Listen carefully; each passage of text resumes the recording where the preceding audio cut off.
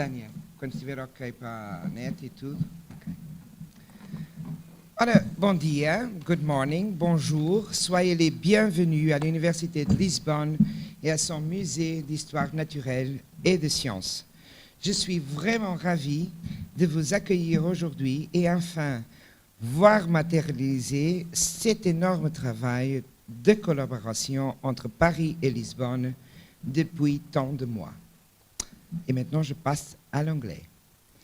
I especially welcome Professor Cecilia Rodrigues, our Vice Rector for Research, Manuela Judis, the National Coordinator of the Saison Portugal-France, all our colleagues from the Museum Nacional d'Histoire Naturelle, researchers from Portugal, researchers from France, interested people both here in the museum and online.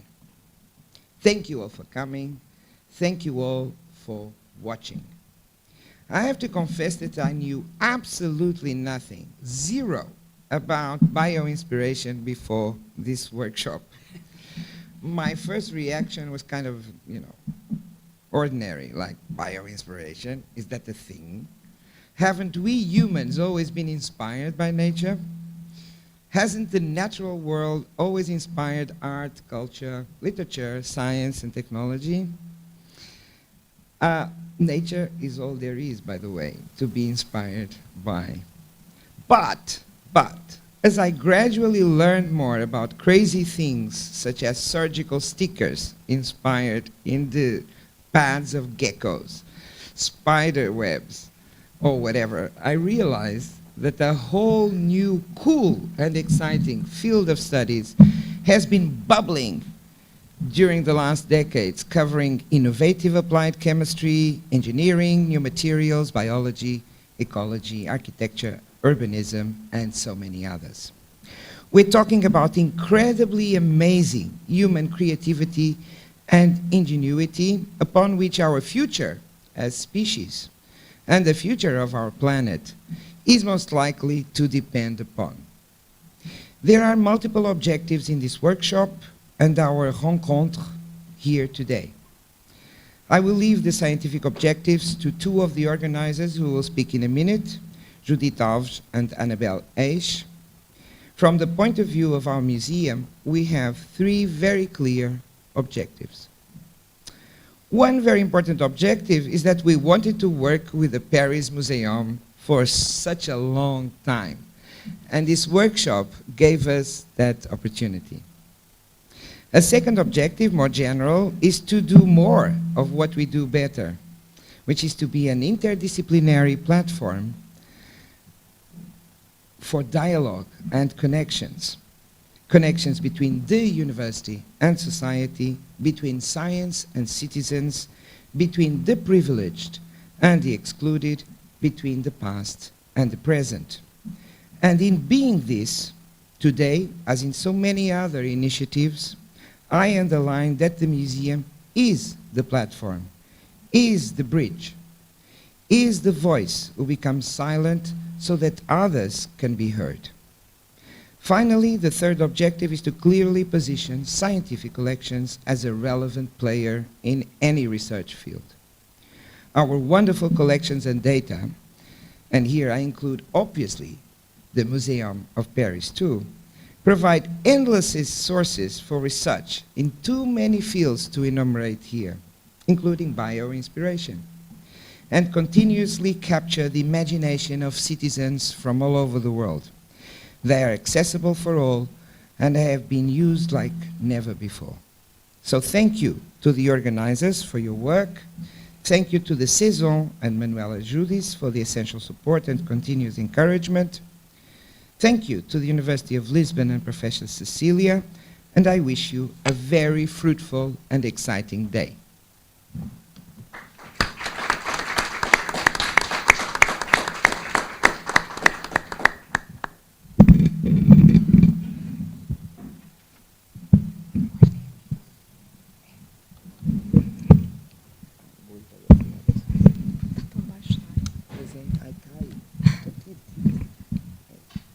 Okay.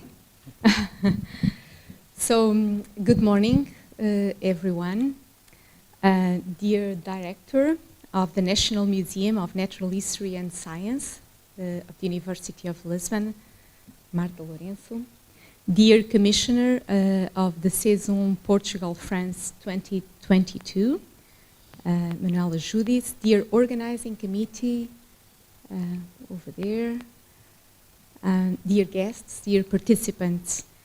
As part of this 2022 Saison Portugal-France, and with the aim of promoting bioinspiration in Portugal through the actions involving the scientific community and the general public, this museum, the National Museum of Natural History and Science at the University of Lisbon, is now collaborating with the National Museum of Natural History in Paris, I would say our big sister, which in turn has a very, very active program in bioinspiration for more than a decade now. I got to learn that, which is quite impressive.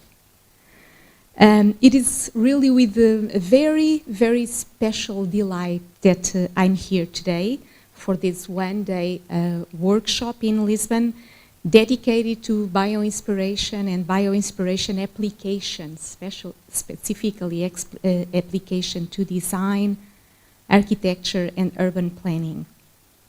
And I'm so very much pleased for two main reasons. The first is that this workshop could not find, for sure, a better place anywhere else but here in this museum. And it's not only for this magnificent, scenographically beautiful building that we are in, but also because we house here the largest scientific collections in Portugal. This museum really offers multiple exhibitions and educational activities, as some of you know, engaging the public with nature and with science, with really a unique breadth and approaches in Portugal. This is quite unique, and I really have to thank Marta for this. And the second is also quite important for me, coming from the life sciences field. I'm a pharmacist by training. We see the countless, really countless examples of technology having the potential to be safer. We are always looking for safety, more efficient and eco-friendly, inspired by nature. Advanced materials. I start recollecting all these notions and knowledge that I got from my pharmacy degree. Also chemical sensors, acoustic spacers, solar cells, and many others, all really improved by taking design principles from animal and plant systems. And really never before has biology been such an inspiration for innovation. This is really true.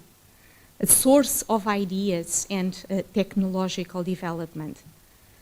However, I am a bit puzzled here, and that's why I'm so excited to be in this workshop, because really the functionality of biological systems is often based on their extreme complexity. Extreme complexity. I'm so very much curious to hear today about the deconvolution approaches and examples of successfully implemented ideas in modern technology. Also the abstraction strategy for extracting these essential features responsible for a particular function in such complex biological systems. So I want to see how you do it, because I'm quite curious. I've read that nature has spent 3.8 billion years refining form, function, and process. With scientific rigor and creativity, we can use nature to solve many problems, and I would say almost every problem that we can think of. From the nanoscale, and I'm thinking about nanotechnology, for instance, to global problems. And this workshop can not only inspire artists with countless ideas, but also biologists like myself to further explore biology to other fields. This is really, I would say, a wonderful, wonderful example of modern science without boundaries, all that we are looking for. So given this, the opportunity to have with us prominent specialists, I've seen the program, both Portuguese and French stakeholders interested in these subjects, as well as raise awareness amongst the Portuguese public regarding bio-inspired approaches, was enthusiastically welcomed by the museum and also by the university. And the result is this remarkable program that you have put together with excellent quality that will for sure detain many of us, or some of us, here today. This is also not surprising given the knowledge and the experience of the organizing team. And I also would like to thank you very much for that. So on behalf of the University of Lisbon, I'm grateful for your extraordinary work, which has been for sure essential for the result that we have here today. And to us, the participants today, returning to this place, this building of great history for scientists and public in general, really constitutes a, I would say, precious, really precious privilege. So to all, thank you very, very much for being here today, and of course, great day ahead to everyone. Thank you very much.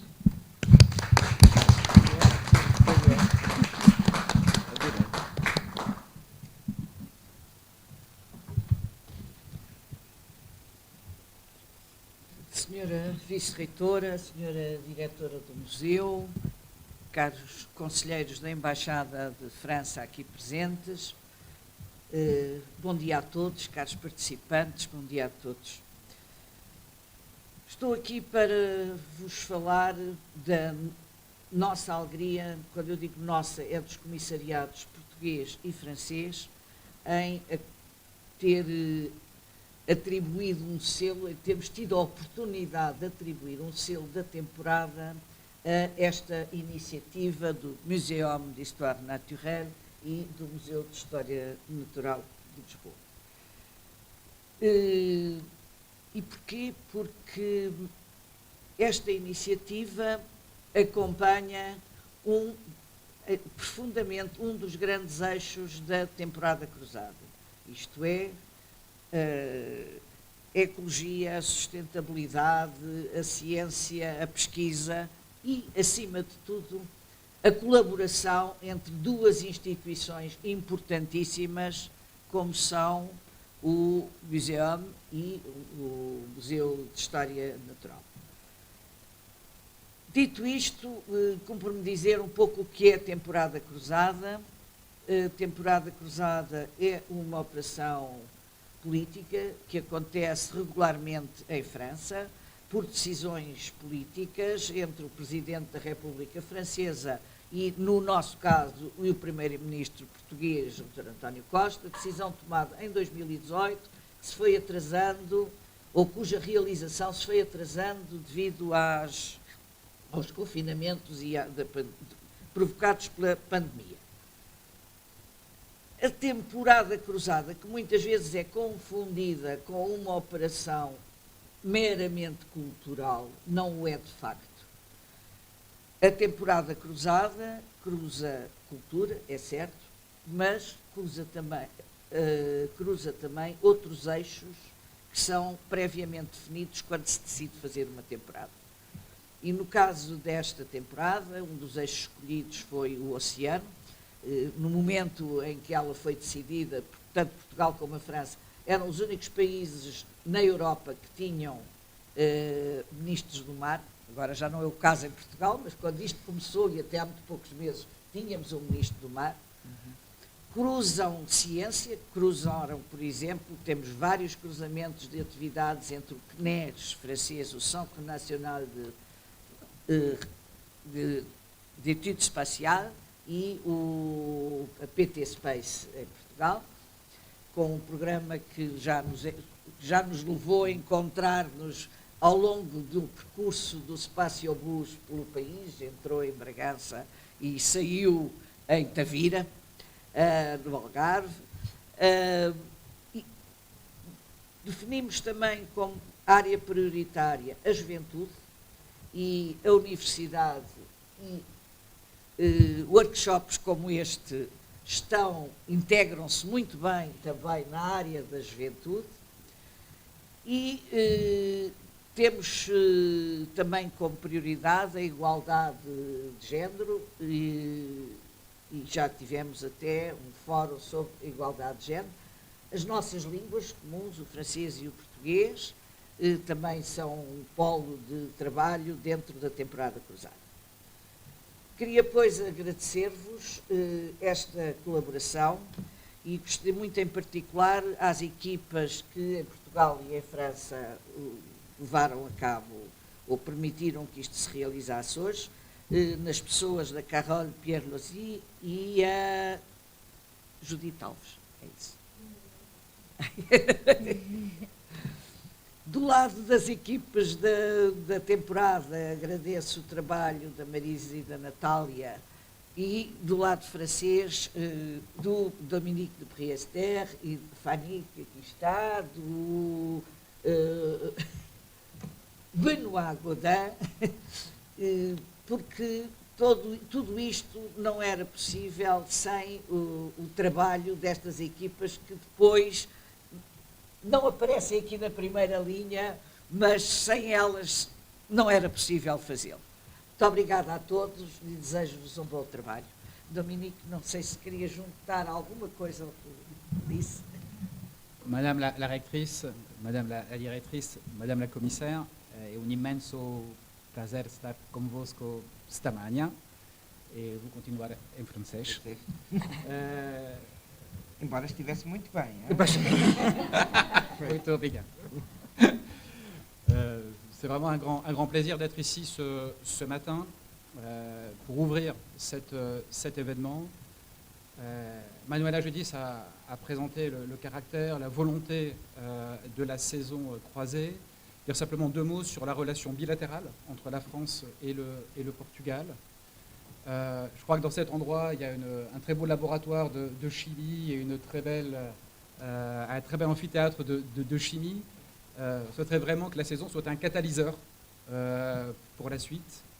La saison est l'occasion, grâce au dynamisme et à l'énergie mise par les commissaires, par l'ensemble des participants, de créer de nouvelles relations entre des acteurs français et des acteurs portugais, et de les mettre ensemble, comme le fait un catalyseur, pour déclencher des réactions qui vont s'accélérer et créer de nouveaux produits. Donc j'espère que tout le travail qui est fait aujourd'hui servira à renforcer les coopérations entre la France et le Portugal.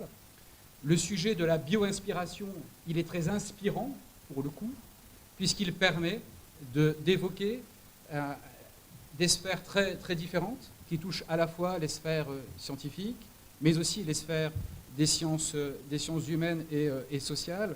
Donc pour nous, en fait, qui travaillons dans un institut français qui par définition couvre l'ensemble des champs de la connaissance, des savoirs, des savoir-faire, c'est un sujet extrêmement précieux qui permet d'initier beaucoup de travail en commun. Donc je suis très, très, très, très envieux aussi de voir la conclusion de cet atelier, puisque je crois que la dernière partie est consacrée aux futures collaborations. Donc un grand espoir finalement que cette journée soit une journée qui commence un processus qui va permettre de structurer et de renforcer les liens entre la France et le Portugal et de les renouveler, car c'est vraiment le souhait de nos autorités. Je vous remercie.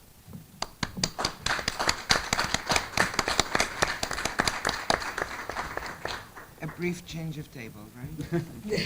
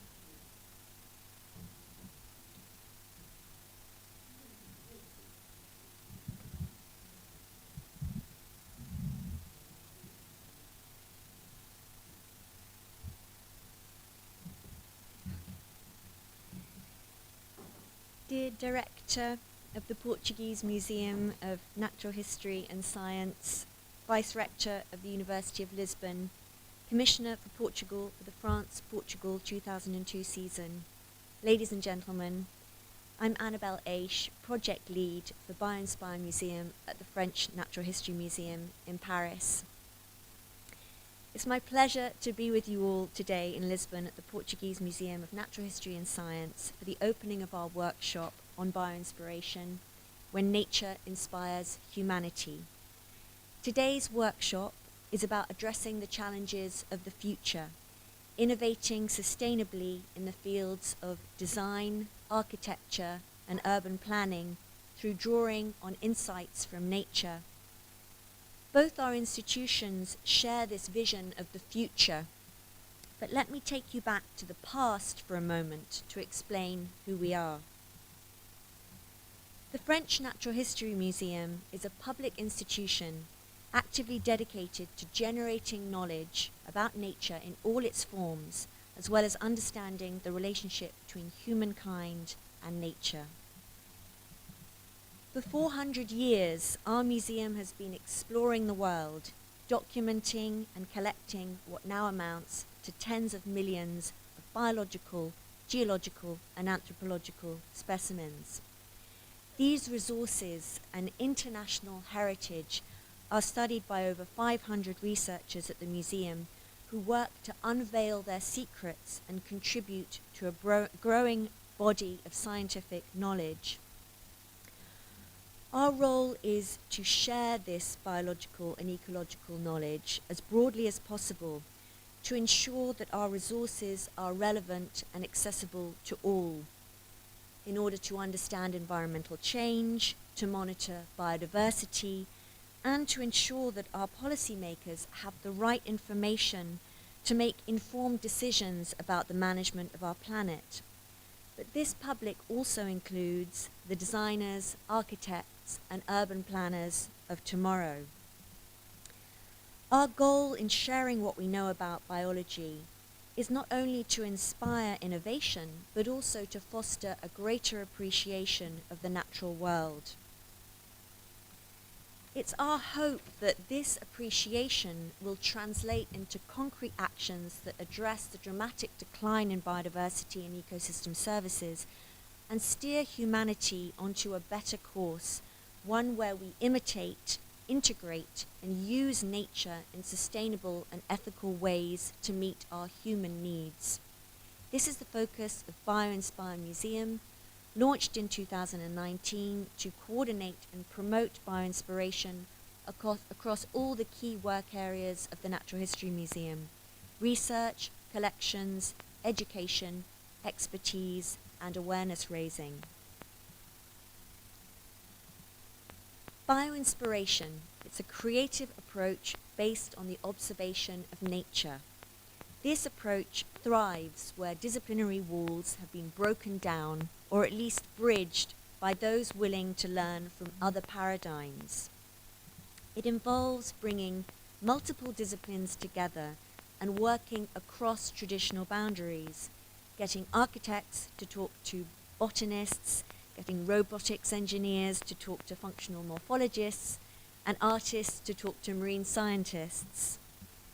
Biologists with expert knowledge of biological specimens and communities need to be an active part of the design process because biological information often needs to be interpreted and put into context for it to be used effectively. But this relationship is not just one way. Through bioinspiration, biologists can also learn from other disciplines. We have several examples of where concepts that biologists discover through interaction with engineers can help them in turn with their research.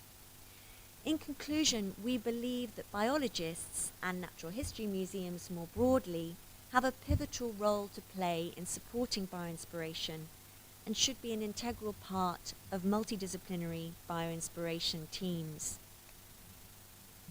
It's therefore with great enthusiasm that the French Natural History Museum has joined forces with our counterpart in Lisbon as part of the France-Portugal season of 2022 to raise awareness about bioinspiration. We are really delighted with this new Franco-Portuguese adventure, generously supported by the Institut Français, which we hope will generate long-term partnerships between stakeholders in our respective countries who share the same vision of bioinspiration. Our joint project is called When Nature Inspires Humanity, and it begins today with this workshop dedicated to bio-inspired design, architecture, and urban planning. Over the next months, we have a series of other events planned on bio-inspired training, a scientific forum on bio-inspired materials, and a school exchange program for children. Beyond these events, our intention is also to strengthen bilateral cooperation between the museum and Portugal more generally on themes of common interest. One of these is ocean conservation. As part of the France-Portugal 2022 season, an ocean program is underway in collaboration with the Portuguese Marine and Environmental Sciences Centre, the first part of which was held in Paris last March, and that will continue in September, on the 26th and 27th of September in Lisbon.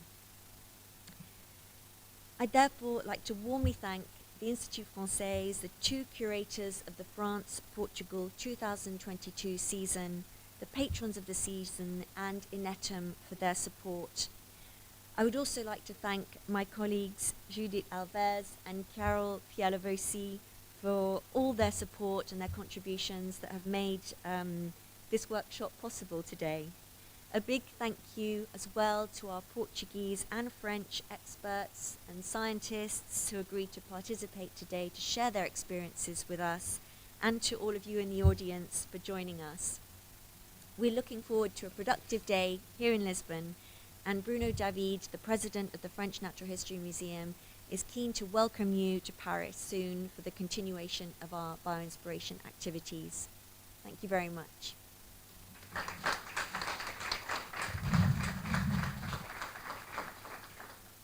Thank you, Annabelle, for this wonderful presentation about the project Bioinspire.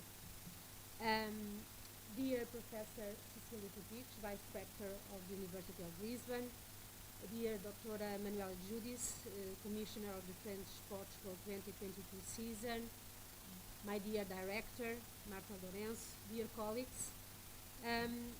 As Annabelle mentioned, it is our mission, the mission of all natural history museums, to share knowledge about nature and to ensure that our collections are relevant and accessible to society. Our traditional users have been scientists, but the importance of natural history collections and their role in addressing societal challenges is becoming more widely recognized. Natural history collections are now accepted as important research infrastructures that allow to address questions as diverse as the global changes, biodiversity crisis, public health, and COVID pandemics is just one example, or national security. The Bioinspiration project by the French Museum of Natural History is a great opportunity to broaden the uses of the natural history collections, calling the attention for their potential use in new areas as architecture, design, urban planning, robotics, and or new materials. I'm therefore deeply thankful to the French Museum of Natural History to invite us to join this project, and of course to the French-Portugal season to create the opportunity for this collaboration to grow. Today we have French and Portuguese researchers and professionals on design, architecture, and urban planning, together discussing how nature inspired their work, and also biologists and museum professionals learning about how these new uses can be used to foster research, collections, education, and awareness raising. We will start our workshop by an introductory talk, followed by 3 sessions in each topic, bio-inspired design, bio-inspired architecture, and bio-inspired urban planning, with presentations and roundtable discussions. And in the end of the presentations, we have time for short questions, but I ask the public to leave the more in-depth questions for the roundtables. This workshop is available in streaming in YouTube, so I ask the public at home to put questions also to us. We will keep an eye in the YouTube, so we can cooperate with the public outside this room. And as a complement to this program, I'm very pleased to invite you to visit 2 exhibitions. One that is by Catarina Reis, Ecologia Tentaculares, that is on display at the entrance of the Botanical Garden, and Catarina Reis will have the opportunity to tell us more about her work during her roundtable, and a new exhibition that will be open next week, but I hope is already in a point that can be visited today. That is Bioinspiration, Insect Color, Driving Innovation. That is an exhibition on the mechanisms of structure color in insects.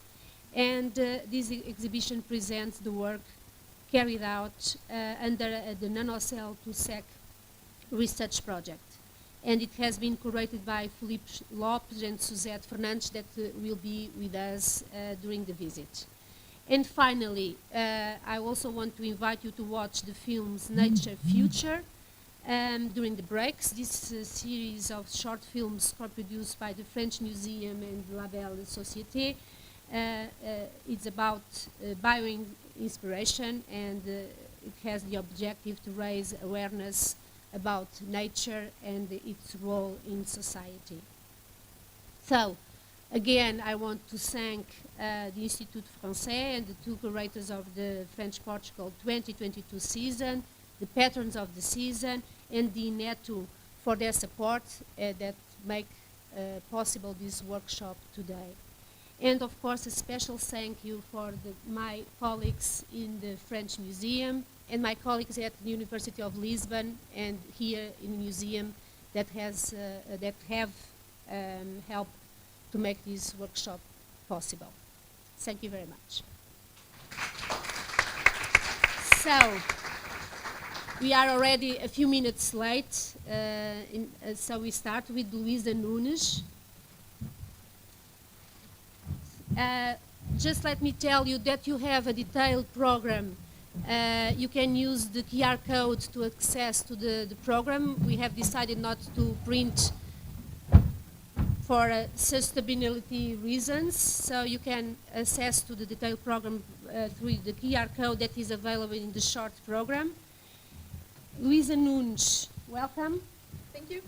Luísa is an entomologist. She works in insect ecology. She's a professor of entomology, forest ecology, biomimicry, and fire ecology at Instituto Politécnico Castelo Branco.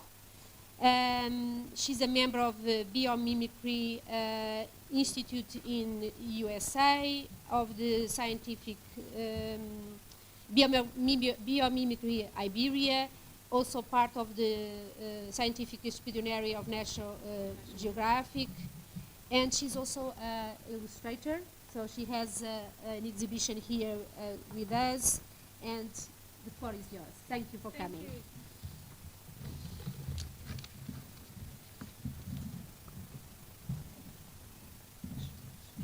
Yes. You just have to go here.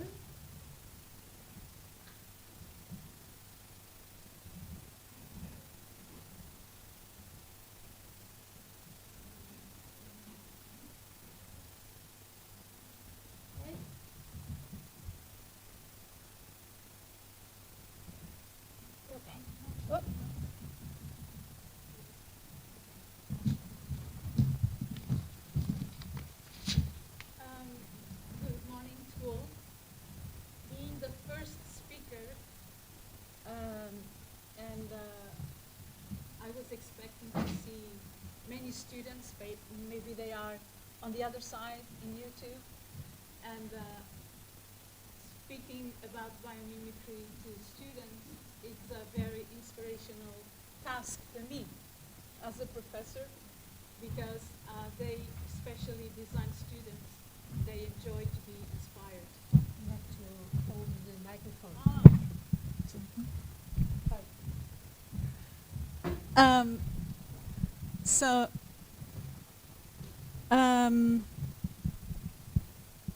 I'm going to talk about biological principles and their application to human or urban environments, but in a way that I hope it is achievable to, even for those that never heard about biomimicry. And biomimicry, for me, happened in a very interesting way. I was studying in the University of California many years ago, and I applied to a field course in entomology with one of the biggest American entomologists, the University of Montana. So when I flew there, there was a storm, and everything got snowed, and the course was cancelled. So I didn't have anything to do but stay in University of Montana and looking around. And when I was walking in one of the corridors, I heard a woman saying a sentence that changed completely. It got my attention so much that I had to go inside the auditorium to see who was speaking. The person who was speaking was Janine Benius. And she is the person that started to talk about biomimicry as a science. And she is also a forest ecologist. So she's a person that sees biological world in a very holistic way. And I got so attracted that I went inside to listen all her talk. And since then, I promised myself, this was a long time ago, that I would study biomimicry as much as I could. This is because I didn't have much time. I'm professor of many other things. So, for me, everyone that I know, and many of my friends that work in biomimicry are here in this room. Everybody I know working in biomimicry, they are very special people. They have a different way of seeing life, and that's something in common we have, and it's easy for us to communicate between each other, because we see life through the life principles. So life principles is something that is always around us, but we are not aware. In fact, when people say, I love nature, or when we read somewhere, people want to be close to nature, I don't believe that so much. People like nature, distant. They like nature in books, in zoos, but if you have really to connect with nature, like I do, and stay inside a forest camping, it's not that easy. And for most people, even for my colleagues, some of my colleagues, they say, why do you do that? It's a bit crazy, going to the forest and stay there for weeks, seeing ants and seeing all kind of animals or fungi.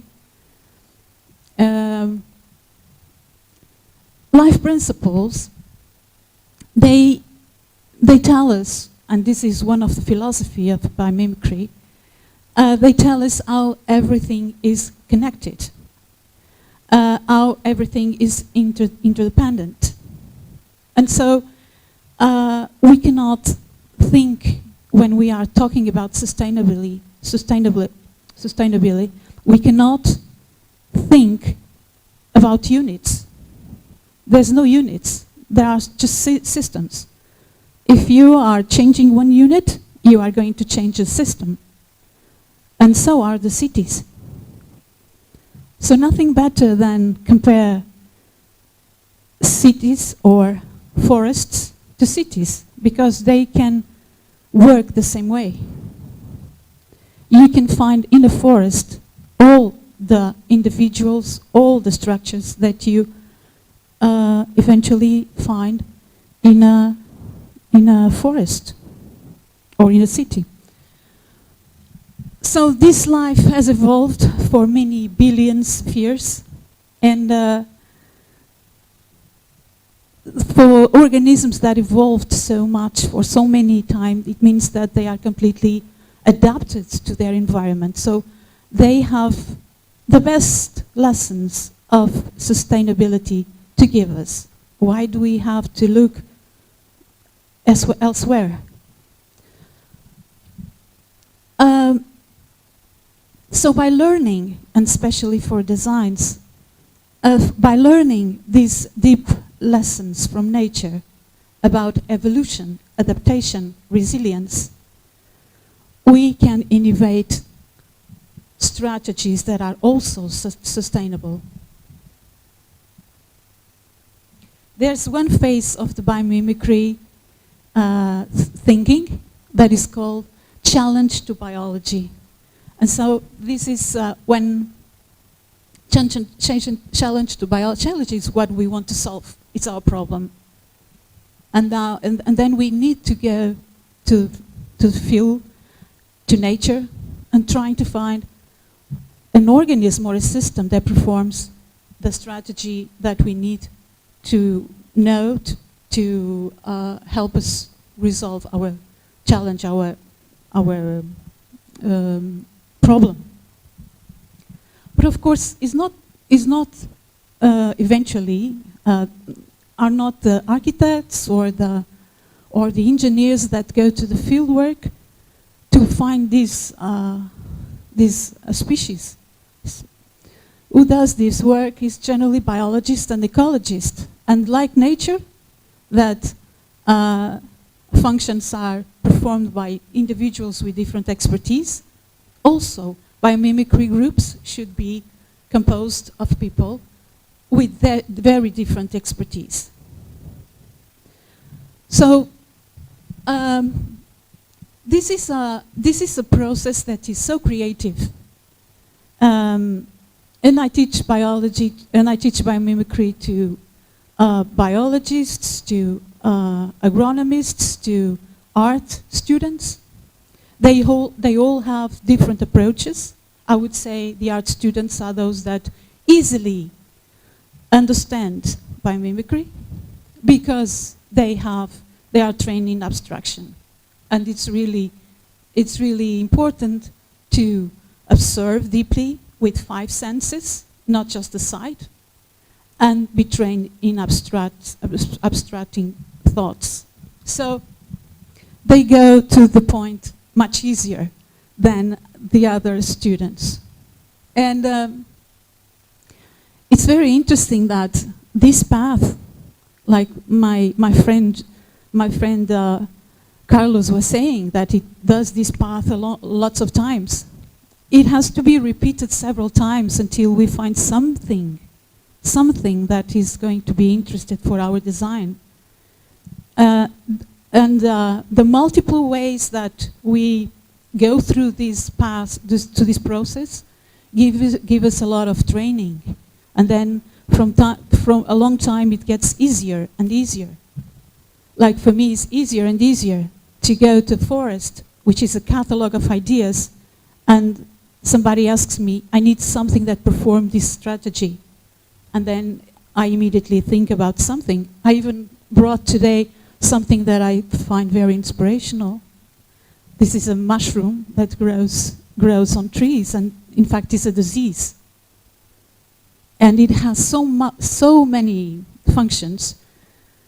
I've seen architecture projects that are based on this bracket fungus, but I've never seen these projects of architecture using the function, the multiple functions they have.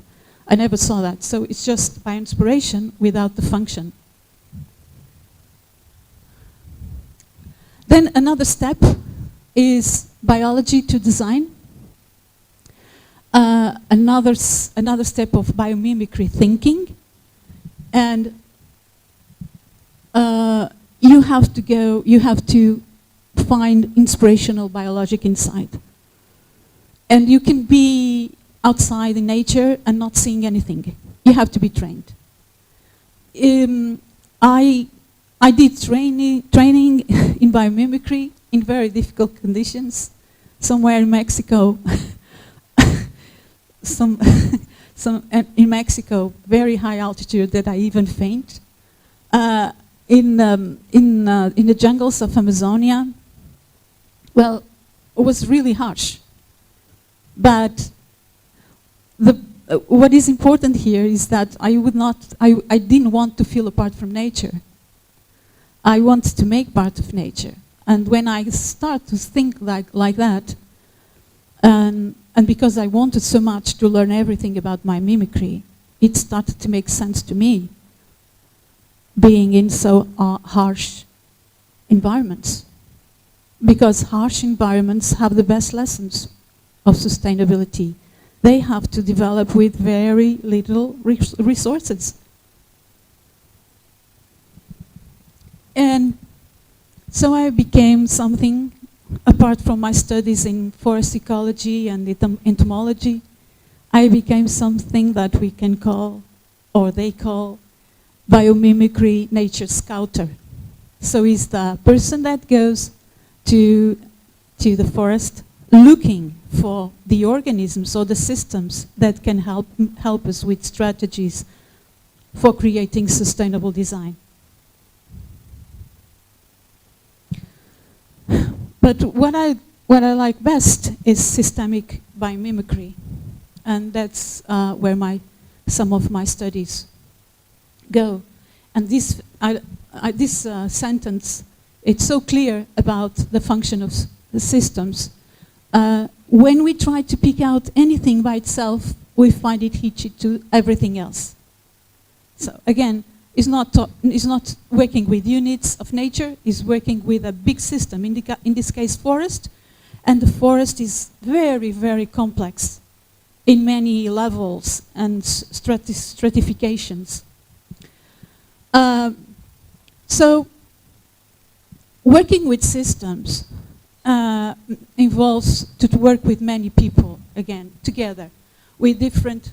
Is this doing kind of feedback, this microphone? No? Okay. Having this holistic approach that we have to think holistically in a systemic way gives us a training that you cannot just look to the frog. You have to look to the frog and everything around the frog. And you cannot just look to a tree. There's a tree in the forest that is dying. The forests, all the forests is one organism because they are all connected under the soil. And in our world today, the big problem are always system failures, wherever is a team or a government or university, or it's always a system that fails. And I've been working in this project with American colleagues from San Francisco, and it is based in is Bioinspiration. Is inspired by how does nature recover from disturbances. We see an ant there because ants are very important insects in restoring disturbed ecosystems. And we are creating models for based on resilience, forest resilience strategies, especially by disturbances after wildfires and also after earthquakes. So we are working together with civil protection, and these models are now in experimental at the experimental level, and the group is very extent. My part, it has only to do with entomology and the forest ecology, but we have people studying sociology, we have philosophers, we have engineers, we have designers, we have biologists, ecologists, and we have all kinds of people, and especially we have firefighters. We have the smoke jumpers from California working with us. They are the elite of the firefighters in the United States, because we need all the information. They need our information, but we need their information too. But it's not about this that I'm going to talk today. So,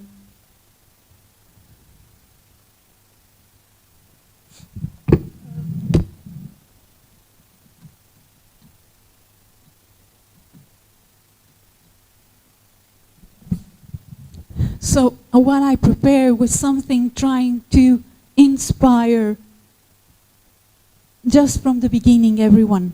And so I made a collection. I couldn't bring the forest to you. I'm going to take you to the forest. And I made a collection of short videos just with my phone. So it's very artisanal, okay? But in the beginning, I started with a professional, an excerpt from a professional documentary that was recently presented on TV, Portuguese TV last year. And so you are going to see the first seconds. They are good image, good sound. Sorry that I'm appearing too much. Sorry for that. It's just a few seconds. But then after that, it's just me with my phone, talking about how nature by mimicry sculpture has to see forest, for example. So we are going to see. We are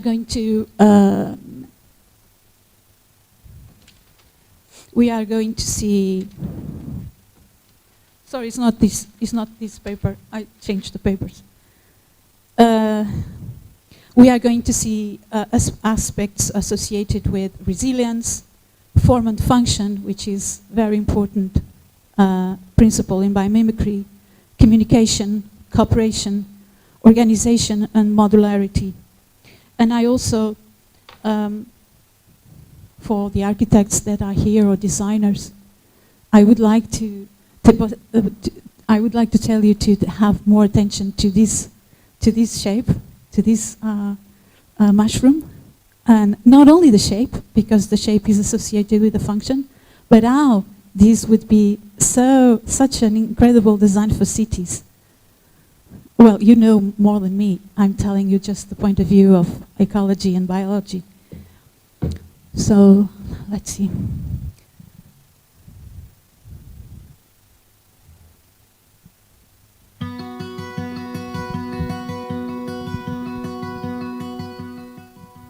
A biomimic is a person that applies biomimicry to human design challenges. And this is in order to become a biomimic. You not only need to learn about biomimicry as a sustainable design tool, you also need to discover biological models, strategies, and functions. So to find these inspirational examples, we need to spend a long time in nature, observing. The best places to discover biological models is by simply getting outside and taking a close gander at the amazing world around us.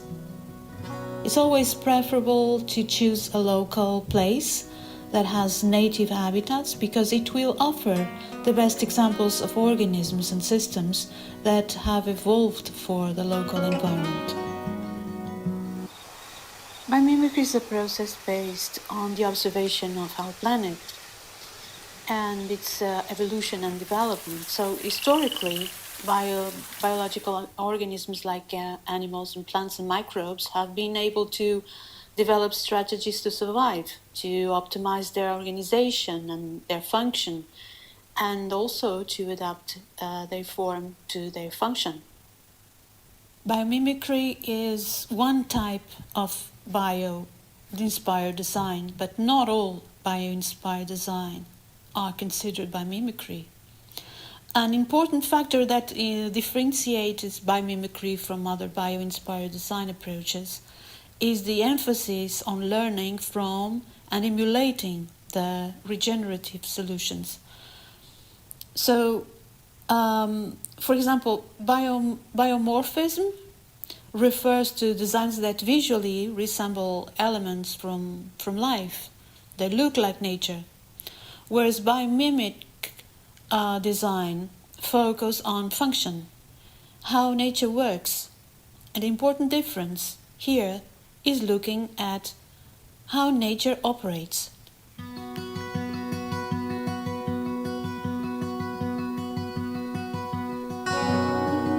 In a forest, every species is working towards its own niche, innovating from the bottom up towards greater diversity, and through that diversity, greater resilience. But the idea of applying biomimicry to cities is very attracting and increasing attention as a way of achieving sustainability. Forests are the most frequent evoked natural model for sustainability. These soaring columns of living wood draw the eye upward to their outspreading grounds, but the real action is taking place underground, just a few inches below our feet. Trees here, and in every forest that is not too damaged, are connected to each other through underground fungal networks. Trees share water and nutrients through these networks and also use them to communicate. They send distress signals about drought, about disease, for example, or insect attacks, and other trees alter their behavior when they receive these messages. Imagine you're walking through a forest. I'm guessing you're thinking of a collection of trees, what we forest ecologists call a stand, and with their rugged stems and their beautiful crowns. Yes, trees are the foundation of forests, but a forest is much more than what you see. Underground, there is a world of infinite biological pathways that connect trees and allow them to communicate and allow the forest to behave as though it's a single organism. And you know, this below-ground mutualism symbiotic or symbiosis is called mycorrhiza. Mycorrhiza literally means fungus root. You can see the reproductive organs when you walk through the forest.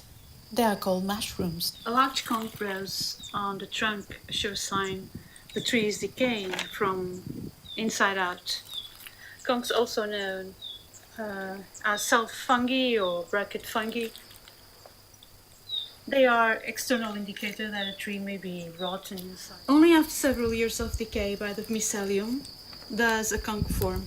Unlike familiar mushrooms that produce new reproductive parts every year, a conch builds up on itself every year by adding a new layer. Without fungi, the forest floor would be littered with trees from hundreds of years because fungi are important recyclers. And this is the forest, an immense catalogue of ideas for sustainable design.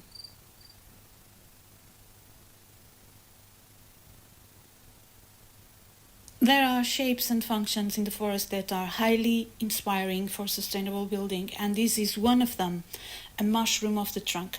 And this is a spore protection structure, and the upper part shows the various growths that produce grooves. These grooves have the function to reduce the speed of raindrops so that they do not precipitate directly to the soil. And if we can imagine that this trunk, which provides all the resources for the mushroom, could be a column inside which the energy and support structures of the building were installed, this form, which is associated with multiple functions, could be a flat, a unit, a accommodation, a house that could be arranged in different directions and saving a lot of space in cities.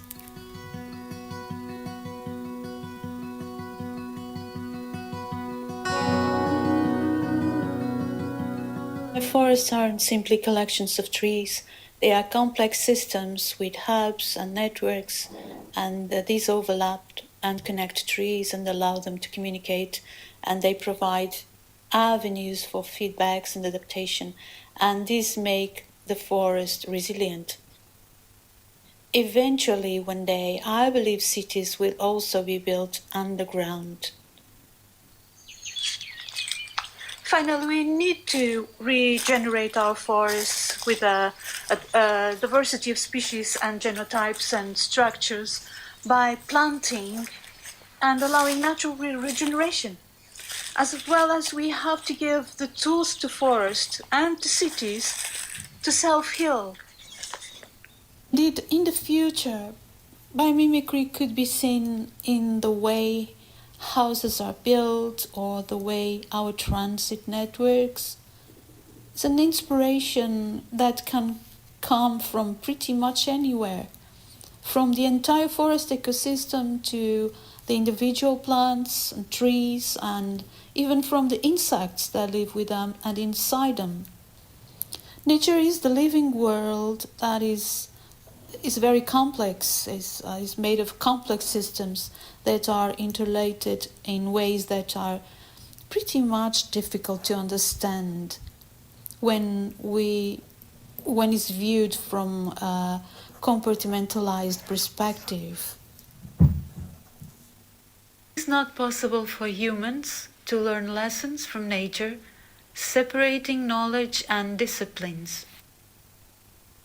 Comparing the forest with urban centers reveals the similarity of collaborative environments, complex of forms and functions, since trees, roots, fungi, and lichens develop in close symbiotic relationships, while in cities, this type of relationship is not usually common.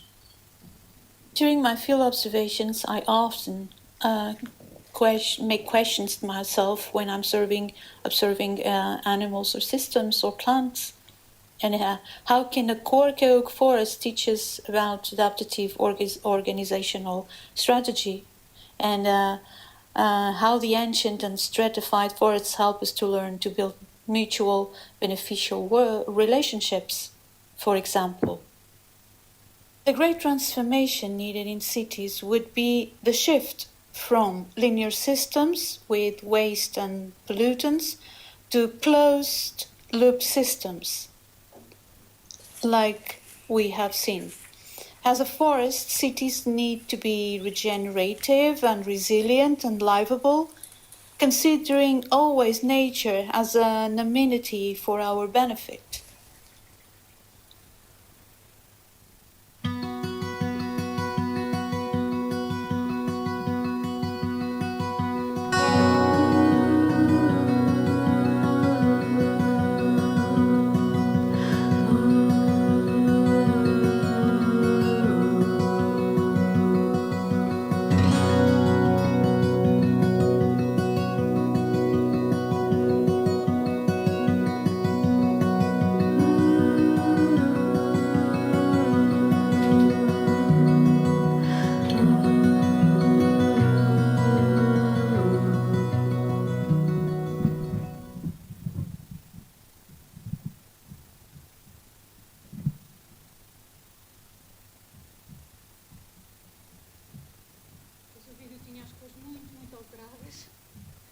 muito alteradas, mas espero que para vos inspirar e para perceberem um pouco do que é andar no campo, viver dentro do campo à procura de tudo isto, requer um treino de 5 sentidos de observação e de muita abstração. Não sei se há perguntas a fazer. I would be questions for the roundtable because we are already 10 minutes late. So if you don't mind, keep your questions. Thank you very much for being for this. Okay, I'm sorry that I spoke Portuguese now, I forgot. Okay, yeah.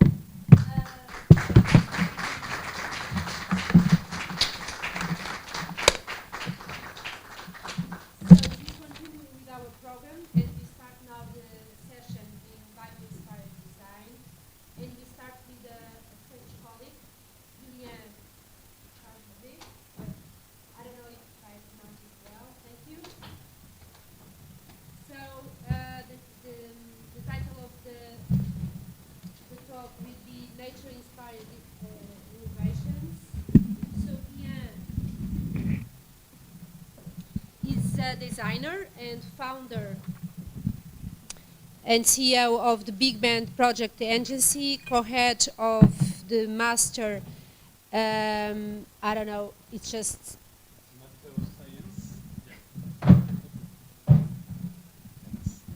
So yeah, I'm also the co-founder of the Master of Science Nature Inspired Design at the French design school called ANSI Les Ateliers, that stands for the French National Institute of Advanced Studies in Industrial Design. So the floor is yours. Thank you very much.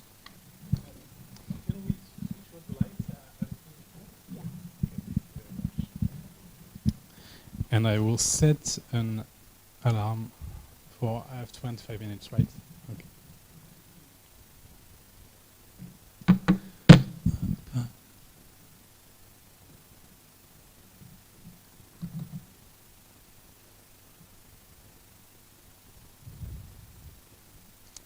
So that's a PC. So how to put in full screen with a PC?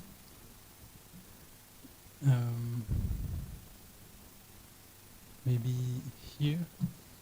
Okay, perfect.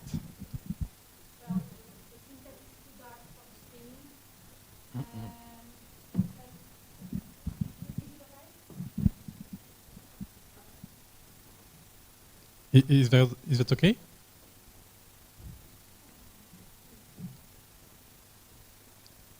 Okay, perfect. So thank you very much for inviting me. I'm really happy to be with you today.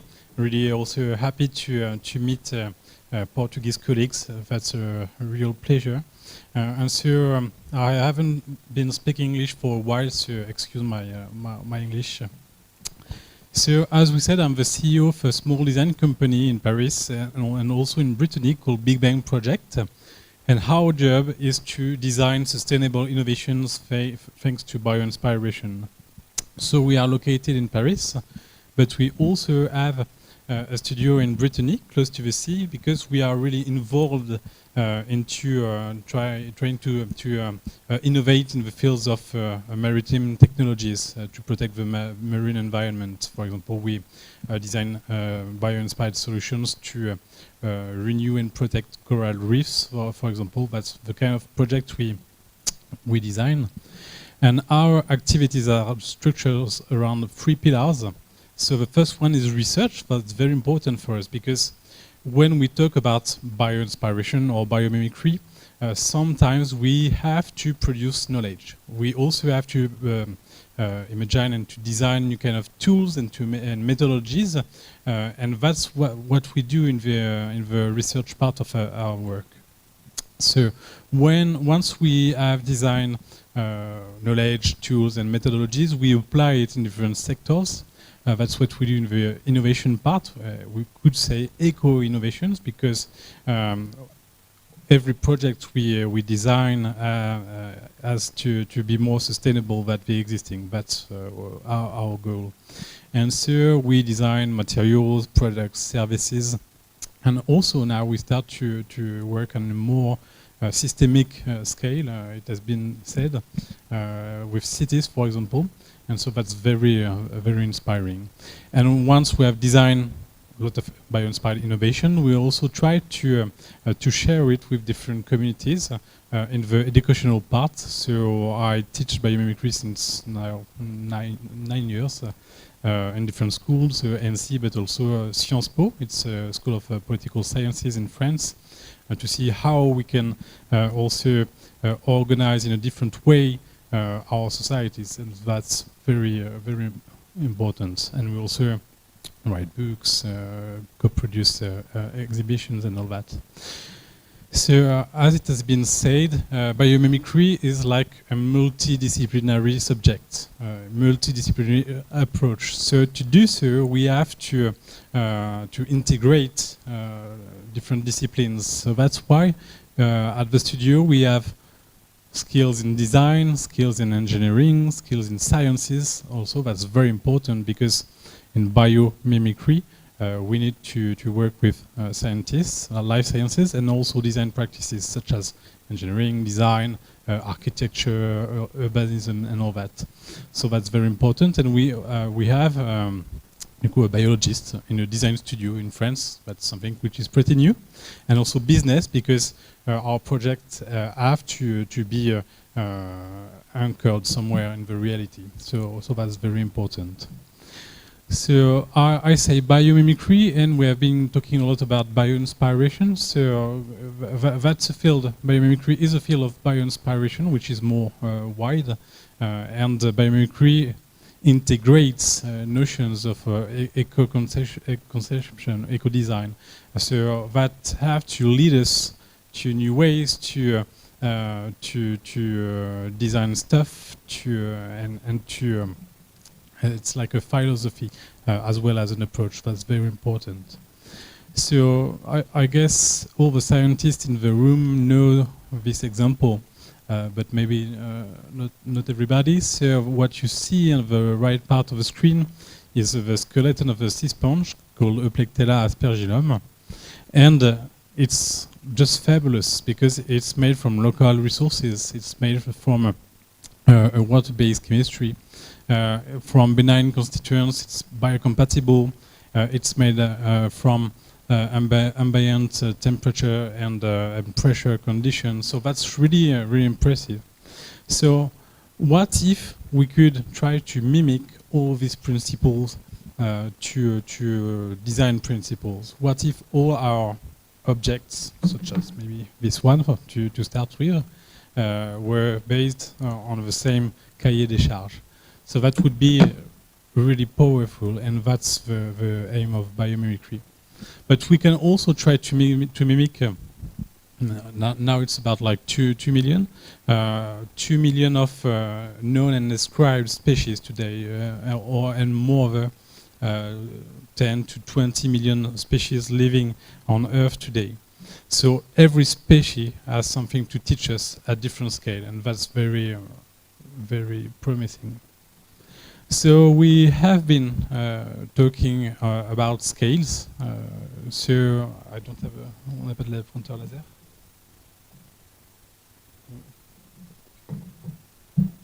I'll try to show you. Okay, it's a bit burned. So the idea is to have a look to nature at different scales. So when you practice biomimicry, did you see my mouse? Yes, okay. So the idea that you can just have a look to how matter and materials and structures are made, but you can also have a look to organs, and then to organisms, and then you can have a look to all the interactions between the same species inside a community, for example, or between different species inside an ecosystem, or more largely into the biosphere. So it has been said, biomimicry is about finding inspiration from nanoscale to the micro scale, going through the ecosystemic scale. And so, because this is very wide, it can lead also to designing new kind of materials, bio-inspired projects and services, bio-inspired houses and habitats, neighborhoods, but also cities and territories, and also the way we organize public and private or private organizations. So that's very important because at the studio, every day we do that. We move between these different scales to observe the living systems, but also to design innovation. I was trained as a product designer at the beginning, so I was used to work from the millimeter to the meter, and now I work from the nanometer to the kilometer. So that's just really, that's a huge difference. So I will try this morning to show you some examples of my work, some old examples, because now we work with a lot of big companies and most of the things we do are confidential, unfortunately. So we'll show you 3 projects to show you how we can design bio-inspired innovation, to give you also some methodological elements. But before that, as we said, it also depends on the tools and the methodology we build before to design innovative things. I think it has been said today, if we want to create bio-inspired innovation, we need to access to these biological models. And that's maybe the main issue, because when we are engineers, designers, architects, urbanists, for example, we maybe don't have this scientific culture. We don't know how to look for these biological models.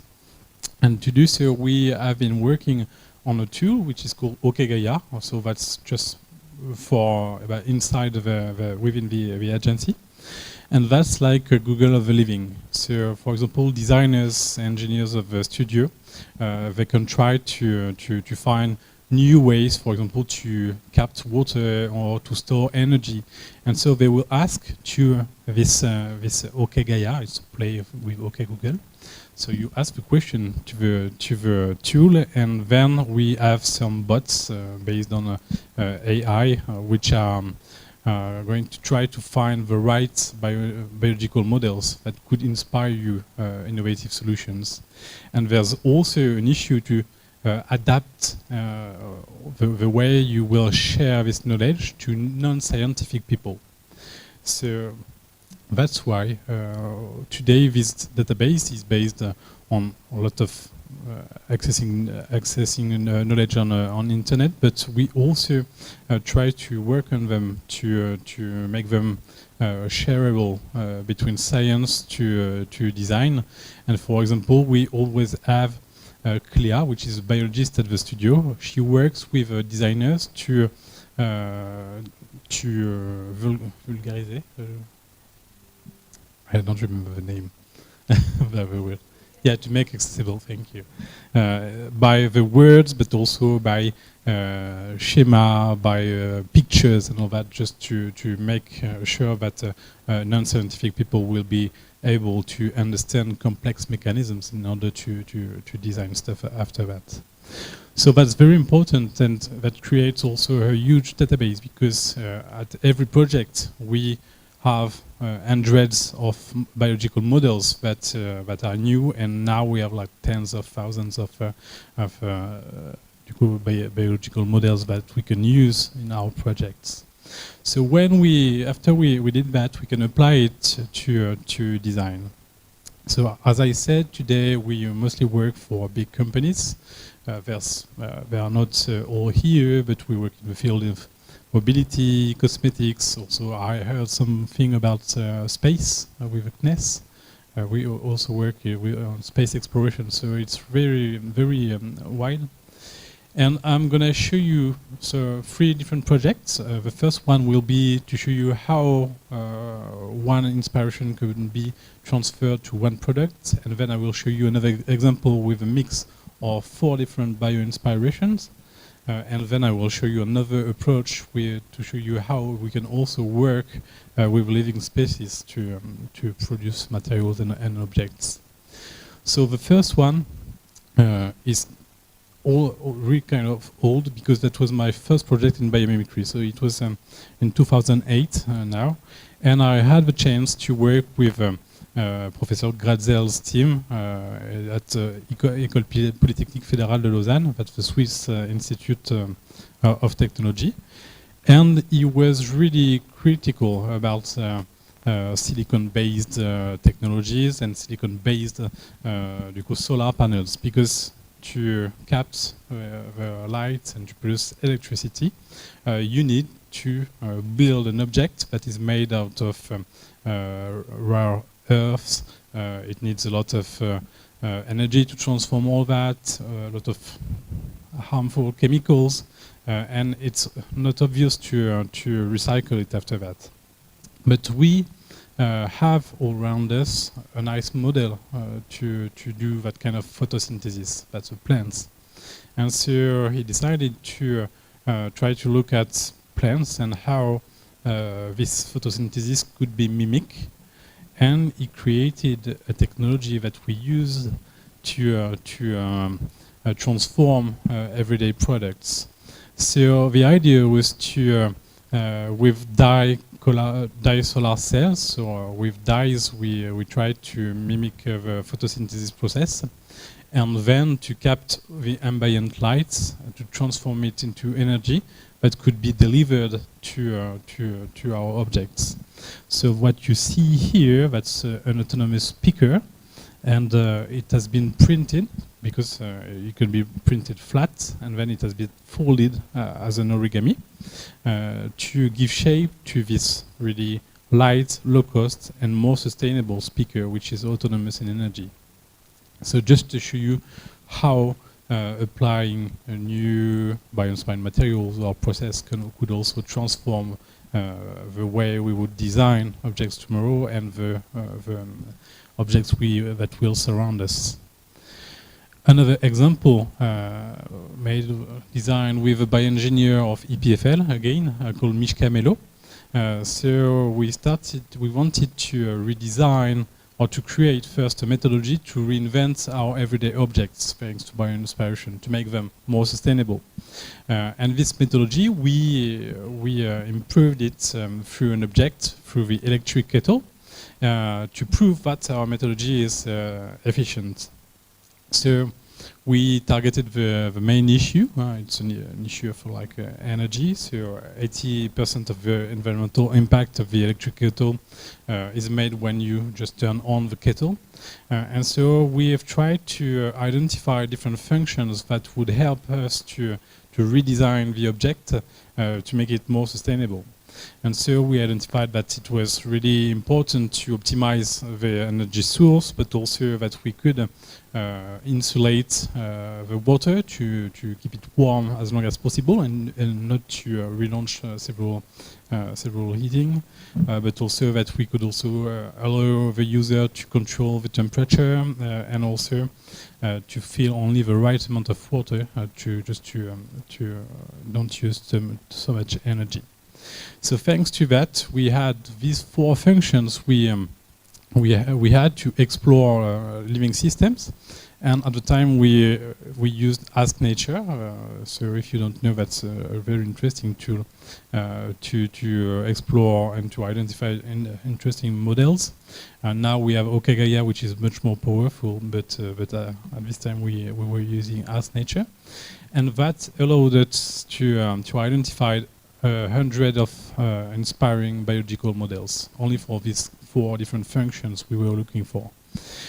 So from these hundreds of biological models, we created hundreds of bio-inspired ideas.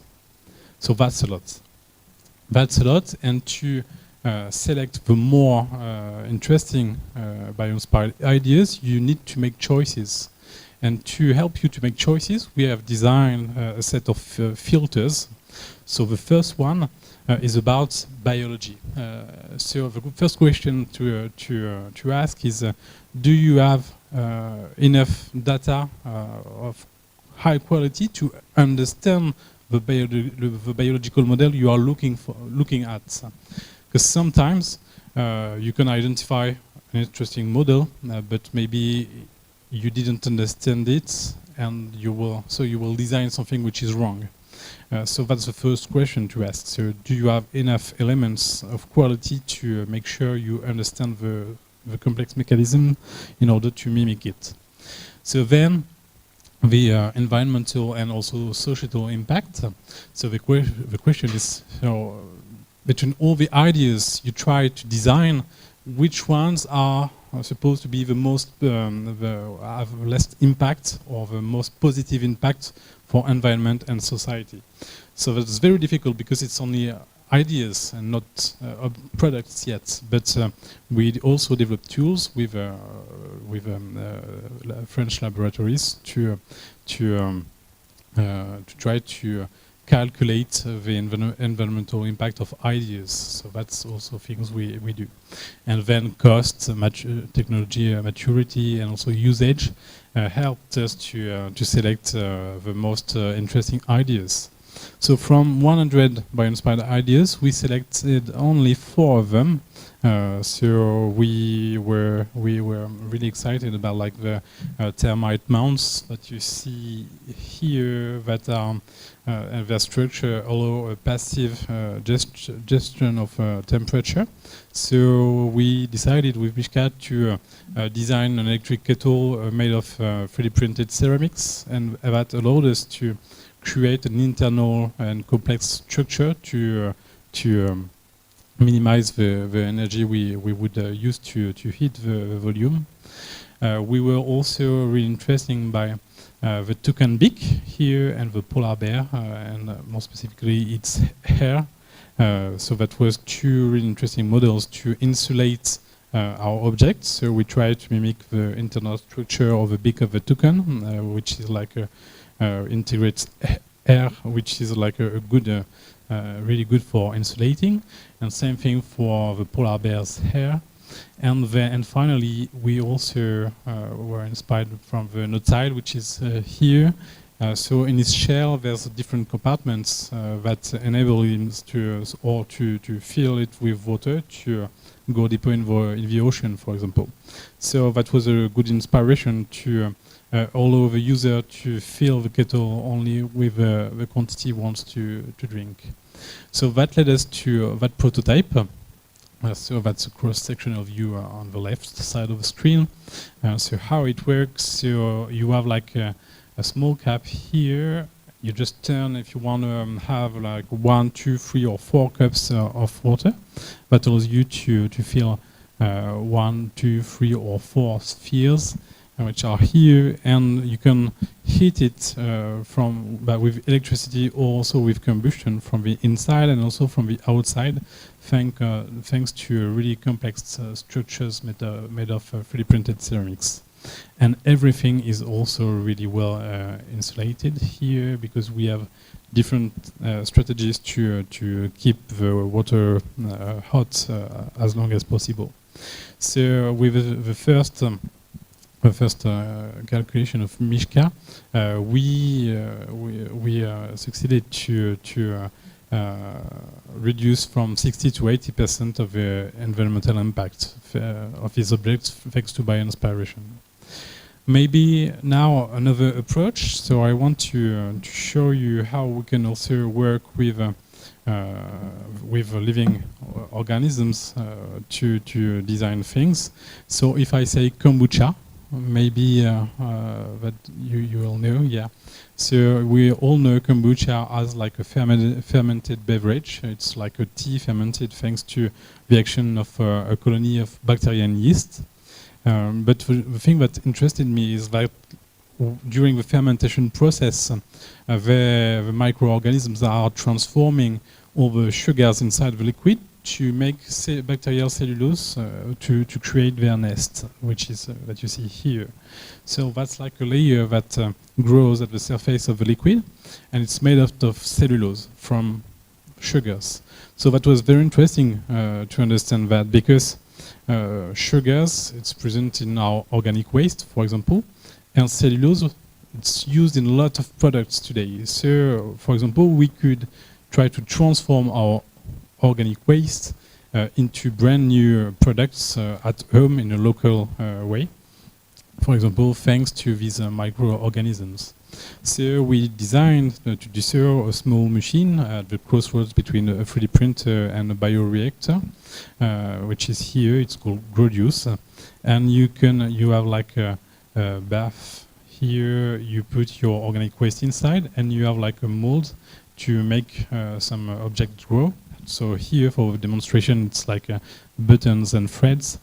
And you put microorganisms inside, you put your organic waste inside, and then you just close the machine, and the microorganisms will start to digest the sugars and to transform your objects thanks to the bacterial cellulose, which is produced by the microorganisms.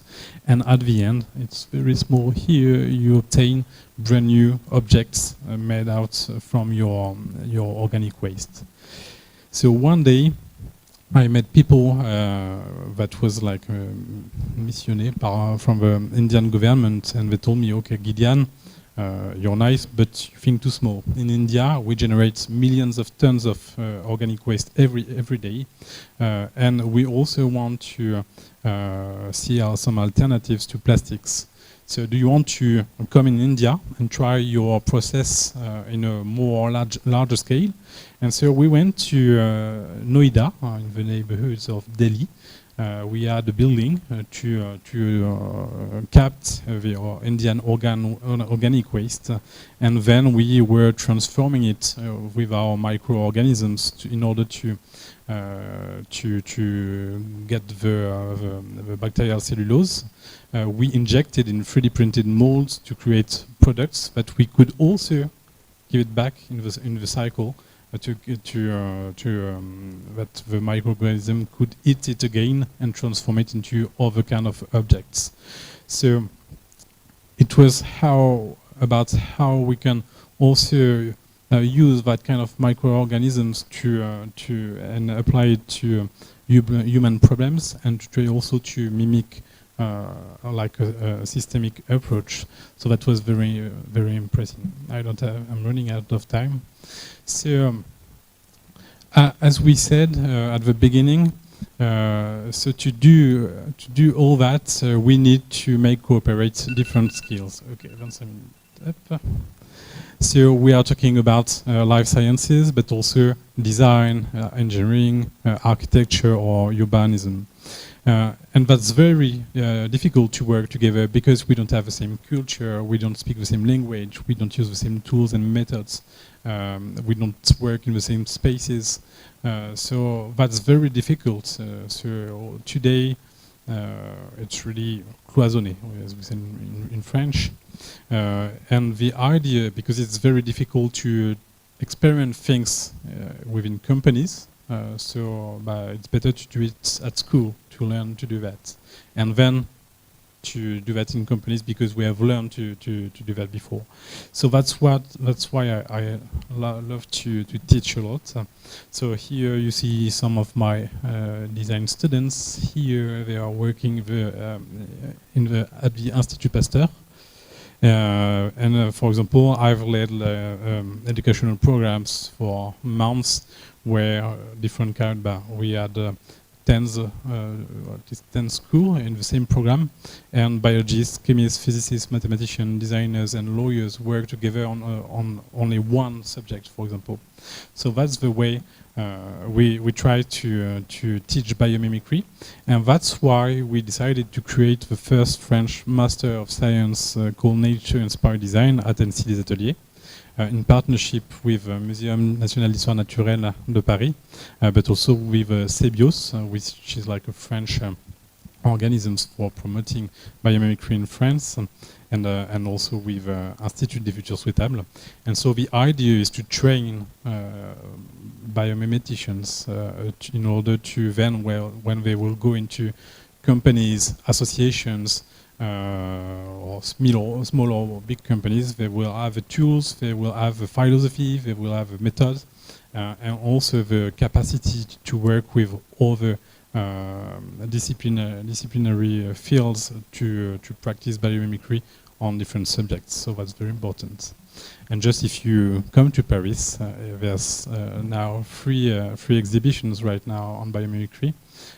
So one at the Cité des Sciences et de l'Industrie, one with 3 objects with design at the French Museum of Natural History, and one in Saint-Étienne for the Biennale Internationale de Design, where we talk about the link between biomaterials and biomimicry.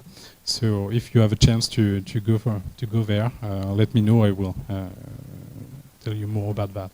So thank you.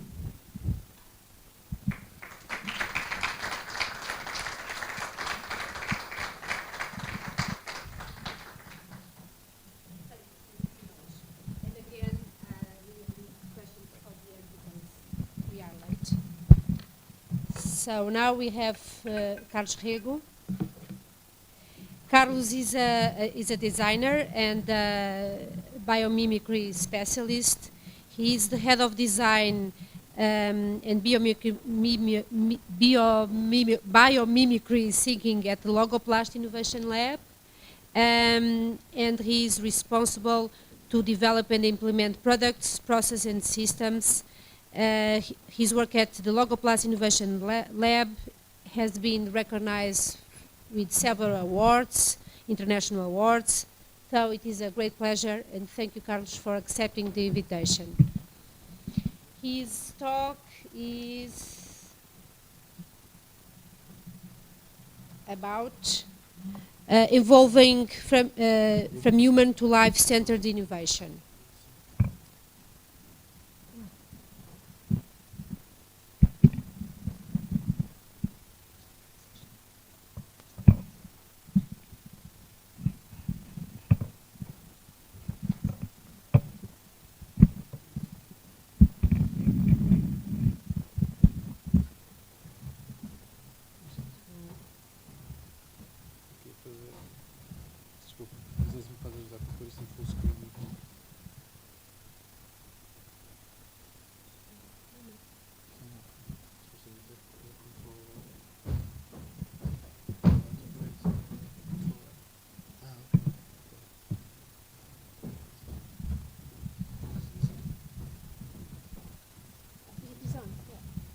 Can you hear me? Yes. Right? It is on. Okay.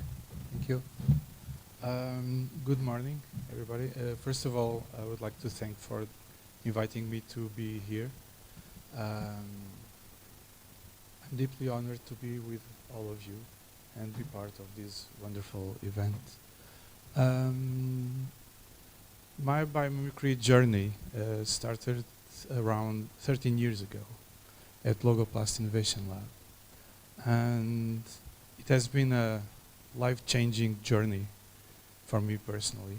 An amazing journey with incredible achievements, also with quite complex challenges to overcome. But in the process, I came to discover countless nature's genius that I consider superheroes. And I also changed a little bit the people that I started to admire deeply, from starting to admire designers, and now my biggest heroes in the world are all biologists, like Janine Ben-Hughes and Dana Baumeister, E.O. Wilson, to name just a few. And last year, I was fortunate to see a documentary, an incredible documentary called Phantom. And on documentary, they follow the work of two biologists, Dr. Michel Fernet and Dr. Alan Garland. And they basically are dedicating their lives to study and to try to understand the humpback whale songs and highly sophisticated social communication system that they developed 14 million years ago, so way before we humans appeared on this planet. And I was fully blown away by their full dedication to acquire knowledge, to understand the natural world. And one thing that it becomes really clear is that understanding the language of the natural world can be quite hard. And as a biomimicry specialist, I may add that translating that natural language and bring it to a human context can also be quite challenging. So Quite often, when I have the opportunity to introduce someone to biomimicry field, I always get two reactions simultaneously. One, everybody gets overwhelmed with the concept of biomimicry, of being inspired by nature, and they almost feel dazzled and hypnotized by the concept. But at the same time, quite often they tell me, "Oh, that's really amazing, but unfortunately, it's not applicable to my field. I cannot apply it to my field."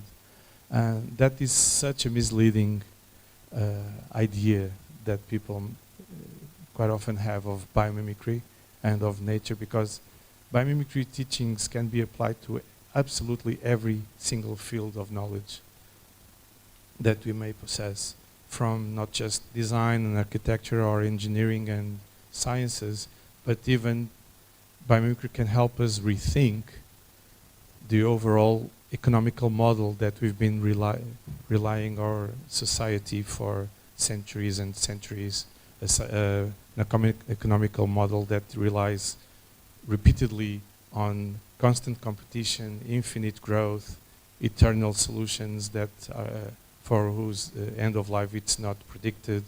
So biomimicry can really teach us a lot. So I thought that the most useful thing that I can bring to this event would be to share my personal experience as a biomimicry specialist, and based on all the challenges that I have been facing through these last 13 years of integrating the biomimicry methodology into Logoplastic Innovation Lab innovation process. And I will be sharing with you 5 take-home lessons for anyone that might be interested in entering the biomimicry field and try to demystify a little bit the discipline. So, first of all, you need to set a purpose. If you don't know where you want to go, you will not get anywhere. This is quite clear for all of us. So, if you are serious and if you really want to give a try to biomimicry, pick a challenge, any challenge. I would recommend for the start to pick a small challenge that you might be struggling with and give it a chance to try to learn something from nature that might provide you great insights and inspire you to develop a very sustainable solution. That's actually what we had to do when we started doing biomimicry at Logoplastic Innovation Lab.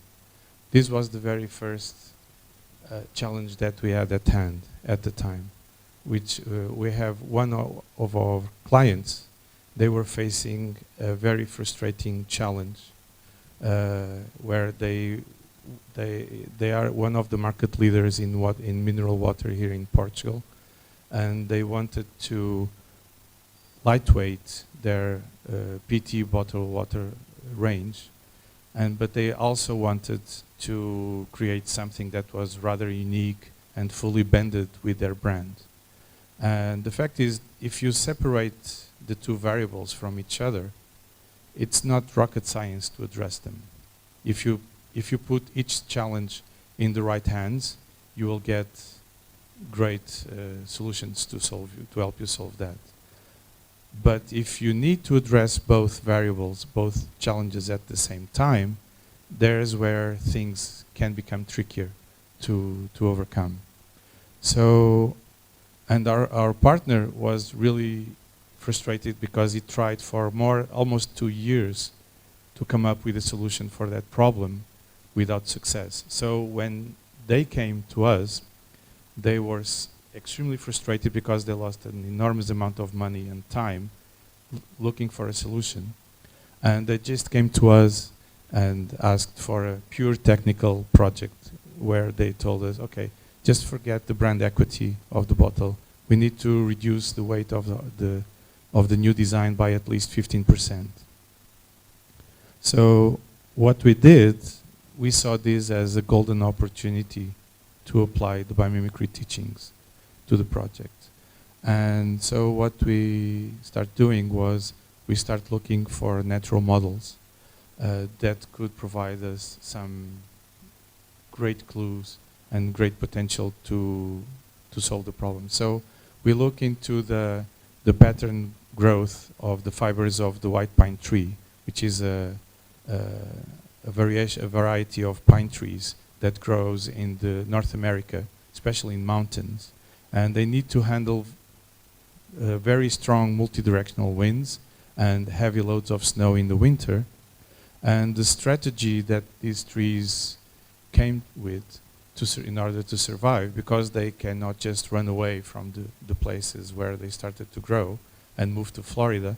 So what the strategy that they came up with was they start growing their fibers of the trunks according to an helical pattern. This as an alternative to the more common vertical variation of trees that don't need to grow in such harsh environments. And we found this particularly interesting, and we then start exploring and try to see the best way to translate this into a structural system that we could apply to the bottle that we were designing. And then we came up with a new design for the Vitalis water bottles that was released back in 2010. And we were able to get to save, to make the bottles as an average 28% lighter and save 250 tons of raw material per year. And this for the very first version of the design, because we've been improving the biomimicry design of these bottles that you can find here in any supermarket. And now we were able to extend the biomimicry circular system to the overall bottle, and now we were even able to move from the initial 27.5 grams of the 1.5 liter bottle to 23 grams. So it's saving even more material and natural resources per year. And as I was saying, we started with this small challenge, and after 13 years, we are now dealing with we decided to take biomimicry to a whole new level of integration in our company, and we are using biomimicry in partnership with the Biomimicry 3.8 to develop the new model of our plants. And we have plants, almost 70 plants all around the world. And we are developing the new model of Logoplast plant that will be not only carbon neutral, but the purpose is to become nature positive, which means that the place where it's installed, it's generating positive impact on the community and on the natural landscape, and it helps regenerate the landscape.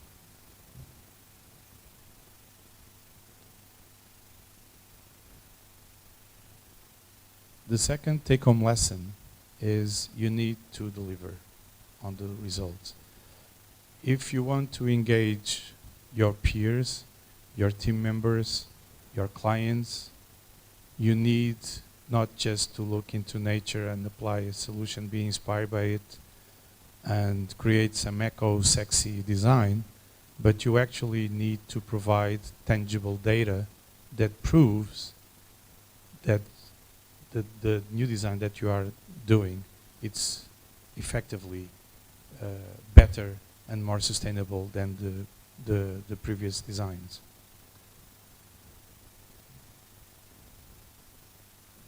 To give you another example, for example, this is a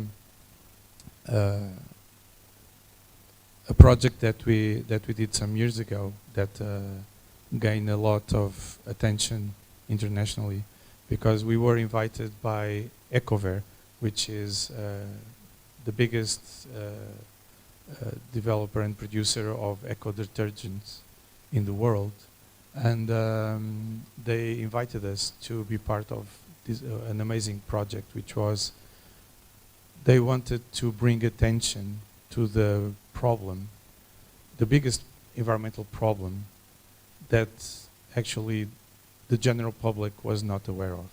This back in 2012, which was the ocean plastic problem. Now, we are all familiar with the matter, but back in 2012, no one was aware of that problem. So what they wanted us to help them was to develop a special bottle that became the symbol of something much greater, which was we mounted together with them and other partners an entire system of recollecting plastic waste from the oceans, from the rivers, process all that waste, turning into a viable material that could be used to produce new packaging, and in the process, the overall process will be regenerative for the ecosystem. At the time, this was being seen as something quite impossible to achieve, and everybody was presenting all sorts of excuses not to do the right thing. So it was quite challenging for us to embark on this challenge, but also quite exciting. And on the design itself, one of the things that we did to come with the design, we did some research on the skeleton designs of diatoms and radiolarians, which are a major part of what we usually call plankton, which is at the base of the marine ecosystems food chain, and that has suffered dramatically from the pollution. And the fact is that if those organisms disappear, everything will collapse on the marine ecosystems and consequently on life on Earth. And we were quite fascinated by these little unicellular organisms that they both possess skeletons made of silica, which, as you know, according to the laws of physics, should not be able to float. But the design, it's so optimized that when they are with the flow of the currents, they are able to float. And so we applied the design principles of those skeletons and applied it in different parts of the bottle to optimize the mechanical performance. And we were able to create a bottle that was 5 grams lighter while preserving the full mechanical performance. And for us, this as a biomimicry project was particularly special because we were able to start moving from just being focused on the model and on the shape of something, and we were able to move to completely rethink the process, the way we were doing things, and also to completely rethink the entire system around the product and the way it was being made and how we could have a much better positive impact on the environment. Another example in which we also had to deliver it, this is quite recent. It was a liquid yogurt bottle that we developed for our partner Danone, and this was also extremely challenging problem that we had at hand, because what Danone was facing was the previous bottle, which is produced and filled at a very high altitude. They were facing the problems of, with the variation of altitude, basically the bottles became completely deformed. And adding to that the trucks that were transporting the bottles, the filled bottles, they had to go through very bumpy roads. So Danone was having major losses for this sort of product. So they came to us after also spending an enormous amount of time trying to solve that problem, and they asked us for help, and we worked with them on a new structural system that it's inspired by the welded features of the ivy. I don't know if you know, but the stems of the ivy, when they start touching each other and scratching each other, they create some sort of wounds, and they start to fusion together, even different separated ivies. That's an amazing survival strategy, because if you happen to have a garden and you have ivies on them, for sure you already experience how challenging and almost impossible it can be to completely remove them from the garden. And that has to do with the fact that even if you are able to spot the roots of one of the ivies, once they start fusing their stems, their branches, they start sharing nutrients. And they also start sharing and reinforcing each other. So that's what allows for the ivies to spread very fast. They don't need to focus on creating very thick branches, because once they start supporting each other, they don't have the need for that. So we applied that structural system to the bottle, and the results were quite remarkable. We were able to achieve 23% lighter bottle while improving the mechanical performance and robustness of the bottle by 20%. And we are able to save almost 500 tons of raw material each year and reduce, consequently also have a significant reduction of CO2 emissions. You also need, if you are serious about biomimicry, you need to put it at the center of your activity. This means that you cannot just decide to use biomimicry on Tuesdays or at the weekends and do business as usual the other days. It will simply not work. Either you are committed with the discipline, or you are not, which is okay, it's an option. But if you really want to embark on the biomimicry journey, you need to be fully committed. For me personally, once I entered this field, it's many different things for me. It started as a branch of design and science and engineering, but it became also a philosophy of life. I'm constantly on biomimicry mood. Every time, absolutely everything I look at, I'm using always the biomimicry lens. So in order for it to work, you need to deep dive into it. This means that in an innovation process, and for example, my background, it's design, and we were educated with a methodology that we believe it's the best methodology in the world, which is design thinking. But design thinking in its purest version, more simplistic version, it's only focused on basically addressing human needs. And what we believe is that if we want to make design relevant, to have a positive impact on society, you need to put biomimicry factors at the very center of this innovation process, which means that wherever the opportunity that you have to address a human need, whatever the technical solution that you use it to give shape to that opportunity, or even the business model that you might be picking to bring the product or the service to the market, they all need to answer the question and comply to the biomimicry factors and answer the question of what thrives life, what creates conditions conducive to life.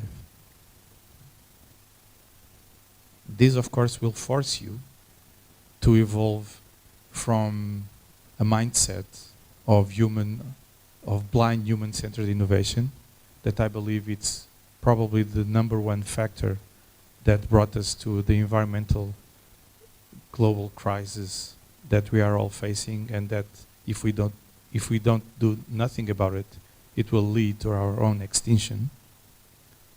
And we need to evolve to a life-centered innovation. It's not that we are no longer concerned with humans and addressing their human needs, but we have the strong belief that all those needs need to be very carefully thought out and addressed, and all the environmental costs of addressing that need should be on the table and be properly measured. Because if you look at everything that surrounds us, I would dare that more than 90% of the human needs that we are addressing nowadays are hollow. They lack substance. They are just plain pieces of landfills. And that is what is leading to the growing production of waste for which we don't have a single clue of what to do with it.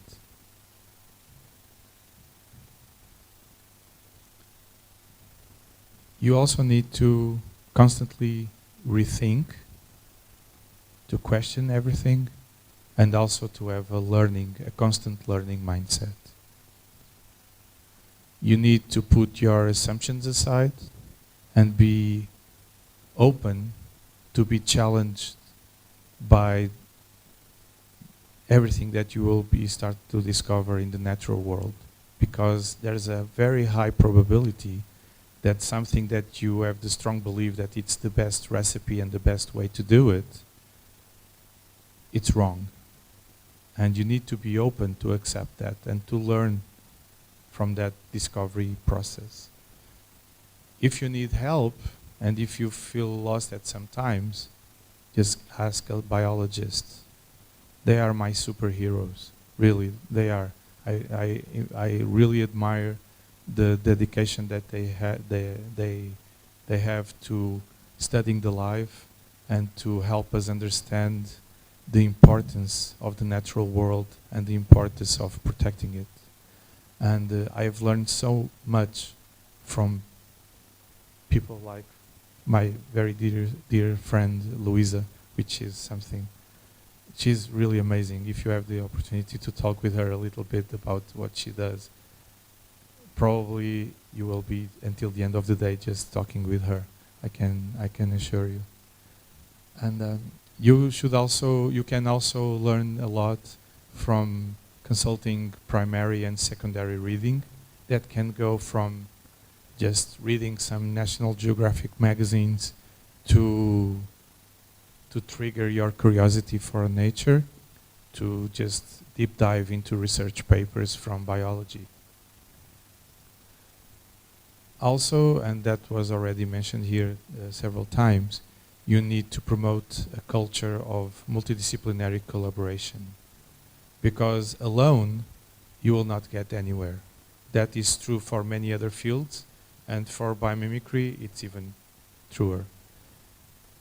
One thing that I got to be confronted with through these 13 years of journey into biomimicry was the amount of the exponential growth of my own ignorance.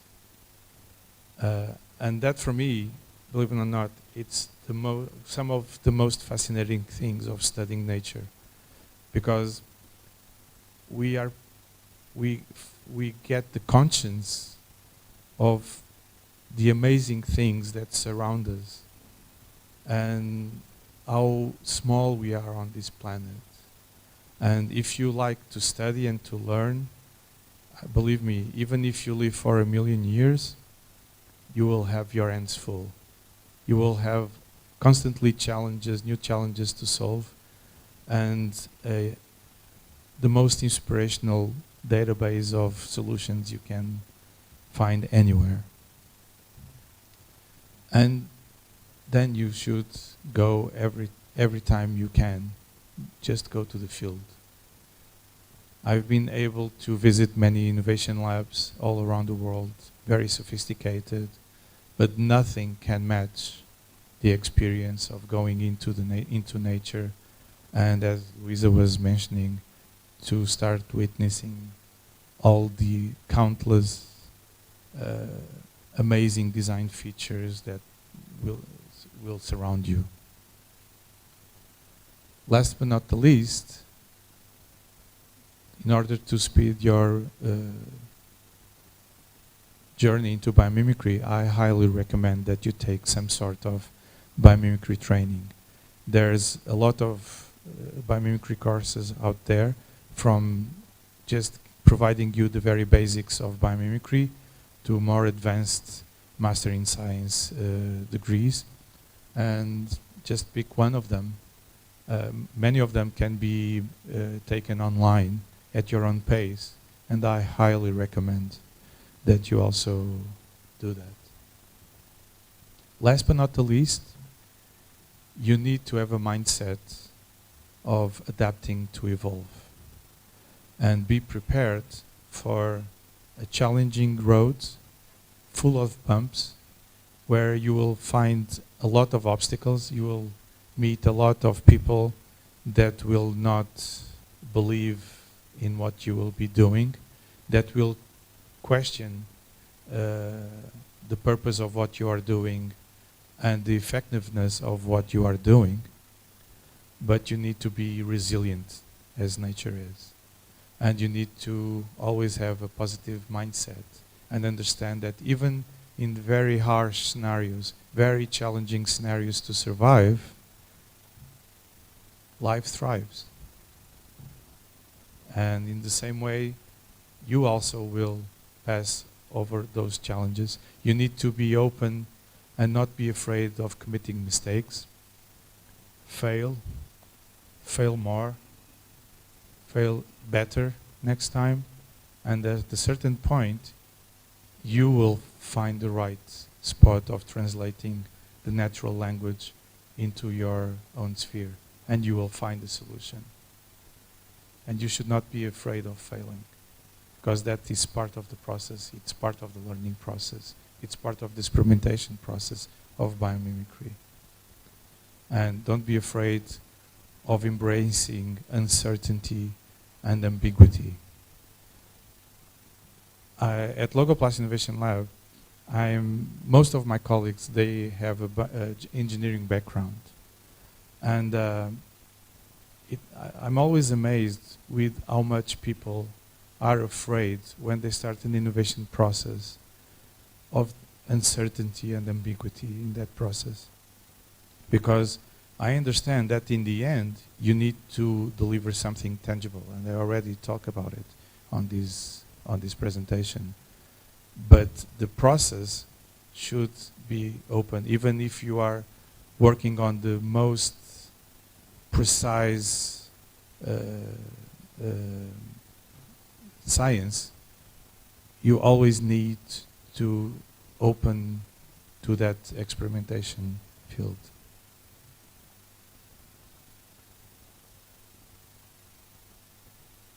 And one last advice is that we often, too often, we forget that we too are part of nature. And it's so important that we change our constant mindset of competing to nature, where we look at nature as being a warehouse of resources that we can use at will, and start respecting nature, protecting nature, and be aware that we are also part of nature, and go to nature. Escape from cities.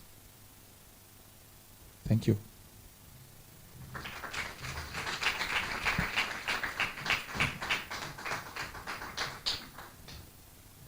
Thank you very much. I think it was a very inspiring talk. Thank you. And I call our roundtable. So Annabelle will mediate the roundtable. Paulo and Miguel and João. Okay, great.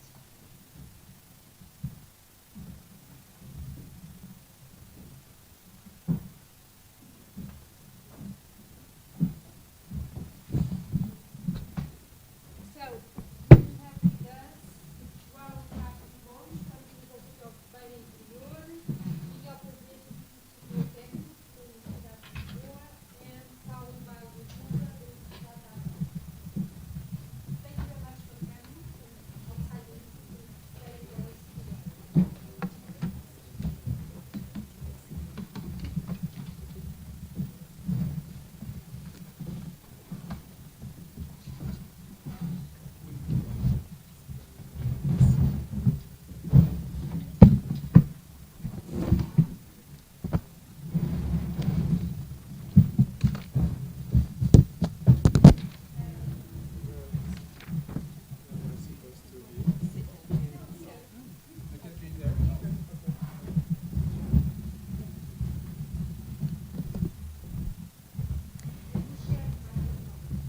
Okay, so we've got 3 microphones, so if everyone can share between them, that would be great. So first of all, thank you very much for this morning's speakers. They were fantastic, very inspirational. We had lots of themes that came up, the advantages of a bio-inspired approach to design, the challenges faced, the approach that we need to take towards how nature can enhance our creativity and lead us to solutions to our challenges. So I just want to start with the people that haven't spoken this morning, give them an opportunity to introduce themselves, tell us a little bit about their work areas and what connections they see between their work areas and a bio-inspired approach. So João, Miguel and Paulo, could you one by one tell us who you are, what you do, and why it connects to bio-inspiration?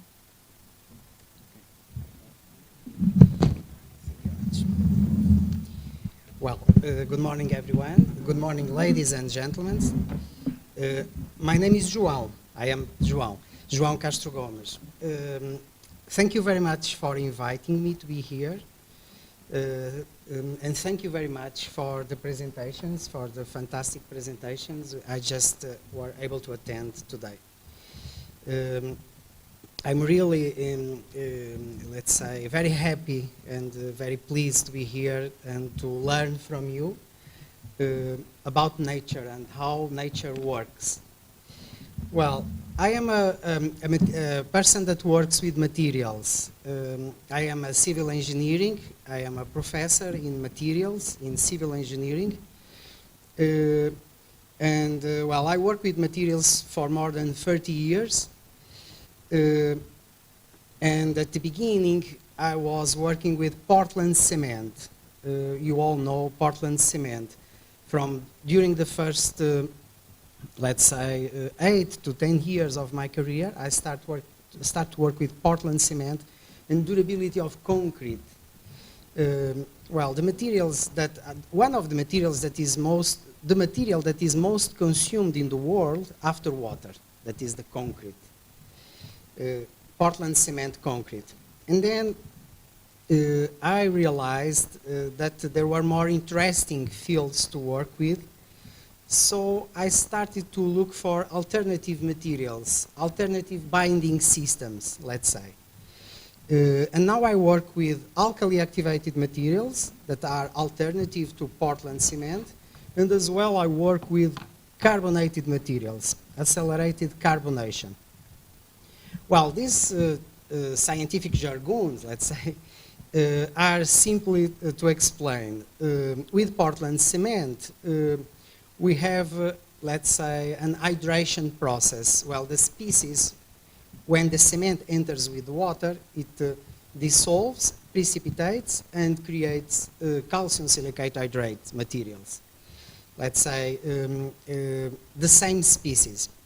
And with the other technologies that I just mentioned now, with alkali activation and accelerated carbonation, we are not bound only to that combination with the clinker that makes the Portland cement, but we are free to use other sources of materials. We can, for example, combine waste materials. And we can turn waste materials that have specific species, specific chemical composition, aluminosilicate wastes, for example, we can combine it and we can make rock materials. We can, using alkali activation, also designated as geopolymers or geopolymerization, we can turn the waste materials into kind of natural rocks, similar to natural rocks. As well, with accelerated carbonation, we can do a similar process. We can combine materials that in the presence of CO2, they get hardened. The species also dissolve in water and CO2 and carbon, and they carbonate, like the process of making carbonated rocks. Okay? Well, I hope I was clear. It was clear for you, but maybe not. Maybe not. Maybe I was not able to explain very well. Paolo, could you tell us the biological models that then might have inspired these processes? So you're talking about mineralization, calcium carbonate, so are you looking at coral reefs, or when you look at silica mineralization processes, are you thinking about diatoms? What are your models in the biological world? Not exactly. Well, not exactly like that. What brings me here to look at the biomimicry science, let's say, what brings me here now in my research time, let's say my research moment, is that, as you know, and it was already mentioned during the presentation, we are now facing a climate change, let's say, major problem. And actually, this is also what motivates me to work with alternative binders rather than Portland cement.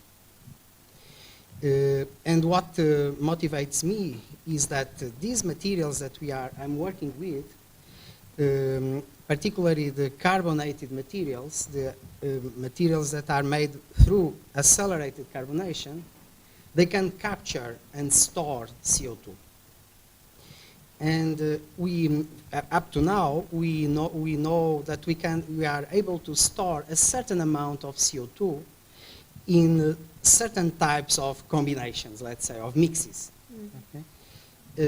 And what we are now looking for is a way is to see how nature can inspire us so we can increase the amount of CO2 that can be stored. So the area where I'm working is an area in which we look at waste materials, different types of wastes, including mining wastes, materials that have in their combination calcium and magnesium. And these two species, these two elements can absorb CO2.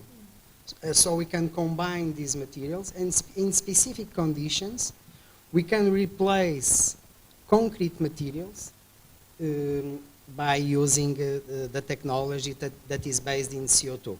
And you all know that around the world, there are already several companies that are looking for, that are already doing CO2 capture. CO2 capture and storage. Okay? We also know that probably this is not the, let's say, the best solution to prevent climate change, but it's something that we can do now. Of course, we know that we have to change our habits and the way we produce energy, for example. But it's something that we can do now that can help us to tackle these problems.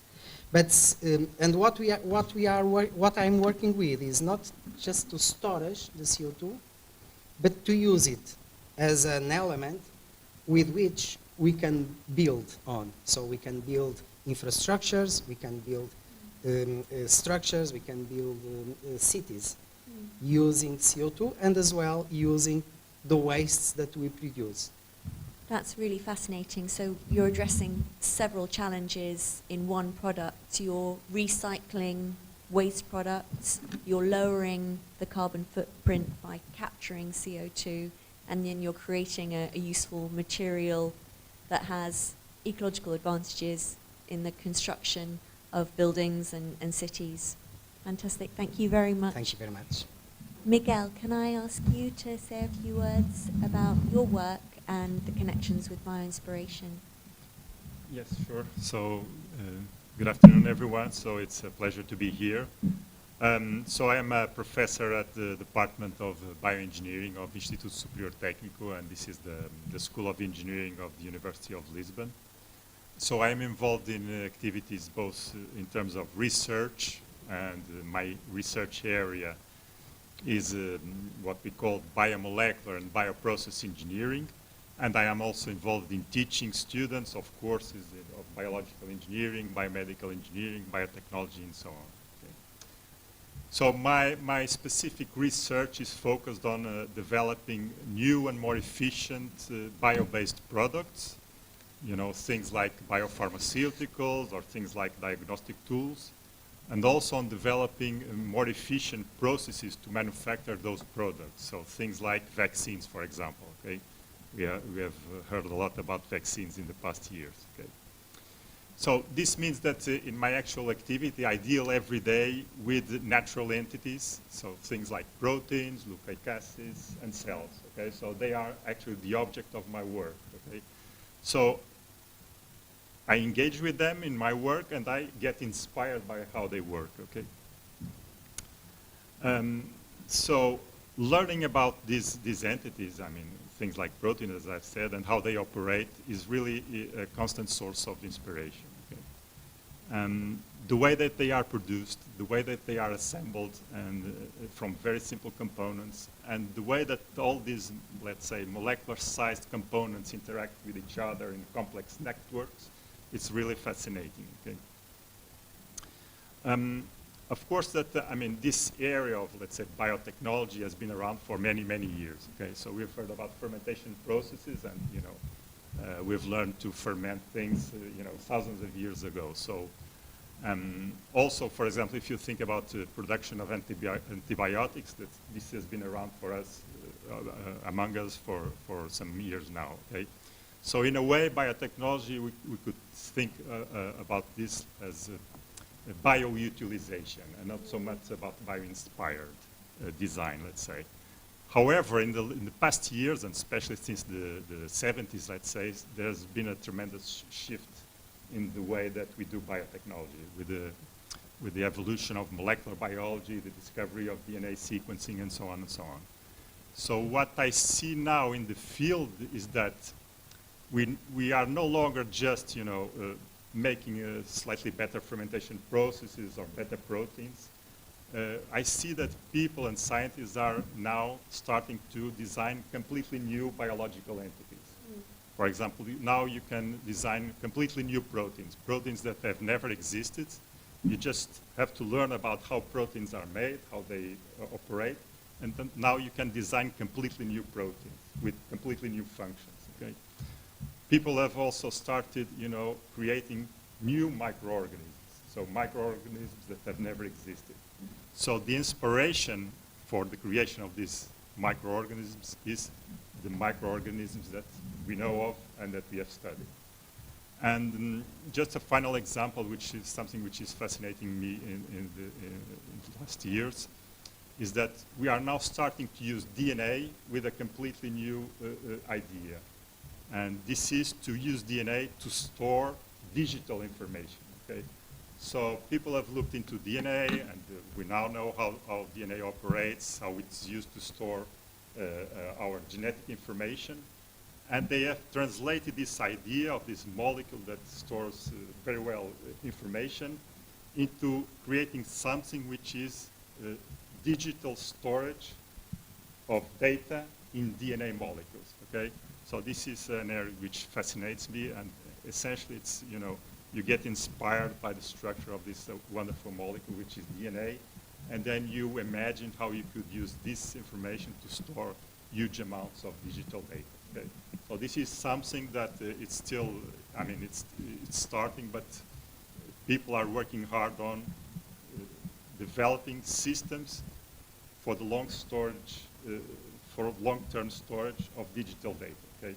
Because there's a current problem in limitations on the storage capacity of silicon and of the digital memories and so on. Okay?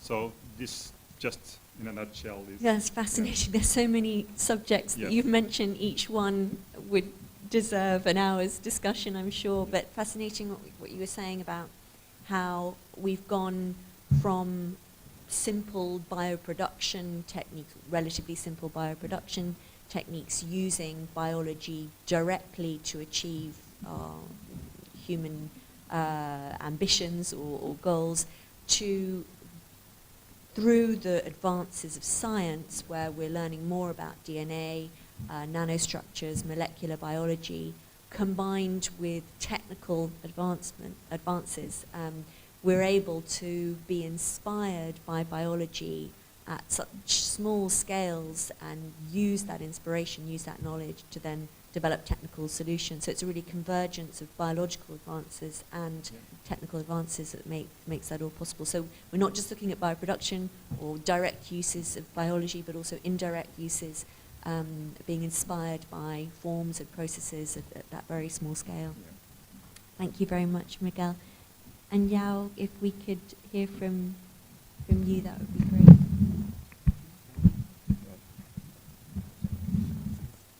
What's it?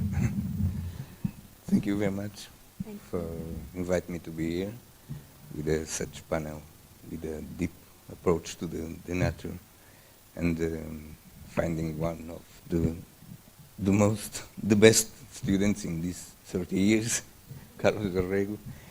I'm sorry about my English; it's very bad, but maybe I'm the most naive people here, or let me see by other way.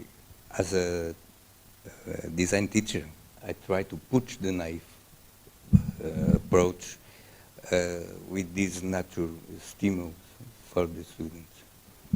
And what I can do quickly is give you an idea of the spectrum of the approach that we can have with this biomimicry or this kind of thing. I started this with 30 years ago in Italy with the Centro Ricerca, which is the first centro, with Carmelo Di Bartolo, which is one of the most the teachers working with this. They work with Renzo Piano, which is the architect of Centro Jorge Pompidou and the Aquarium from Genova. Quindi, they have this approach to have a new kickoff of the ideas. You know. So, for instance, we have some students or some projects I have done in Italy, for instance, with the floor, a sensitive floor for the metro in airports of Linate and Metropolitan of Genova and Milan, with the blend people with studying different textures by the pavement to give some ways or some dangerous places where the people can do studying textures in the nature, in the fruits or something like that. A system, another example, a system of packaging for flowers for a Netherlands enterprise to preserve the humidity and the freshness of the flowers, and that be able also to change and be the display for shoppings. With this, it's another example.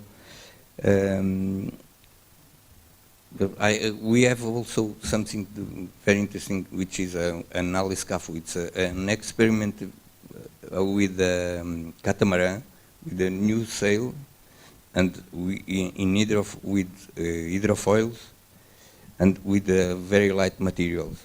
And it's also a good example to avoid too much experiments in one project. So it's very difficult after we know where it's the benefit of the changing in hydrofoils, in the sailing, and etc. So after we have also some structures, shadow systems, studying the bubbles of the soap, the geometry, how we can change these. And then we have also another cover for a studio in Instituto Europeu de Design, in the top of the building. We have made a system and a cover studying the bones of the fish. So we have a system that can be building like very like pieces, and in the summer we take off all the cover of the building and we put in the park, which has a floor like this, and that structure can be adapted to the floor. After something very different, the project with Dupont, the non-stick materials, studying also the different surfaces in the nature for cookware, a seat for the auto, studying a bone of Indian bone in the mouse, which has a geometry very twisted, and with a very light material we can add a shape very strong, resistant to impact, and we have more space inside the car also. So after these are good ideas to kick off the project, as I said, but it's difficult to lead with the lobbies by metals in the automotive industry, but they are asked for Fiat, so they believe in this, not for yet, but it's something very, very interesting for that.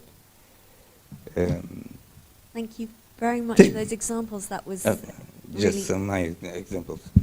And such a broad range of applications. So you talk about materials that are used in public spaces to guide people on the floor surfaces, materials that can be used to maintain the humidity of plant, flower, containers during transport, the way you looked at different biological structures in an architectural capacity. So it's really the whole scale, the whole biological scale, but also the whole spatial scale that we see bio-inspired applications, and that's fascinating.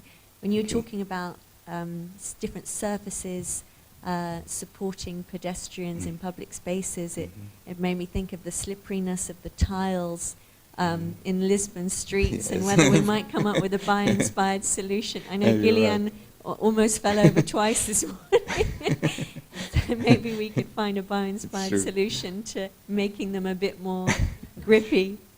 Well, I'm aware that we're running out of time. The discussions are so interesting. I'm going to suggest that we just spend another 5 minutes maybe on the final questions, and then we end at 12:15, so that gives everyone enough time to have lunch and be back here at 1:30.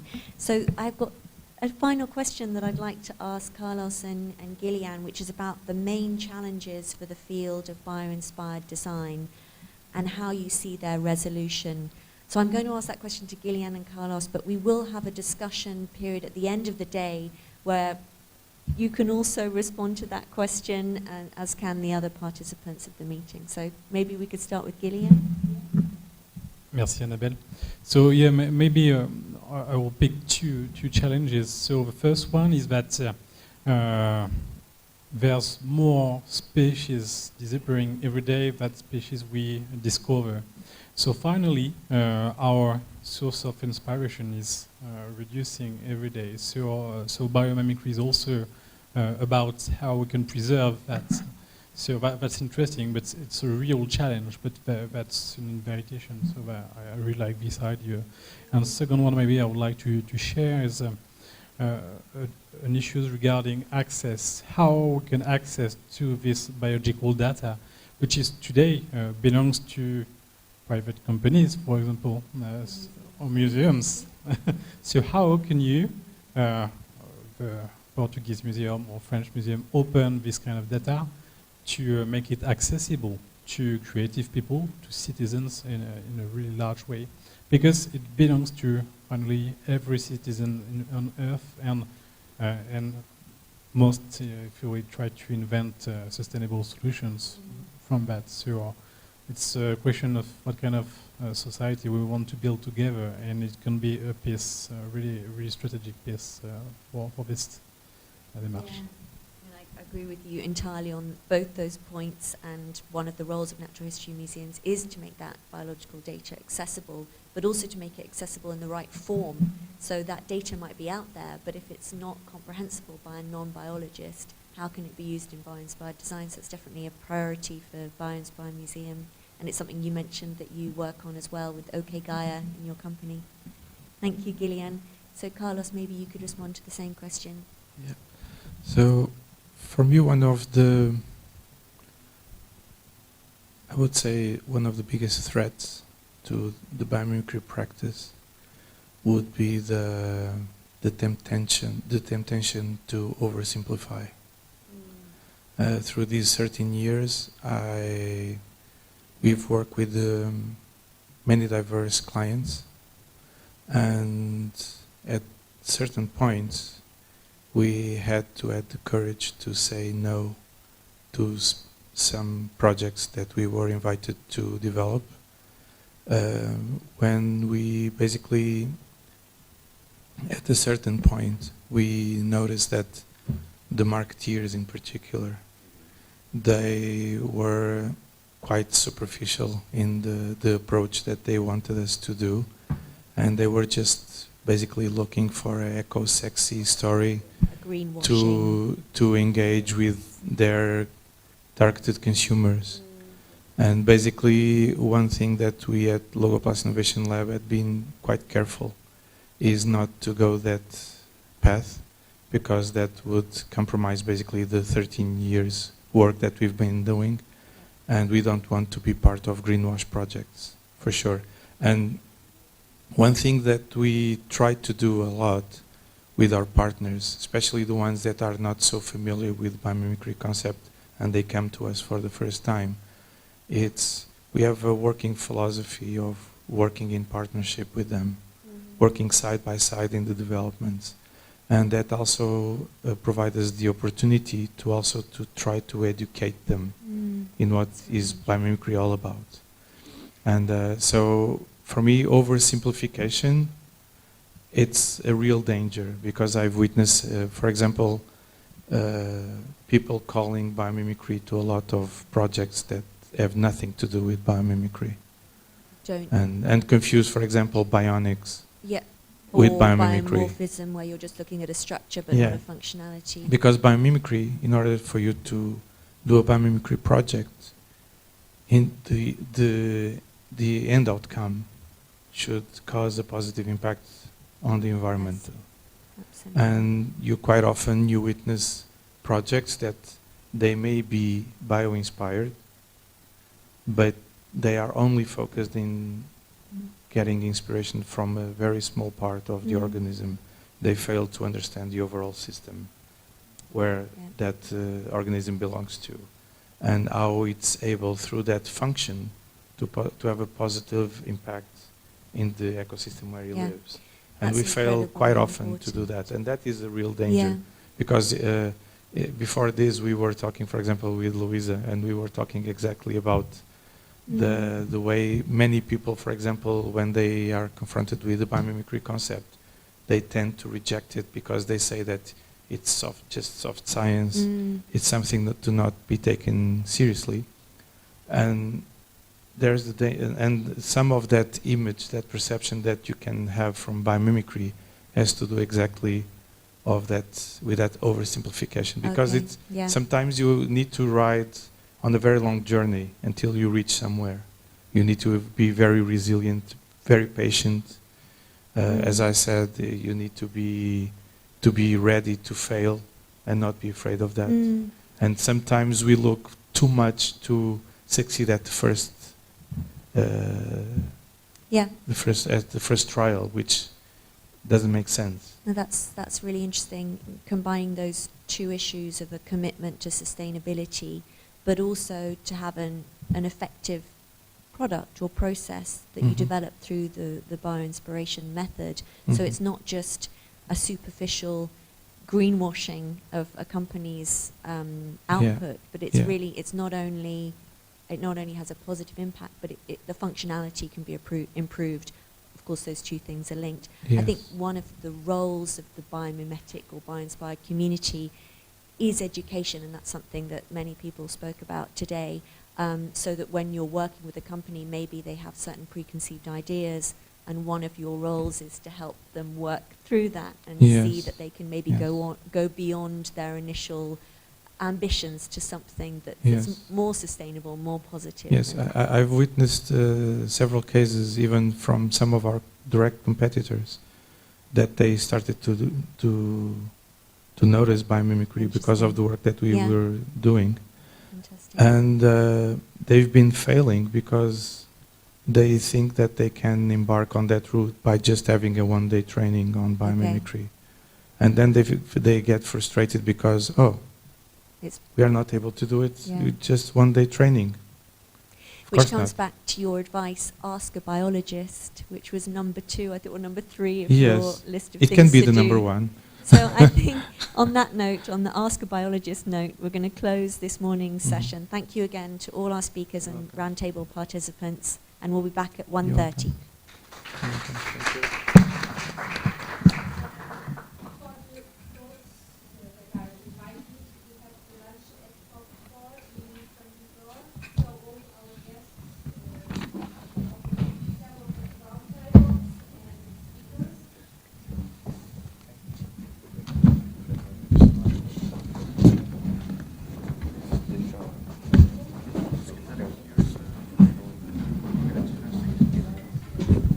Continuamos a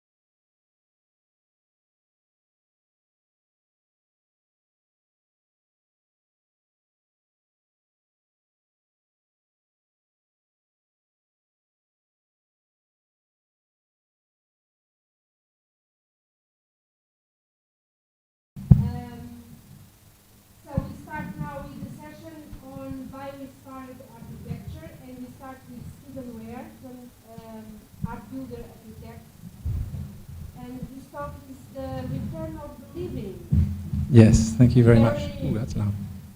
How to say, enigmatic. It's an enigmatic. I hope that you'll understand a little bit more why the title was chosen as I go through the presentation. Okay. I understand I have 20, 25 minutes, so I'm going to get stuck into it. Thank you so much for the invitation. It's wonderful to be here in Lisbon. I was here 20 years ago writing the Guide Gallimard on Lisbon, and the charm of the city still hasn't worn off, so it's wonderful to rediscover it. And especially amongst colleagues who have like-minded views on the world. It's the most refreshing thing to hear people who have gone through the same trials and tribulations in their search to find solutions and to bring biology much more into the foreground than it is in our contemporary culture. So yeah, Art Build, we're an architectural practice. We are in 3 European countries and a little bit in North Africa, but formed 30 years ago as a collective. So we're still very much true to our roots. We work across all the different sectors, hospitals, schools, office buildings and everything else. We do a lot of volume. We're about 80 to 100 architects. So we set really as a task the idea of trying to change the paradigms of how we build in order to be more in harmony with the different cycles of nature. I usually start this talk by showing a picture of my mum and my uncle Conrad up to their waist in a river in the Amazon jungle where they were born. But that was very embarrassing for my mum because she was buck naked. And so, Mum, if you're out there on YouTube, there you go. I'm not doing it this time. I won't embarrass you this time. But anyway, they both became, the uncle and my mother both became biologists. Uncle Conrad became an ethnobotanist. He went down the Amazon on trips on hovercraft. He did the most incredibly cool things for a biologist. Mum became a doctor, microbiologist. So we were surrounded by, as kids, surrounded by talk about science, biology, the living, the importance of the forest, maintaining the forest, all this sort of stuff. That for me was my value system. So it's kind of natural that I went on to study biology at university. And then in my sort of rebel years after university, I decided to study architecture and left biology behind. And I'm going to try and explain to you now what really the path was since then. Arriving at university or architecture school, the architectural thought was dominated by the whole notion which the modernists came up with of the machine to live in, la machine à habiter, Le Corbusier. For me, I didn't quite understand why that was so powerful when I thought that really we should be designing buildings and cities like living organisms. I mean, it made a lot of sense. They're extensions of us. They're extensions of our species.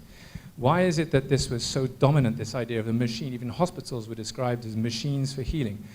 I think it was probably because the materials that we were using came out of there was a product really of the First World War and then successive wars, concrete, steel, super machines. Why is it that the Russians are in eastern Ukraine? Well, there's steel there. We're still fighting wars, looking for more of these resources, super materials. Most of the people who understood wood and timber and the other bioresources, which we used traditionally along with stone, obviously, they all disappeared in the trenches of the First World War. The entire knowledge of how to build using timber disappeared in the trenches of the First World War. Whether it was British carpenters, whether it was German carpenters, French carpenters, it disappeared. And so concrete and steel were left as the replacement. So when you start talking about what is the biological model in architectural terms, people think of Gaudi. People think of visceral things and shape things. And Gaudi had his own way of designing, which was very good. But generally speaking, when people think of anything organic or kind of inspired by nature, they think Gaudi and they think of a different sort of approach. It's been described as sort of biomorphic. Organic is a term which I always had a real problem with, whether it was Gaudi or anybody else, because for me, organic was the amazing chart that you see of the metabolic pathways. I mean, that's organic to me. And so there's this big discrepancy just in the terminology that we use to describe the world of architecture and the world of biology. And this is interesting because for me, this is the building information model, the BIM of life. We work backwards as architects. We try to come up with the BIM first, and then we build the object. Nature builds the object. We try and understand what the BIM, what the cycles are that make it work. So we're trying to fuse two things together, and I think Annabelle's team in Paris has done an amazing job of coming up with a glossary to try and get those terms out onto the table to help us to come to an understanding of what we're talking about. What is organic? What is metabolic? What are these things? What do these bioprefixes all mean? And the bioprefixes, there are hundreds of them. So thank you for that work, and we need to do much more work like that. So basically, as architects, we have, I mean, buildings are already designed taking into account certain bio prefixes, if you want to look at them like that. I mean, biodiversity, we mustn't think that just because we're doing a building, then that's going to eliminate. We can encourage biodiversity in the way we design. The bioeconomy, thinking about what the beginning of a building's life, where the resources come from and where they end up. A life cycle analysis. The biophilia, that's the cognitive effect, so of things that come from nature on us. And bioclimatic, obviously, that's a little bit like the termite mounds. It's how to design buildings which respond to their context and use as little energy as possible. Why not even produce energy? So we try to get those things all synthesized when we come to designing, and I think that's what we call the general bioinspiration approach. But biomimicry as a tool really comes when it comes into play when you're looking at trying to connect two specific things. The definition, the ISO definition of biomimicry, is about doing things better. And that's where looking at nature, that particular way in which nature springs up these models which can be very, very pertinent, that's where the biomimicry comes in. It's a tool. It's an intuitive tool, but it's based on observable things which have been already pre-established as fact in nature. So that's what I'm going to show you today. One or two examples, just very concrete examples of what we've done in part of that process of using biomimicry as a catalyst in order to try and stitch two particular fields of interest together. So the first one we're going to look at, bioresources. We have a lot of timber these days, a lot of tall timber, mass timber. I mean, it's a great way to come quickly to a carbon neutral project rather than waiting for concrete and steel to make the progress that they need to make. I mean, all the scientists have weighed in now. Timber buildings are definitely the way to go. They're certainly going to be a vector for responsible development for the years to come. But timber buildings have their problems. So bioresources and the bioeconomy. We tend to build buildings which become obsolete, office buildings in particular, 20, 30 years. That's a universal constant. 20 or 30 years, your building is obsolete. Why? Because it's not up to code, because it's in an unfashionable district, because ways of working have changed. So how do you find a way in order to address the timber, the use of the timber at the end of the life cycle of the building? So what do? We look at biomimicry. There's a particular technique which actually comes from the world of music. It's called the lattice hinge, and it's a way of removing bits of a piece of timber, removing matter in order to give more flexibility to the surface, to the material that you're working with. So this is the lattice hinge. But then how do we do this?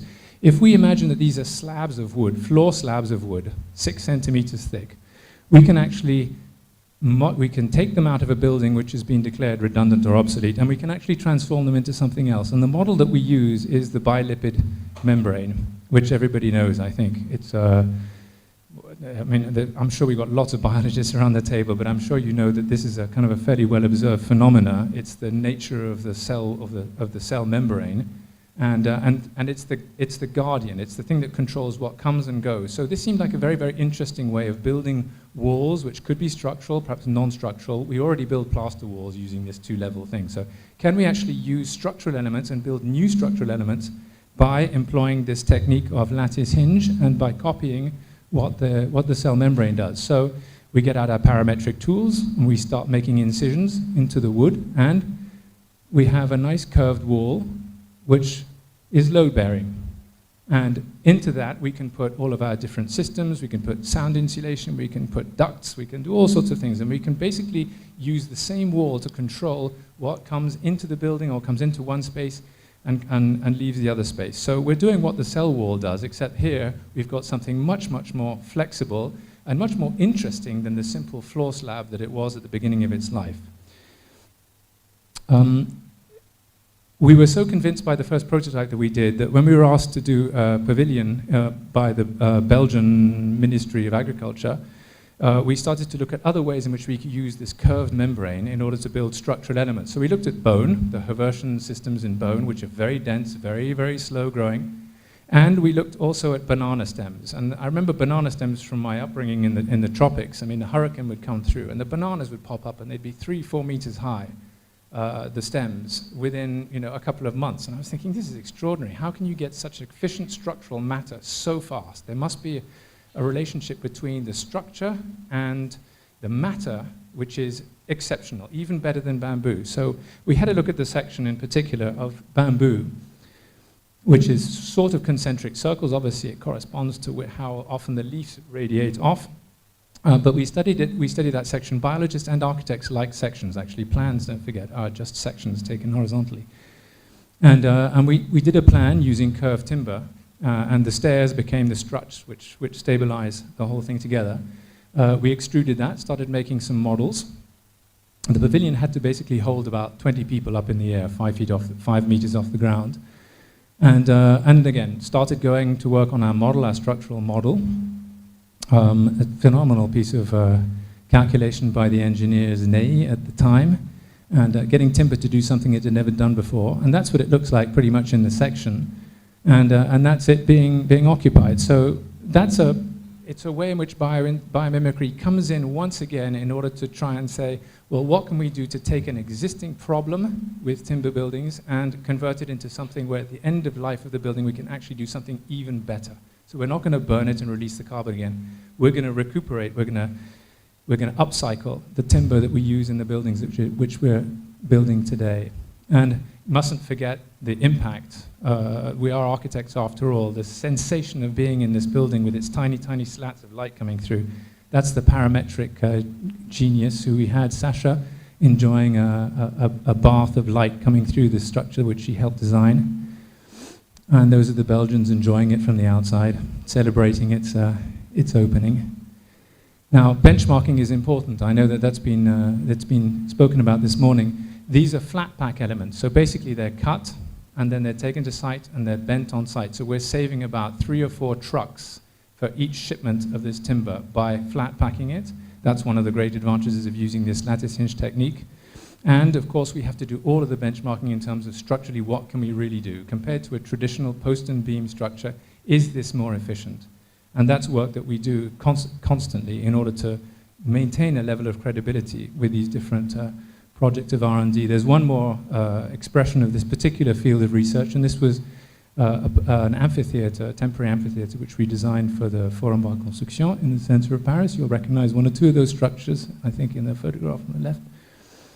The idea was to build an amphitheater for 300 people, which would only be up for a couple of days. So we thought, well, we're not going to just throw away, as they usually do in conferences like that, all of the structures. So we looked at bird bone, again, one of those phenomenal relationships between matter and efficiency. And we basically decomposed the bird bone to keep the struts and the curved elements. And we started to design, using, again, the same lattice-hinged curved flat-pack timber, these elements, and built our walls out of it. So those are all of the structural designs. Obviously, you know, there's a lot of jumping through hoops before you can get this stuff built. To stabilize it, the curves, once the curves are actually rigid, then you can stick them together and they just have to stand up, and that's where the struts come in. But basically we used a sort of almost like a dental apparatus. That's not very biomimetic, but I know, but like a dental apparatus to hold the curve in shape. Minimum of matter. Again, nature knows how to do that very, very well. And this should be a film of it being erected, so you can see how the panels, which are 6 meters high, how they're lifted up into the air and then put into place. And you can see a little bit of the transparency, which is absolutely wonderful. That was very, very critical to us because we didn't want people to feel as though they were locked in to this space. And there's the final structure already built. So it doesn't look at all like bird bone, but that's not the point. The point is, you can see there, looking down in between the different membranes, you can see the struts. The idea is to take something from nature, be inspired by it, translate it in scale, in materiality, and then, if you can express it, it's always nice to do that. That tells a nice story. But the most important thing is to do something better, is to make an improvement to an existing problem. Now, we can also dream. With a banana stem, we've even imagined huge buildings which can be built using this lattice hinge, using a double curve rather than a simple curve. But again, we are trying to establish the tools which will help us to find what tomorrow will be. We're not dreaming about utopias. We're not trying to materialize utopias. I think it's all very well every now and then to have some fun and to imagine what life is going to be like 50 years from now. When we're using, if we still have the remnants of this technological digital power in order to be able to use these parametric tools and extract biomass from the forest, if the forest is still there in the same form, we still need to have some idea of where we're going to go, but the most important thing is to develop the tools to help us to get there. So another quick example, again, this is bioresources, another problem that we confronted when we do timber. Timber has very, very low thermal inertia. That means that the buildings heat up very fast, as opposed to concrete, very, very fast, and you can't unload those calories quick enough. You need a very, very good solar protection system in order to protect it. So bioclimatic, so we need good solar protection to prevent us using too much energy, and we're going to apply that to timber buildings. So what are we going to do? We're going to, again, look towards nature, and in this example, we use the nastic movements of plants. So plants that open and close in the morning as a response to daylight. And we looked at this movement, and it was absolutely fascinating. I'm sure you'll recognize this plant. I mean, you see them everywhere. They're one of the most sold and popular plants ever. But when you look at the opening and closing mechanism, it's absolutely remarkable in terms of its ability to open a canopy, a surface, and capture sunlight. So if we start modeling that,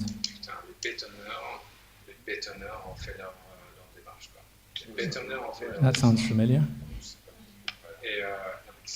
Can you turn that off, because I think that might be a bit disturbing. I'm getting feedback.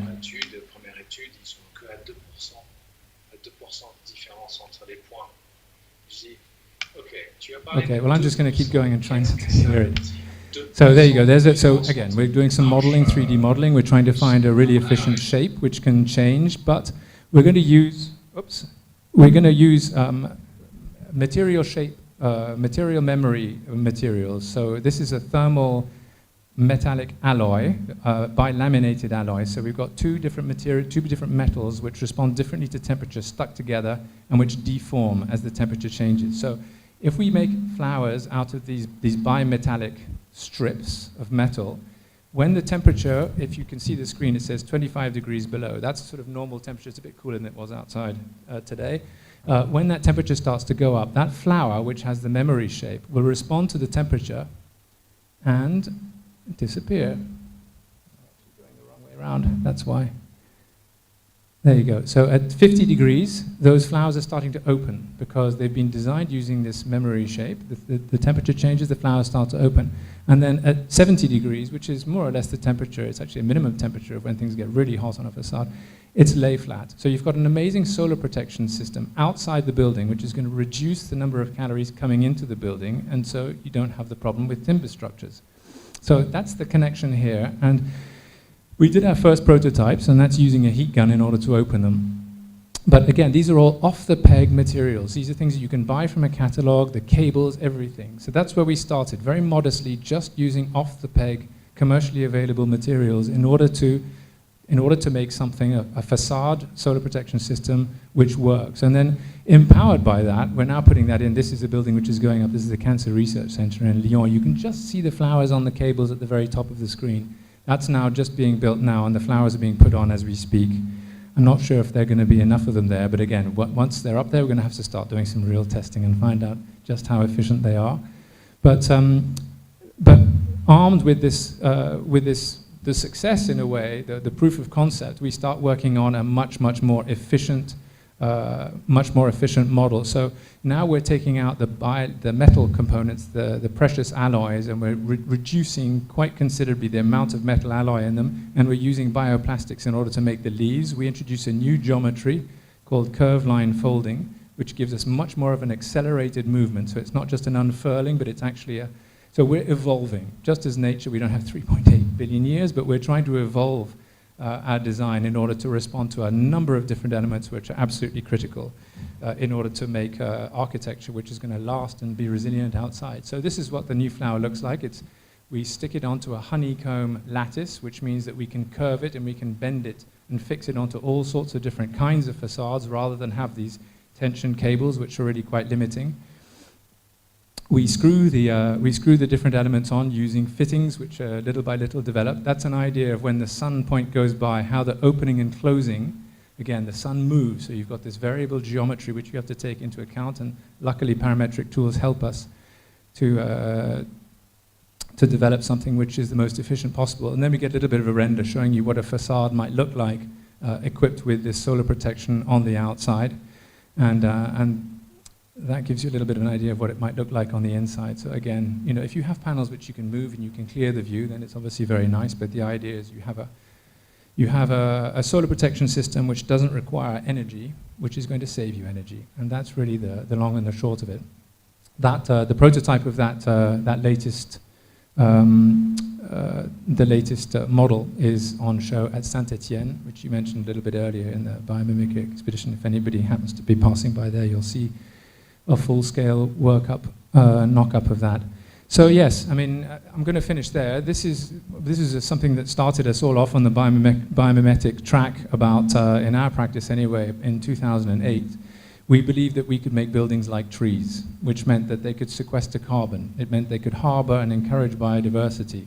It meant that they could control and modulate the amount of water which is re-entering the water, so that buildings can actually do all of the things that trees can do, almost. I mean, they can't reproduce, they can't transpire, but they can do an awful lot. We must stop thinking about buildings as being negative to our existence and the existence of nature on Earth. If we try and aspire to be as good as trees, they're about the same size in many cases, we can do things which are absolutely remarkable, and we can build positive impact buildings in all senses. And I think biomimicry can really help us as a catalyst to get there. Thank you very much for listening to me twice.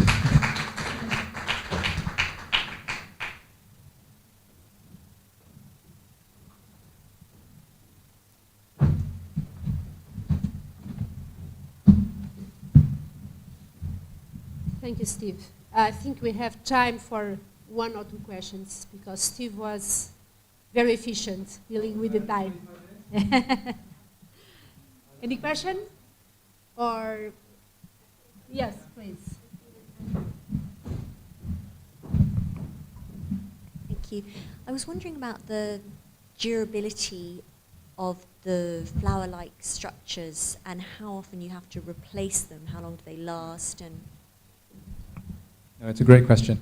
Things are supposed to last 10 years in the building industry. That's how much we're supposed to sign on for. But again, that's just a norm.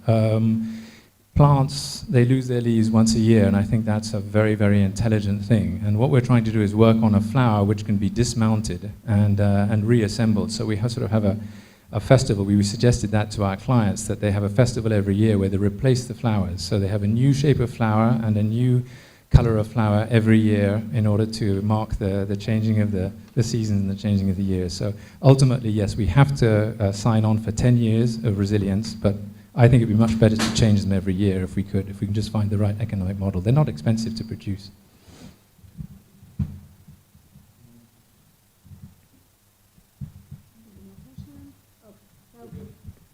Thank you, Steve. So we continue with Marlene. Marlene is a doctoral student at University of Lisbon, the Faculty of Architecture, and she's going to present some of her work, of her research project, entitled Design and Ceramic Industry, a New Approach, Aesthetic, Technical, Environmental Approach in Ceramic Wall and Floor Tiles, Thermal Comfort. Today she's going to talk about connections between biological and the architecture world, influence of color on the thermal and visual comfort of a building. Thank you, Marlene, for accepting to be here today with us.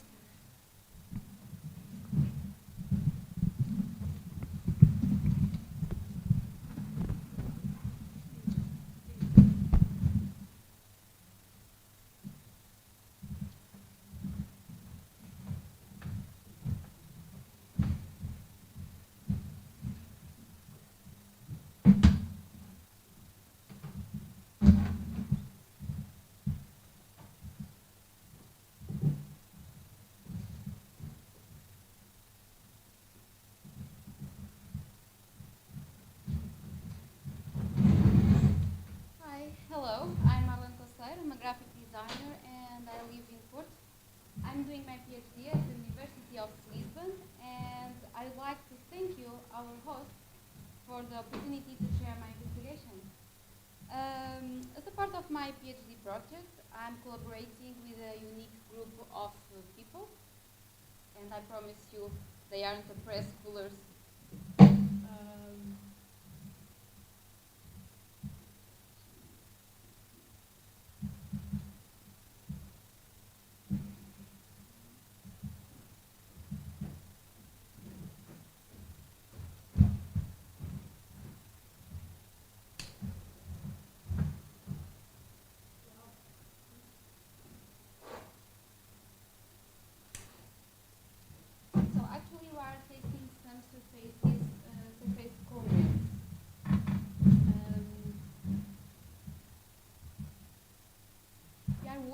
ceramic tile company, and there are several benefits when choosing ceramic tiles, especially in the long term, such as strength, durability, design range, or ease of cleaning. However, one of the negative aspects of using this material is the thermal comfort. We believe that if you can achieve a more thermally comfortable ceramic coating, we will improve the thermal and the visual comfort of our buildings by just changing the color of tiles. Outdoor ceramic tiles and floors next to swimming pools or balconies usually get too hot because of the solar radiation, or indoors, too cold, such as in bedrooms and bathrooms. We intend to minimize the thermal discomfort of ceramic tiles, regardless of the region or season in which they are applied. The use of smart materials, together with traditional materials, will improve the living conditions of the building users. Because if you can solve this issue of thermal discomfort in ceramics, indirectly, we will improve the thermal comfort of the houses. This is a real problem in Portugal. In general, people don't have their houses prepared for the thermal comfort, neither in summer or winter, and neither for heating or cooling. Portugal has warm temperatures, but it is one of the European countries that struggles the most with heating and cooling buildings, and where the lack of isolation and heating conditions leads to that most. To make matters worse, electricity and natural gas in Portugal are the most expensive in the European Union. This thermal discomfort has effects on the health and productivity of building users. As for the negative impacts on health, a study concludes that indoor temperatures and humidity can contribute to respiratory problems and allergies. And we can also find several publications that show that direct skin contact with cold or hot surfaces can lead to discomfort, pain, and burns. About productivity, thermal discomfort caused by heat or cold can reduce human performance both in intellectual and manual activities. Color is often used assuming only cosmetic role and is applied by feel without knowledge. However, several studies show that the color in architecture influences the temperature of environments. The colors of the coverings, shutters, blinds, curtains, and even furniture influence the temperature of the environment indoors and outdoors, heating or cooling the surrounding air. For example, in the hottest areas of our country, such as in the Alentejo or Algarve, the most used color of buildings' exteriors is white.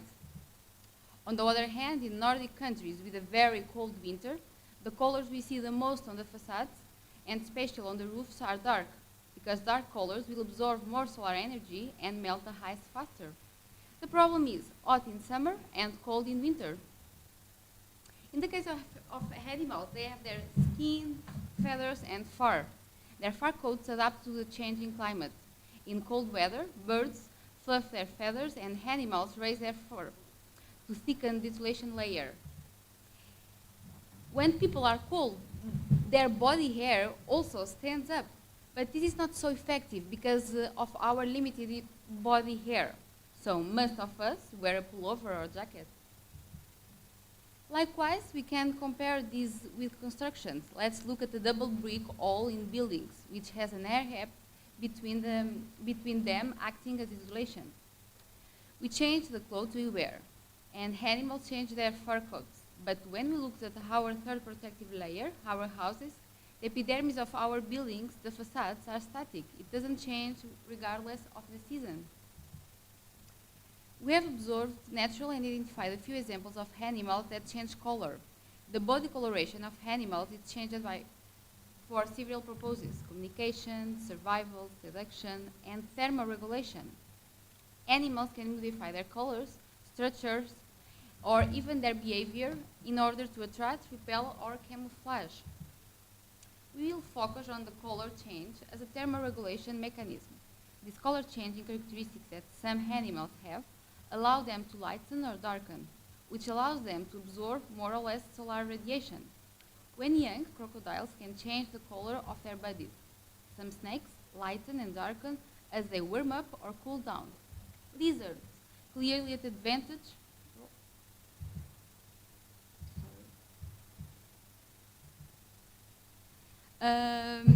can change their color of their skin skin, and when dark, they heat up 10 to 75% faster than with a light skin. It seems possible to compare the epidermis of animals and the epidermis of our buildings. Animals with dark colors heat up faster, and so do houses. Dark coatings can absorb more solar energy. We'll try to transpose these techniques to the ceramic industry. This knowledge can inspire us and help us to find solutions which help us make buildings more thermally comfortable, decrease energy consumption, reduce carbon dioxide emissions, and improve the building's energy efficiency. How can do this in ceramic tiles? In the winter, darker colors to absorb more solar radiation and heat the walls, avoiding thermal losses inside the houses. In summer, lighter colors, more reflection of sunlight to avoid heating the walls. Color is a climatic strategy.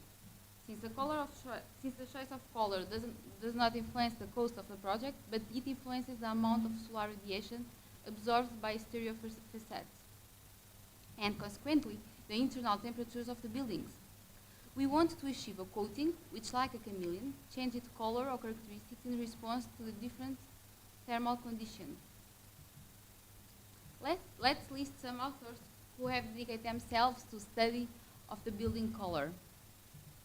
Kellan proves that white absorbs 20% more of the radiation and reflects 80%, while blue absorbs 4 times more, leading to higher surface temperature. Giovanni studied in depth the effects of the color of facades and roofs and drew attention to the importance of the choice of color in projects, because it has no influence on the price, but can be an economical way to control the indoor temperature, especially in the summer. Tests were made and the walls were painted gray. The result was that the inside temperature exceeded the outside temperature. With white walls, the result was different. The inside temperatures were below the outside during the most of the day. According to this study, some surfaces reflect more solar energy than others. Dark colors absorb more. For example, asphalt absorbs 95% of the solar energy, which makes the surface quite hot on a summer day, while light colors reflect more. Snow reflects 80%. The United States Minister of the Environment has proposed painting roofs, roads, and sidewalks with light colors with intention to combating global warming. According to Steve Shu, the choice of color would also allow the reduction of energy used for cooling buildings and decrease carbon dioxide emissions. For Giovanni and Hoffman, the use of light exterior colors, along the proper use of insulation, can eliminate or minimize the use of air conditioning in builds in hot climates. This study shows that the exterior color of a building envelope affects the thermal performance of the buildings. A room painted white in summer recorded a temperature difference of 6 degrees Celsius, less than a room painted black. As can be seen in this study, one way to combat the thermal discomfort of structures in very warm areas with little insulation is to use light colors. This paper shows that white blinds offer 20% more shade protection than dark colors. For exterior blinds, this effect is greater, as light colors offer 40% more protection than dark colors. For interior blinds, light colors are even more effective, although the difference drops to 18%. We have already started the experimental part of the project, and we are working with a flooring and ceramic tile company, Grespanari. For the pigments part, we have the technical support of the companies Malglass and Architects, and we also count on the support of the Technological Center of Ceramics and Glass to provide technical follow-up on the project. Earlier this year, we started to analyze the evolution of temperatures in different ceramic tiles. Our objective was to validate if on ceramic surfaces the color also behaves in the same way. The temperatures obtained are always higher in darker tiles. We started by analyzing the color change in different tiles, in different environments, to simulate different seasons of the year. And we are very satisfied because in all equipment, climatic chamber, oven, and solar simulator, we see a peak difference of about 10 degrees Celsius. The average temperature in Portugal is 28 degrees Celsius maximum and 11 degrees Celsius minimum. So a difference of 10 degrees Celsius is quite significant. Next steps, we'll try to understand if besides the color, the finishing, type of pasta, and surface contributed to improve the energy efficiency and thermal comfort of buildings.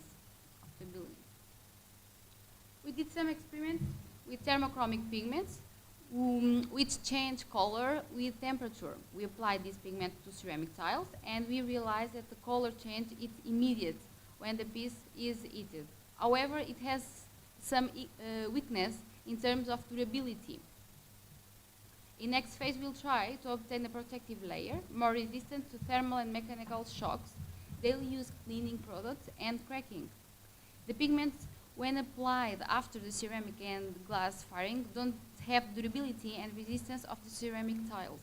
The goal is to maintain the original appearance of the coating as long as possible. Here, our biggest difficulty is that we are working with ceramics, and this material is fired at high temperatures, 1,200 degrees Celsius, while the thermochromic pigments cannot exceed 180 degrees Celsius. The goal of our research is to try to improve the thermal and the visual comfort through color change. How to improve the visual comfort of buildings? Most buildings are aging and in need of renovation. However, the need of maintaining the appearance of the original facade makes it difficult to apply an exterior thermal isolation system, for example, capot, because it requires the replacement of several elements in the facade. So a coating that does not increase the thickness of the wall can contribute to the change of facade. Besides visually improving the appearance of our buildings, it will improve the energy efficiency and the thermal comfort of our homes. We want to achieve a ceramic tile which, like a chameleon, changes its colors or characteristics in response to the thermal conditions. Our goal is to give life to buildings, to make them organic, to make the epidermis of our dwellings, the facades, responsive. And these are some of the papers I wrote for an international conference about this topic. Another one. And the first one. These were some of the books that served as support for the elaboration of this presentation. And questions?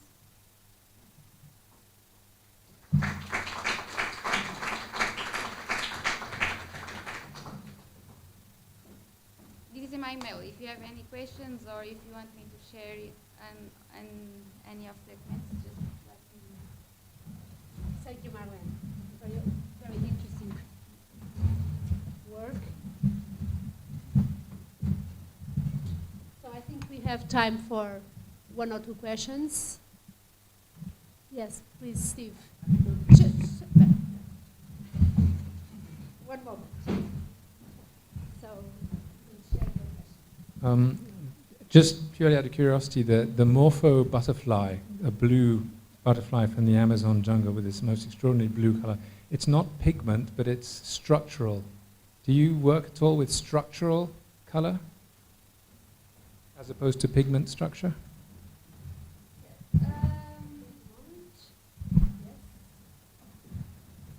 What I'm trying to do is, this isn't in the best condition.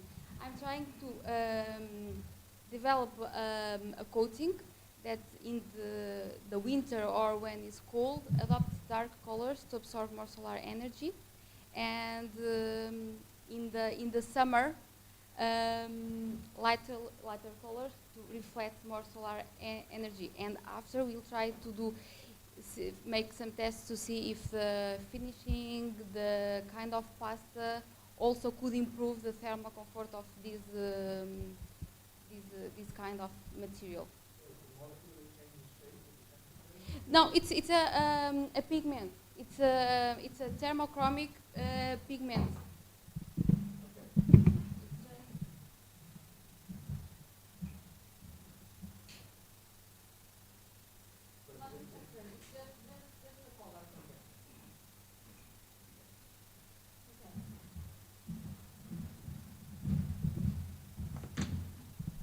More questions? You are going?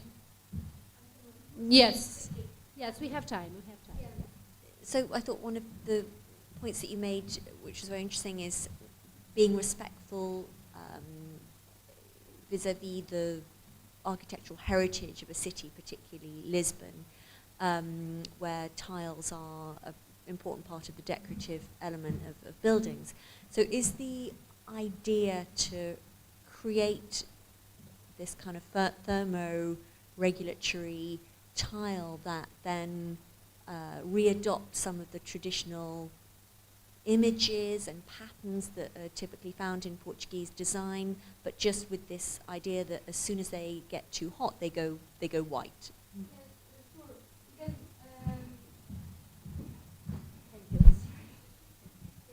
Because a lot of buildings here are old and they need a renovation. So I think that it's important that during these works, some energy efficiency improvements are also made. And the problem is that in some buildings,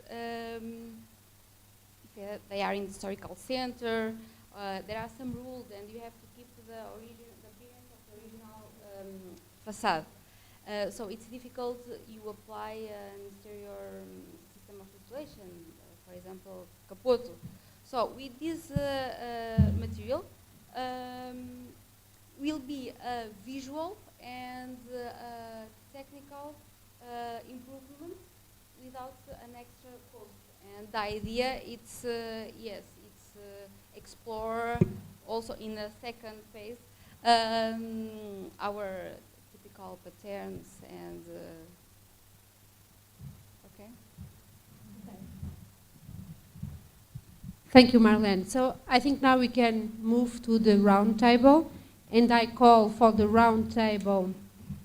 So in addition to our speakers, I call Ana Luísa Martins from PricewaterhouseCoopers, Catarina Reis from the Faculty of Fine Arts, University of Lisbon, and Liliana Kavic from the Faculty of Architecture, University of Lisbon. Thank you for joining us.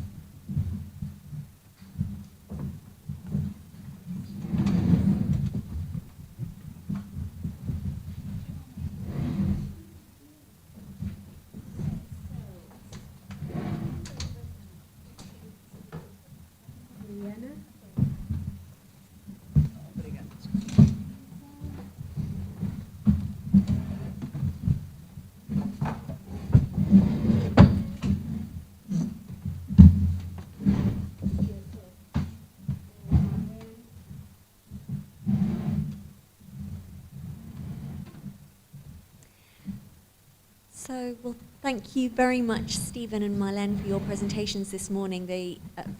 This afternoon, it's going too fast. They both had a common thread of thermo-regulation, either through shading or through color change, which I thought was really interesting, looking at two different bio-inspired approaches to the same problem. So as we ran the round table this morning, we're going to use the same format. So I'd just like the people that didn't present after lunch to introduce themselves, talk a little bit about their work areas and how they connect with bio-inspired architecture. So maybe I could start with you, Ana Luísa. Good afternoon. Thank you very much for the invitation. It's an honor to be here among these specialities. It's been very interesting to learn from you. At PwC, where I work, I coordinate a lot of projects which help companies to seek the way towards sustainability, providing them with solutions, objectives, and metrics that enables them help them to make the decision making on the long run, to mainstream the risks and the opportunities that there are along the value chains of the companies. We are a global network, and we are a community of solvers, and we try to build trust, providing assurance services, consulting, and verification. This is important because metrics matter.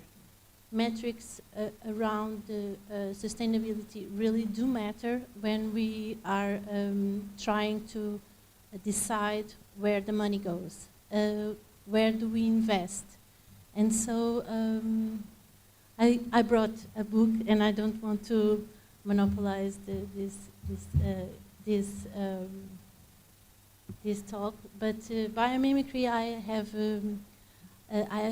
have known biomimicry from this book, Janine Benion's, that all of you know 15 years ago, and I think in the last chapter, in order to provide the intersection of the alien work that I do here, I just would like to highlight the last chapter.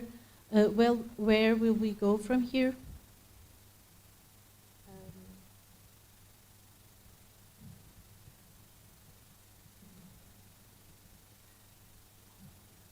Okay. So, thank you very much. I would like to recall the 4 steps that she finishes her book. May wonders never cease toward a biomimetic future. The first one would be quieting. The second one would be listening, where we would interview the flora and fauna. I believe that is the first intuition that we have.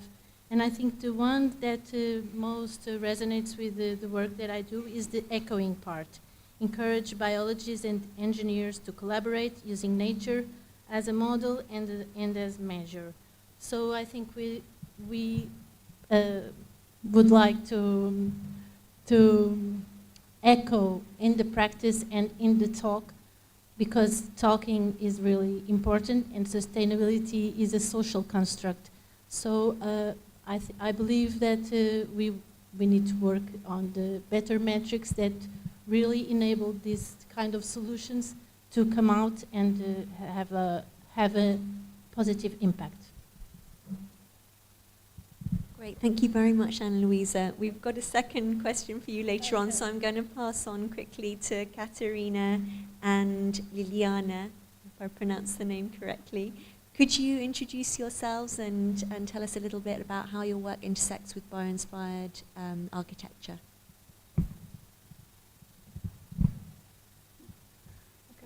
Good afternoon. My name is Liliana Travic. Liliana is fine for Portuguese pronunciation. So I'm a professor at Faculty of Architecture. I teach project design, and I also teach few disciplines and PhD course. As I explained when I was invited to this table, is that actually my involvement with biomimic is a bit different. It's still not as involved as in Stephen and Marlene case.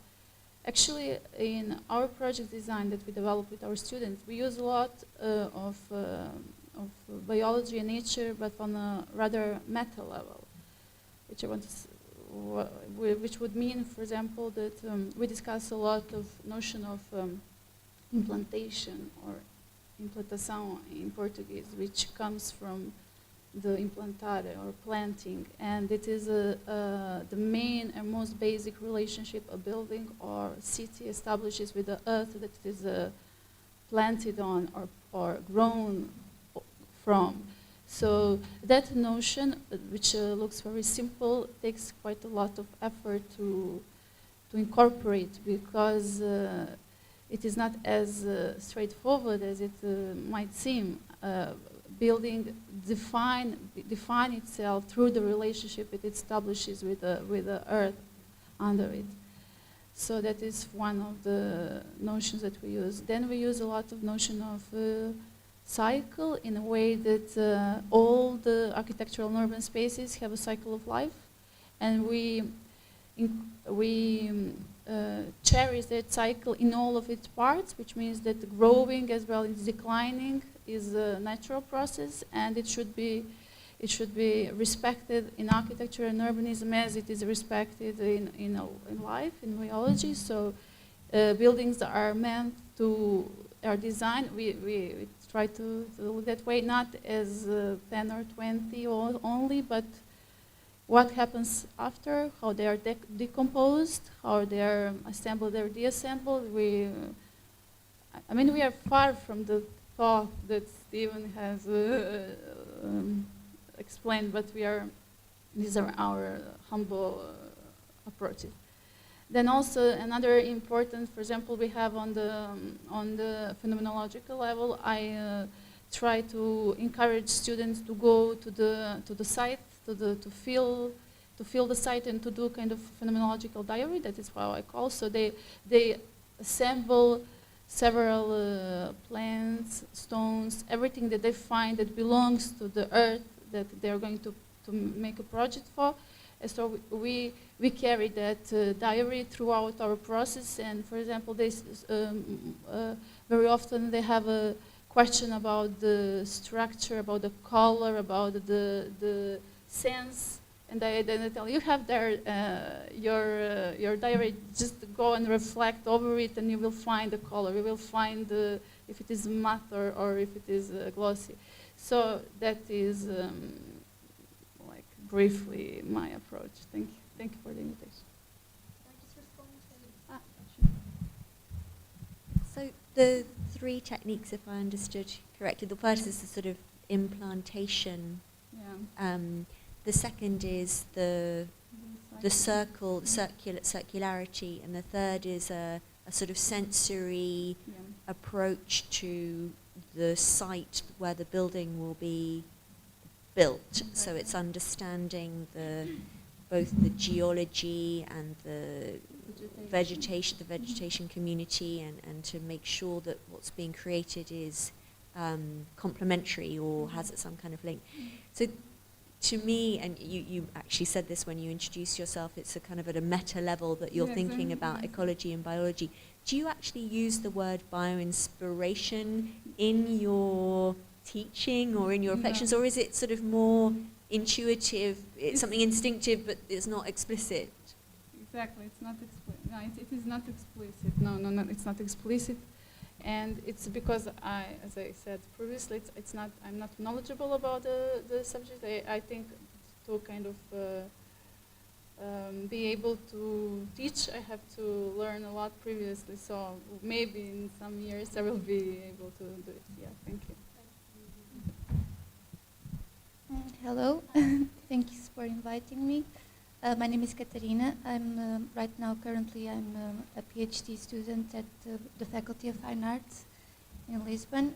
I have a grant from the Foundation of Science and Technology for my PhD to research on how I can co-create with biological entities.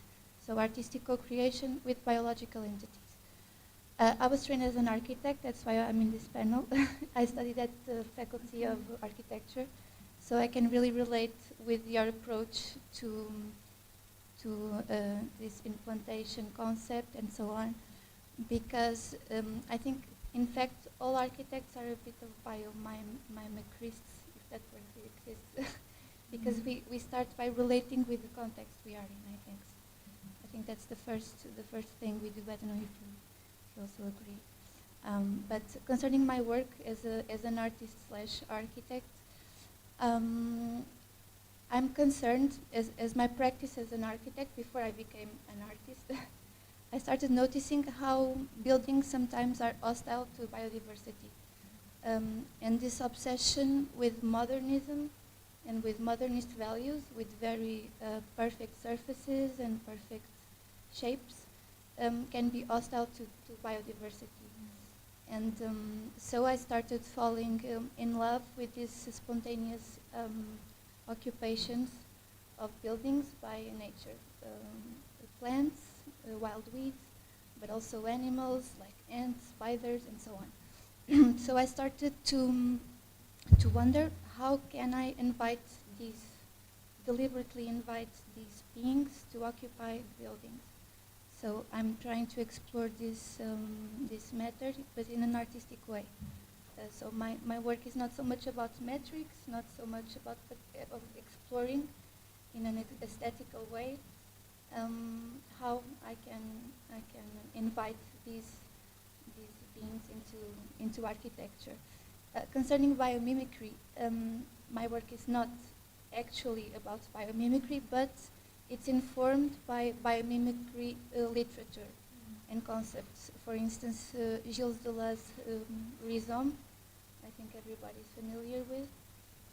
I'm interested in this idea of network and connectivity that we can draw from this image of the rhizome, and also this idea of the tentacle that I drew from Donna Haraway, which is a very interesting biologist and philosopher.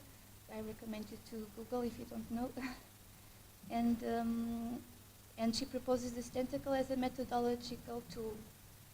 A tentacle that comes from the Latin tentaculum, which means, which relates to tentare, or means to try and to feel, and which I think it might be a very interesting way also to approach this intersection between science, technology, and art. So attempt to do something, and then let's see what happens. Explore, experiment. Which comes back to what Carlos was saying this morning, try and fail. Trial and error. Can you explain in a bit more detail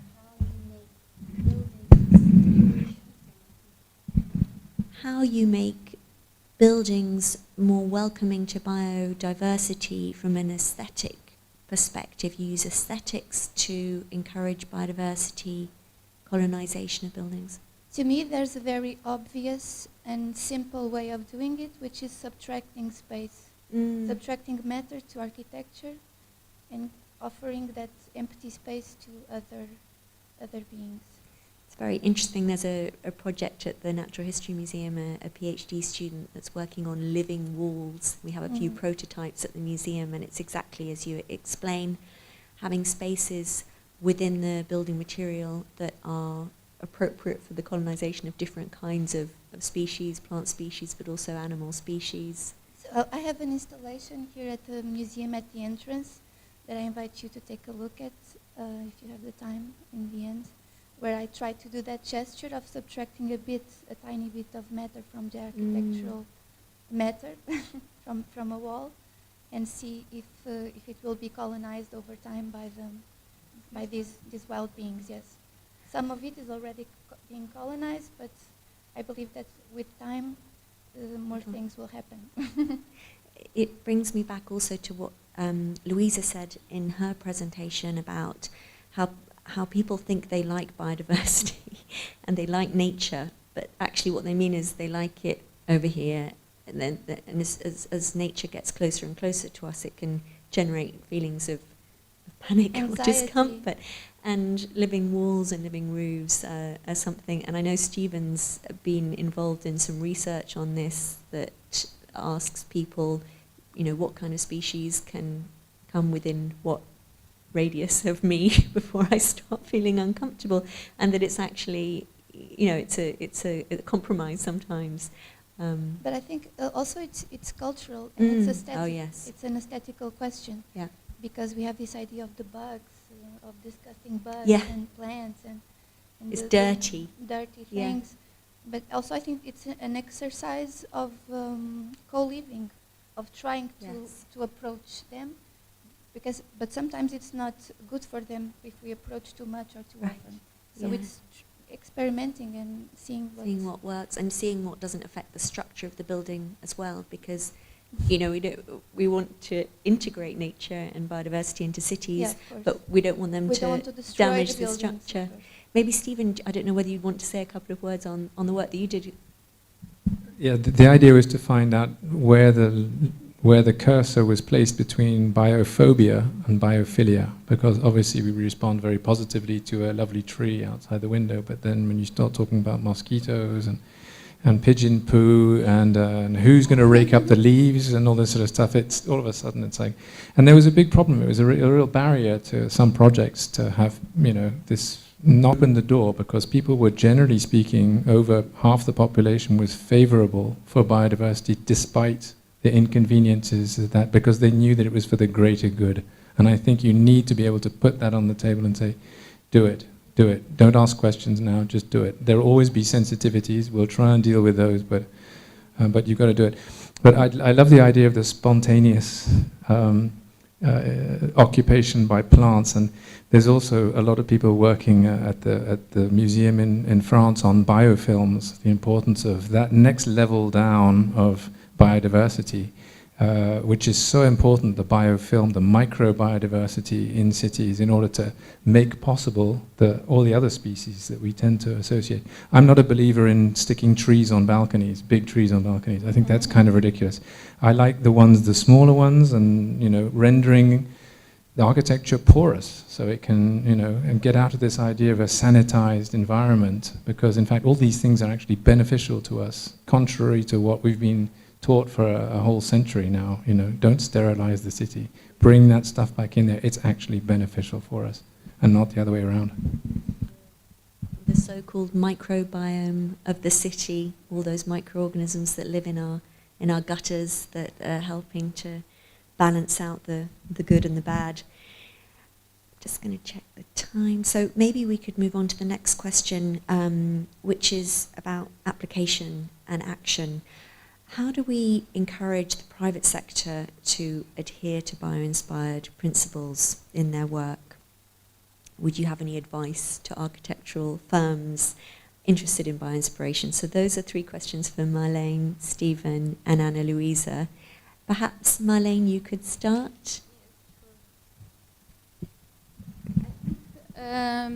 Maybe we should involve the industry in.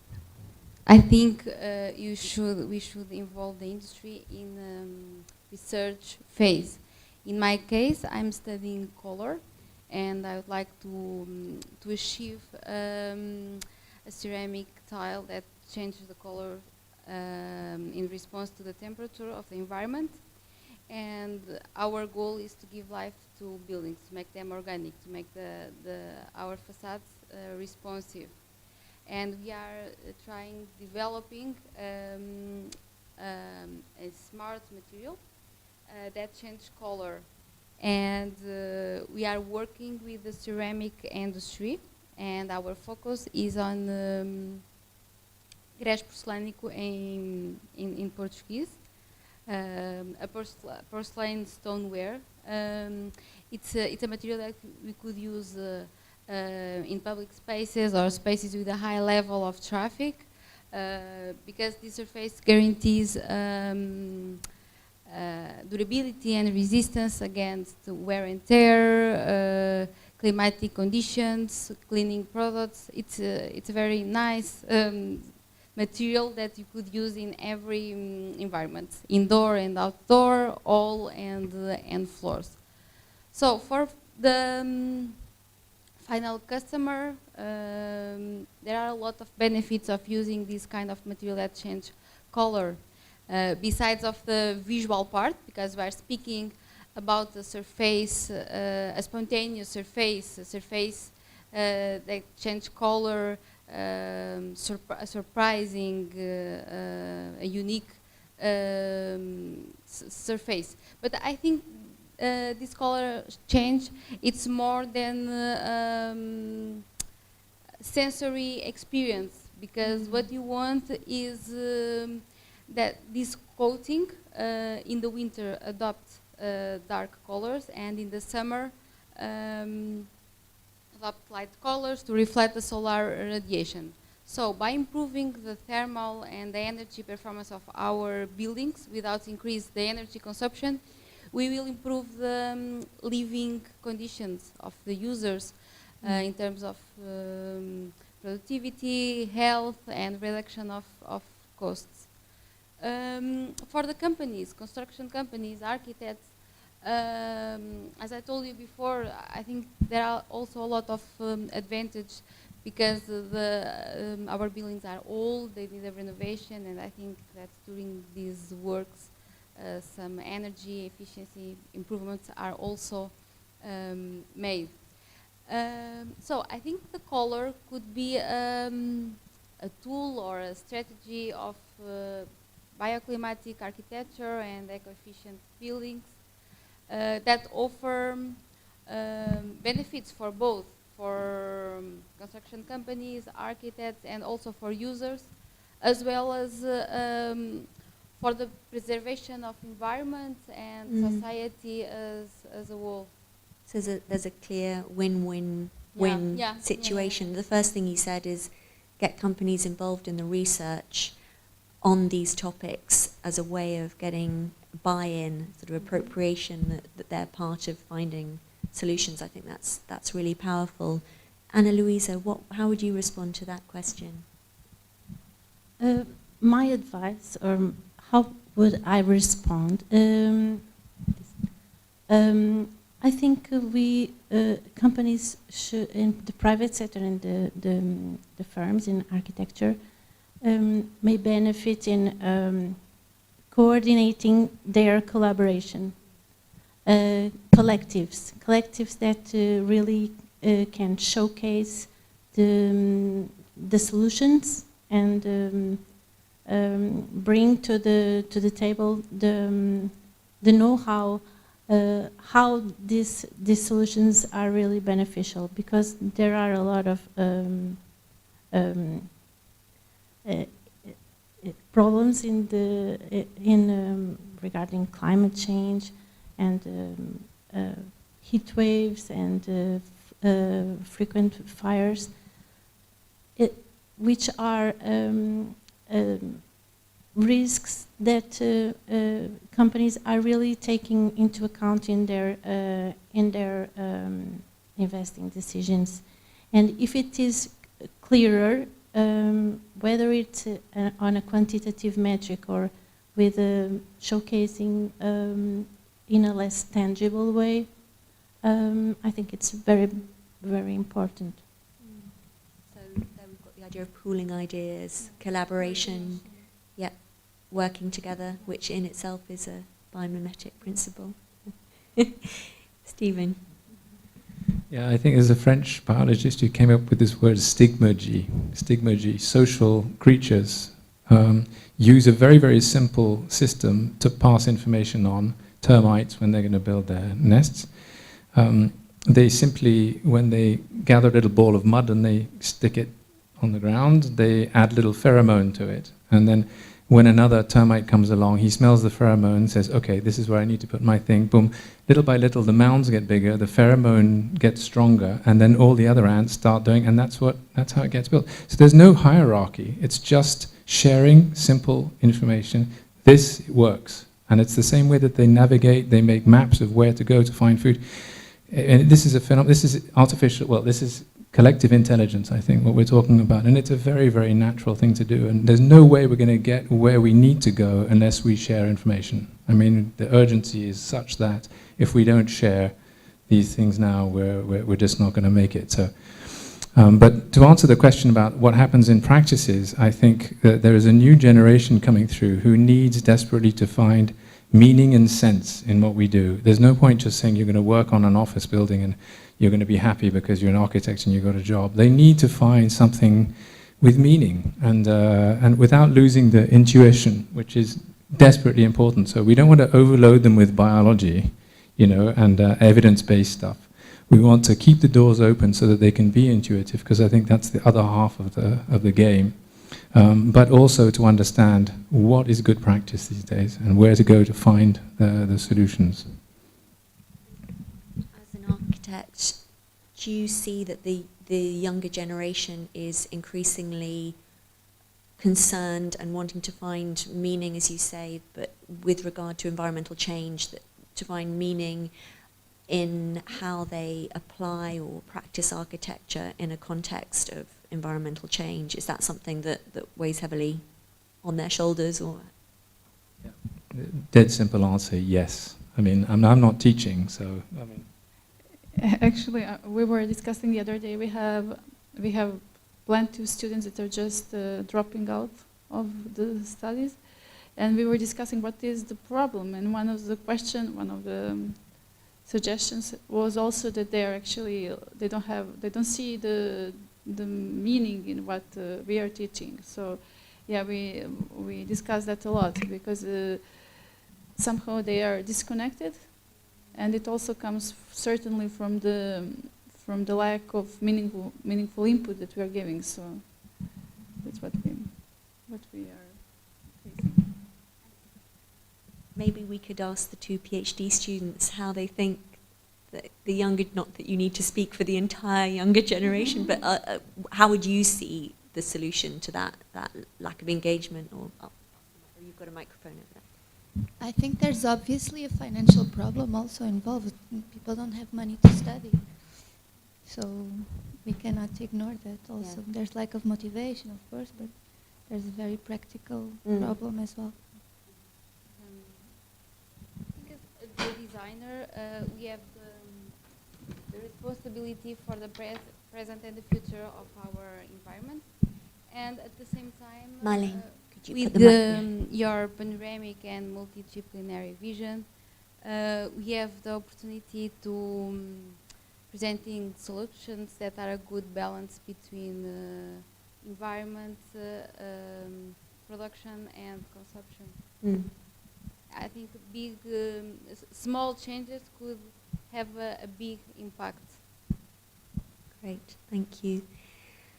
We've got a bit of time. We were actually, this morning we were running late, and now we're actually early. So the idea of this round table was to encourage also interaction between the participants. So I've asked the questions up until now. Please, yeah. Oh, maybe good. Yeah. Previously, the question is actually, I was just curious, do you build a solution and then you find where to apply it, or is it a problem-oriented or solution-oriented? I think it sort of works both ways. I mean, I really don't want to say that it's premeditated biomimicry. It's just that sometimes the answers come at the right time. And there is a level of post-rationalization. I think, you know, you have to admit that sometimes you see a great fit between a solution and the problem. And there's an element of biological sort of a bit that inspires you, and you say, okay, I'm going to do that. But then everybody in the team starts looking at that, the cell membrane or the flower, and everybody gets really enthusiastic about it. And that's when you start to get some foothold on the idea, and it's open. More people start to participate. It's not just sort of like, oh, look, wouldn't it be interesting if we looked at that? Then the group collectively starts to say, this is going to work, and that's when it starts to become really rich. So, you know, there's a certain level of cheating, I think, in there. But ultimately, you know, it's like the termites. If it works, people will be attracted to it, and more people will start to do the same sort of thing, and then it speeds up. So, do you have to say to your client, I have an idea, but it will take 2 years longer? Yeah, that's a really critical thing, because we set up a lab because we realized we couldn't, in the cycle of a typical project, get the research done, convince everybody, prove that it works, and get an economic model. We couldn't, there's no way. So we identified the lab projects, and then we set them aside, gave them their own budget, gave them their own temporality. When they're ready, we applied them to the projects. So yeah, we had to create an alternate sort of parallel path to look at the research. Yeah. Thank you. Actually got another question. We were talking over lunch about how architects tend to have been educated in a certain way, and maybe even have certain intrinsic personality traits that takes them in a certain direction. They're more intuitive, they're more artistic, maybe they're not so comfortable with the scientific evidence-based approach. Do you think, and this morning I keep coming back to Carlos's advice about ask a biologist, do you think it's a question of training up architects, exposing architects to biology, or do you think it's a question of building multidisciplinary teams within architectural practices, and how do you think those people will get on, and how does your lab work? I mean, as an example. Yeah, when we find an interesting idea and we decide, okay, we're going to dedicate some resources to it, then we do build a team around it. So we have the biologists or the sociologists and different people, material scientists come in, engineers you always need, but some calculations and stuff. So the team builds as we start to intuitively find our way forward and see what's working. I'm going to get myself into big trouble. I always say we should be teaching biology in architecture schools. I always say that, just because I think it's just amazing. We live in this body, which is a miracle. It's everything about it is a miracle, the things that it can do, everything. And we don't really know much about it. When I got to architecture, everybody was smoking. You know, I was like, you can't smoke, you're killing yourself. And I ended up smoking after 5 years. So I think, you know, we should sort of have an idea of biology, at least know what the scales are. My colleague was talking about that. You know, what are the scales involved in biology, and what are the temporalities involved in biology? You know, we have this kind of like a metabolic, super fast, chemical, almost instant thing, what they call the organic, I think, scale, and then there's the organismic, which is breathing, heartbeats, the stuff that we know, that we live in, that we associate with, and then there's the evolutionary, which is so far ahead. It's so, you know, it's in species that come and go. We can't even get our heads around that. So we need to think of our architecture also in terms of these very, very different cycles. You know, there are lots of things that we need to do just to understand how we interface with the living world, and that's something which you know, I don't think we do enough. But again, I'm going to get myself into big trouble. No, I was going to pass wanting to change anything in the responsibility education. now on to Liliana. How do you think Intuition architectural is so, students? The poetic aspect is so important, and I don't want to, you know, shut it out. No, but I mean, I think it's a false dichotomy to separate those two things, because there's so much beauty and inspiration that we can take from nature, and we can understand it and appreciate it on so many different levels. It doesn't have to be, you know, figures and measure, you know, quantitative measures. We can, yes, that's part of it, but it doesn't. We don't have to reduce it to that. But what I was going to say is, Liliana, how do you think your students would respond to being immersed in a kind of biological? Would they like that? What do you think? I think they would love it, actually. Yeah, that was I think they would adore the Stephen and Marlene. And also Marlene's approach. I think that it would open them kind of. I think they just see after this the university where there's a closed door, so it can kind of give them. It would show them you could do various things. Just they will get inspired, definitely inspired. And did any of the other roundtable participants have a comment on that? Would you have liked to learn about biology when you were an architectural student? And do you think your peers would share that? Yes, I would love to. I would have loved to. We learn a bit, and we have this landscape class of landscape urbanism, landscape planning, but we learn just the basics. It's more environmental sciences. We learn about ornamental species a bit, but we don't learn nothing really important about biology. We just learn about this very aesthetically, negative way. Amazing architecture is a discipline that whenever it needed, it actually involved other disciplines like sociology, geography. So it kind of is always seeking for new inputs to get more responsive. So I think, yes, definitely. Geography, we teach, there is geography at our faculty, sociology, economy as well. So definitely I think it would be really good opening to get biology inside. Are there any other questions that you might have for each other? Otherwise, I'm going to open the floor to questions if the audience members have any. Okay, yeah, Louisa.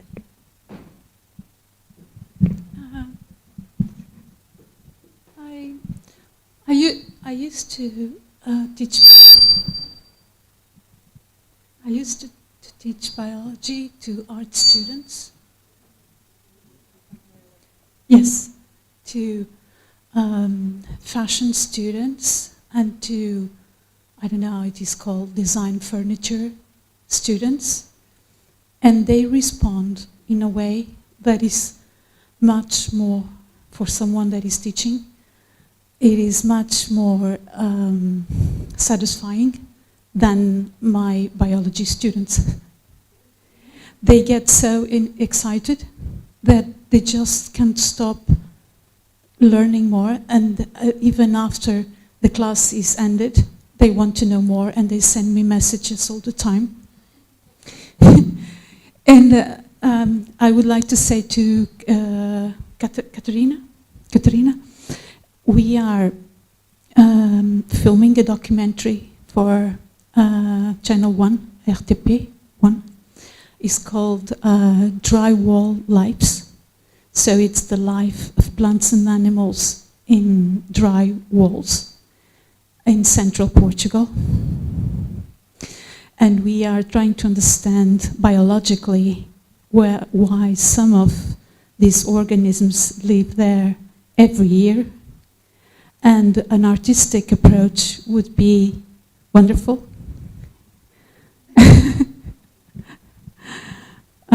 That's it. It's a very interesting discussion. This one. Thank you very much, Louisa. First connection made. And it's really interesting as well to hear the feedback you get from your non-biology students and the enthusiasm. Perhaps also there's in the educational system, often we have to make choices very early on about which path we're going to take, whether it's going to be scientific or more artistic. So you're more sensitive to it yourself? Yes.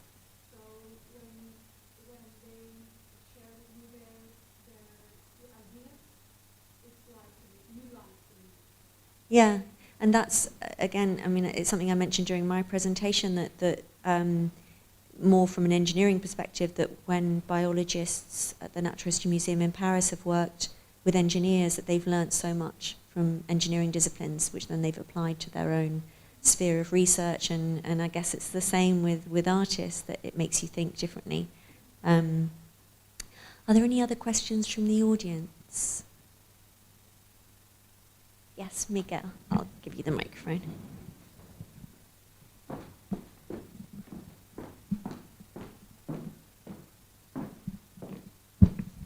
Thank you.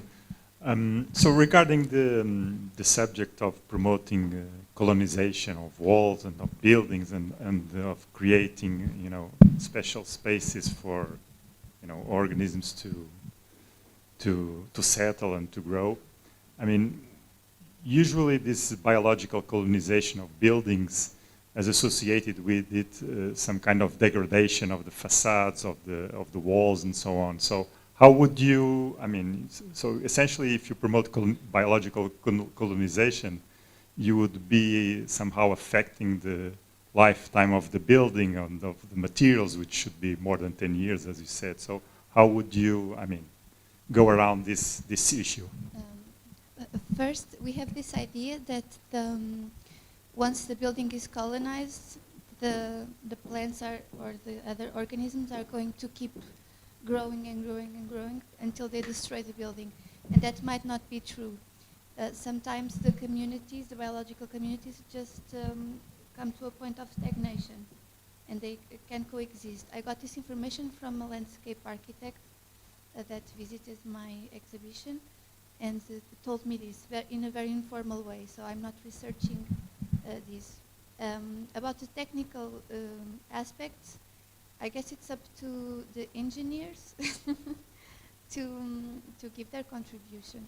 I'm not researching material engineering, but I would be interested in finding out more about the practical solutions. Sure. I'm sorry, I really want to jump in there too. We have this idea that buildings should be delivered and then nobody has to maintain them. I mean, that's a big problem already in the paradigm of building. Nobody wants to spend any money on maintenance. And I think you can quite easily integrate nature into buildings, but you just have to integrate the idea of the maintenance. I mean, technically it's very, very easy. It's just who is responsible for doing the work to make sure that the colony is stable. And we just don't think like that. Our whole building industry is all about when it's delivered, it has to be perfect, and it does not change. That's ridiculous. That's ridiculous. I think another thing to bear in mind, we had a project at the museum on green roofs and what kinds of green roofs are appropriate, what kinds of environments and what kind of ecosystem services we want them to provide. And one of the things that became quite clear is the investment that you need to make in the maintenance of green roofs.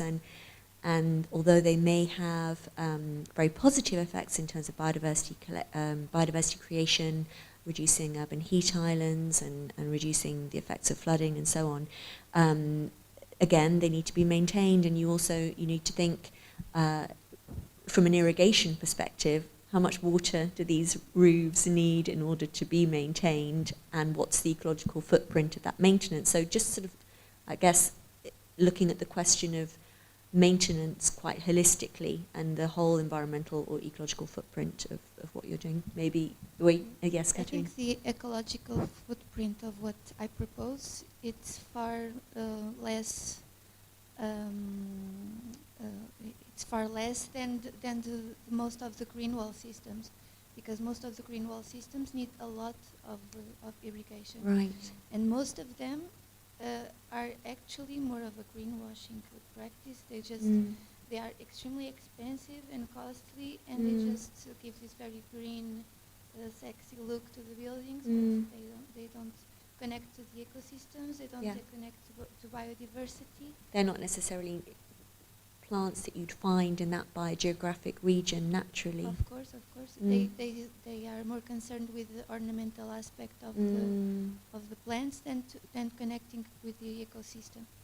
And what I'm proposing, of course, in an experimental way, is to connect with what nature has already suggested. Yes, Christina. Well, I would like to respond also to Miguel, a little bit saying that I'm not sure, we are full of organisms and biology in a building, so you are not run out of biology in the building. You have fungi, you have people, you have animals there, so there's a lot of biology over there. And when people try to see this relation with materials, that depends. So I think very much when you abandon a structure, things start to grow. So typically the plants that you put in a green roof, they grow on roofs as well. When they start to collect some soil and some leaves in the roof, you create the conditions for some plants to grow. If plants grow on the top of a roof, they will buffer the temperature, they will buffer the environmental conditions that destroy the top of a building. So I'm not sure if I agree with you. So normally the plants that grow on a roof, there are sedums, there are certain plants that don't have those roots and that will probably buffer the building. So that's what happened in a green roof. Accordingly, if you don't have the irrigation problems, if you don't put too much energy on a green roof, it will protect your ceiling from extreme temperatures. So by at least 15 degrees or 20 degrees, because we've measured that on our faculty. And so it will protect the cement that is there. So this by the green roof, so you can have intensive green roofs where you want to have a garden on the top. So that if it's to have a garden, it's to have a garden. It will be very intensive everywhere. So that's a cost you need to have. But that's a garden. If you want just to have nature on the top, and we propose this to Lisbon, so in Lisbon there are some social buildings that have a very bad construction. And so people suffer a lot in Portugal. In January and February, you get very, very cold at homes, as already someone said. And in the summer, you get very, very hot.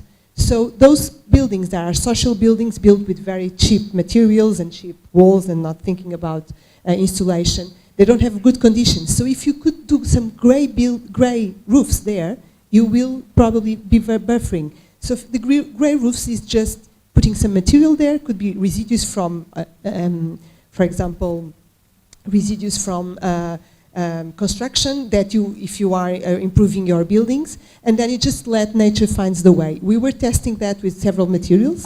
So the plants don't grow very fast, but they will get there, germinate. You don't have any maintenance unless there's a big tree or a shrub that germinates there. You can go every 5 years, and that's not a big maintenance. So I think in other situations, in Mediterranean areas, people try to have green roofs such as they have in Germany and other places.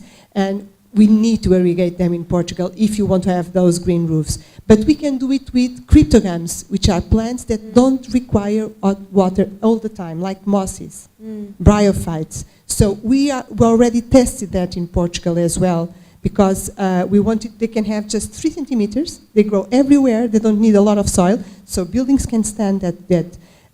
They probably don't make big temperature differences because they are not hydrated, and water is the main thing that allows you to maintain the temperature, but they will they will improve the longevity of your building, and they will bring, they will do in Lisbon one important thing, which is control floods, because mosses can have 700% the weight in water, so they retain the water before it goes to the river, and you can control floods. Well, I could, as you see, I could start talking about. So I'm not sure if I agree with you on that.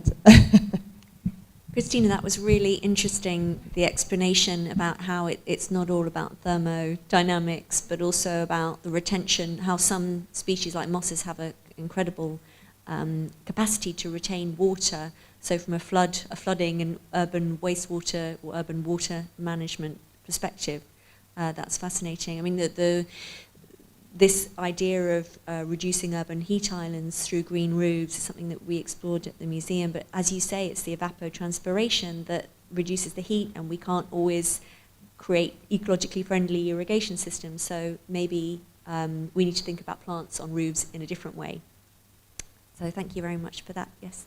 Just a note on the artistic exploration that Katarina is doing. I'm aware of the project. Maybe it wasn't clear that she's appropriating existing ruins, so she's safeguarding the conditions of the buildings to call attention to the possibilities of nature. And also, what I also find interesting about the project is the poetic potential on looking at nature and not looking at with always as a negative representation of as a threat. Yes. Neither a threat nor a romantic vision of nature, but we can hold multiple visions of nature in our hands at the same time.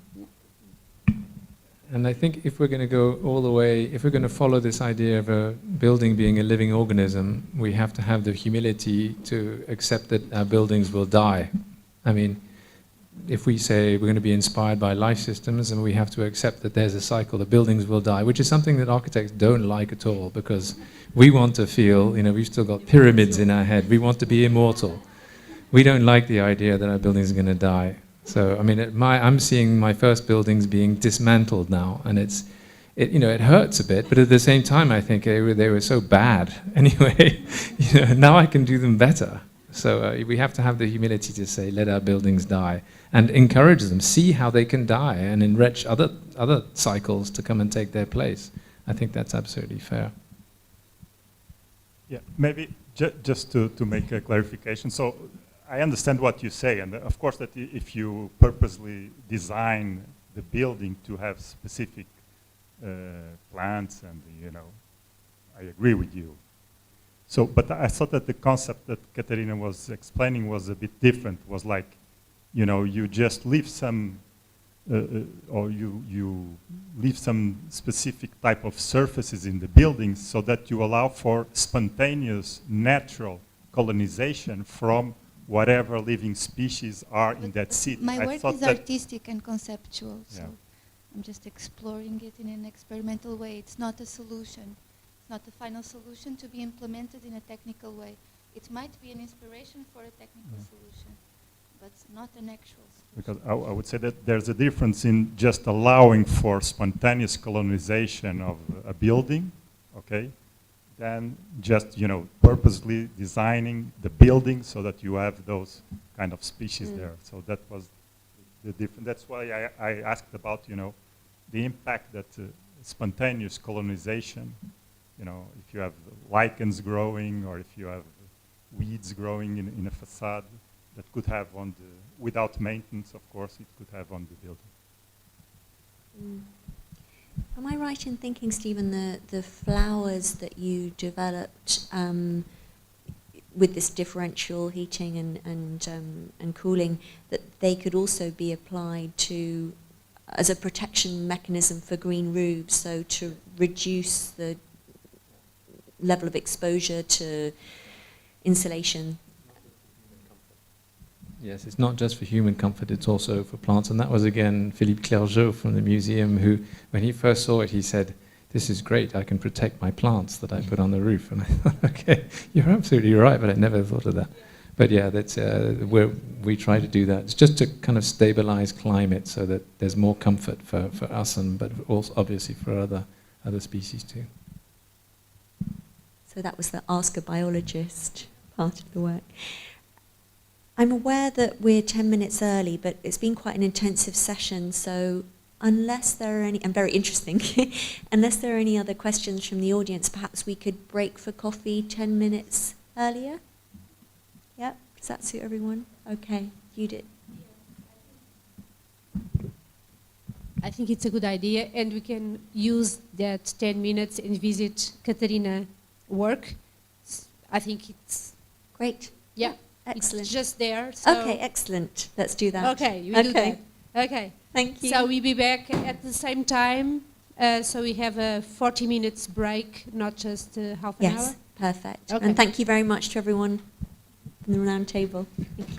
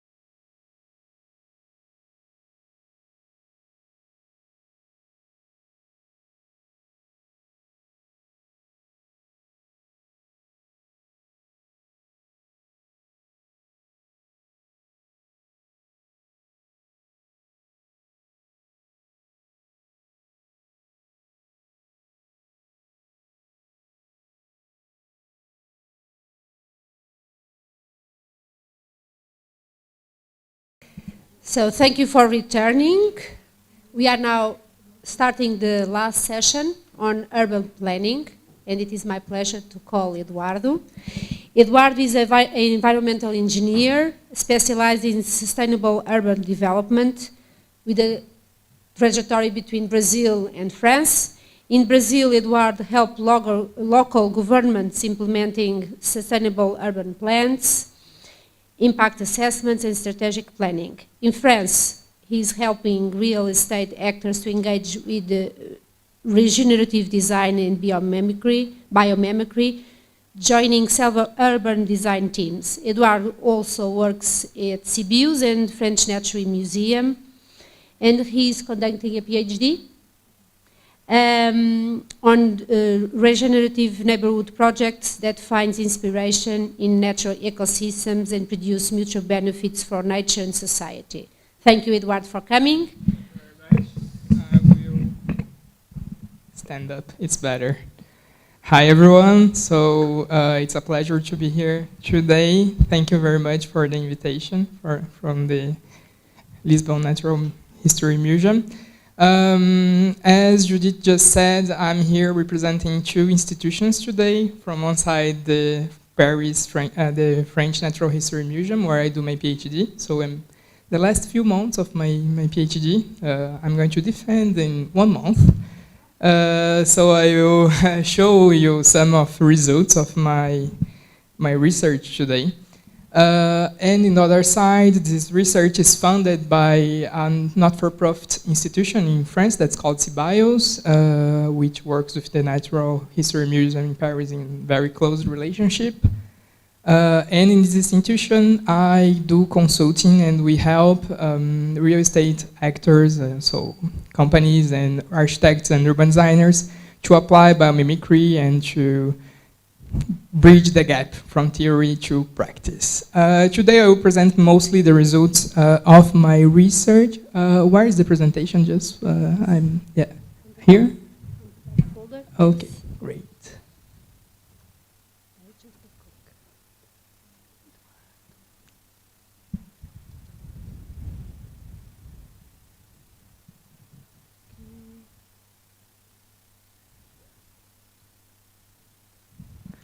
Perfect. Thank you very much.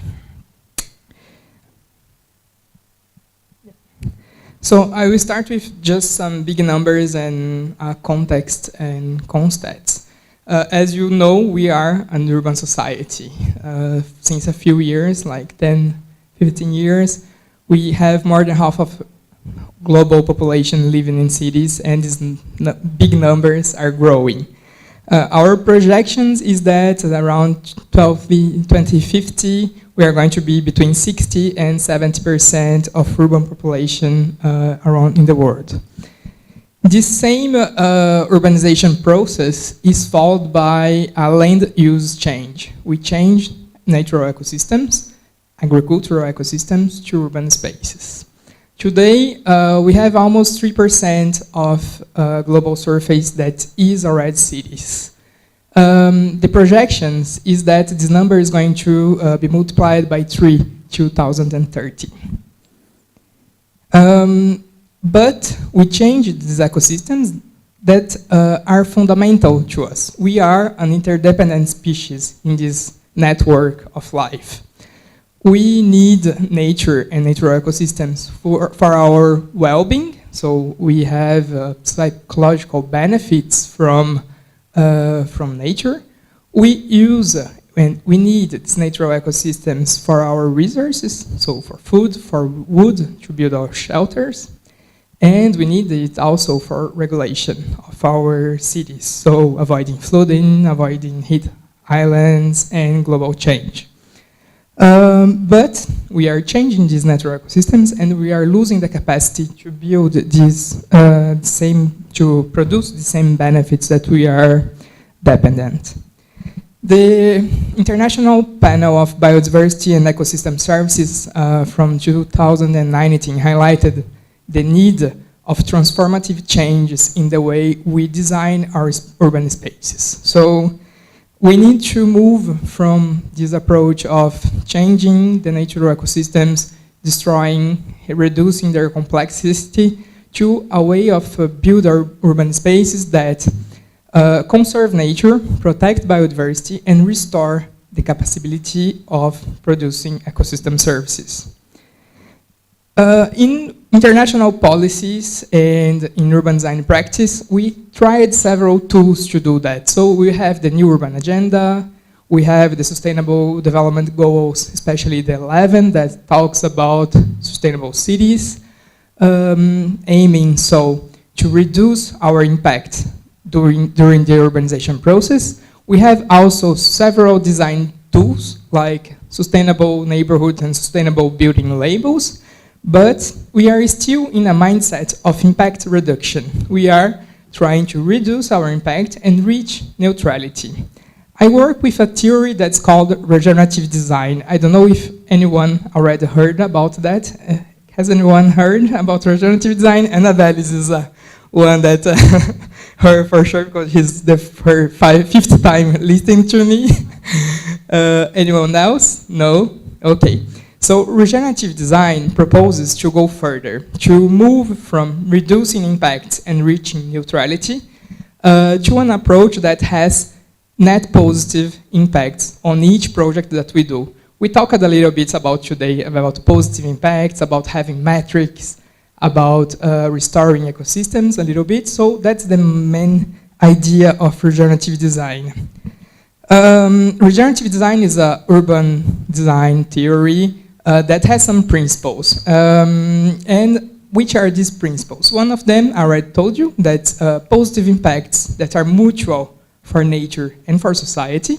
The second one is to design a space that is going to co-evolve. So we are not aiming to have a static design. We are aiming to create links between nature and urban design and space and allow co-evolution.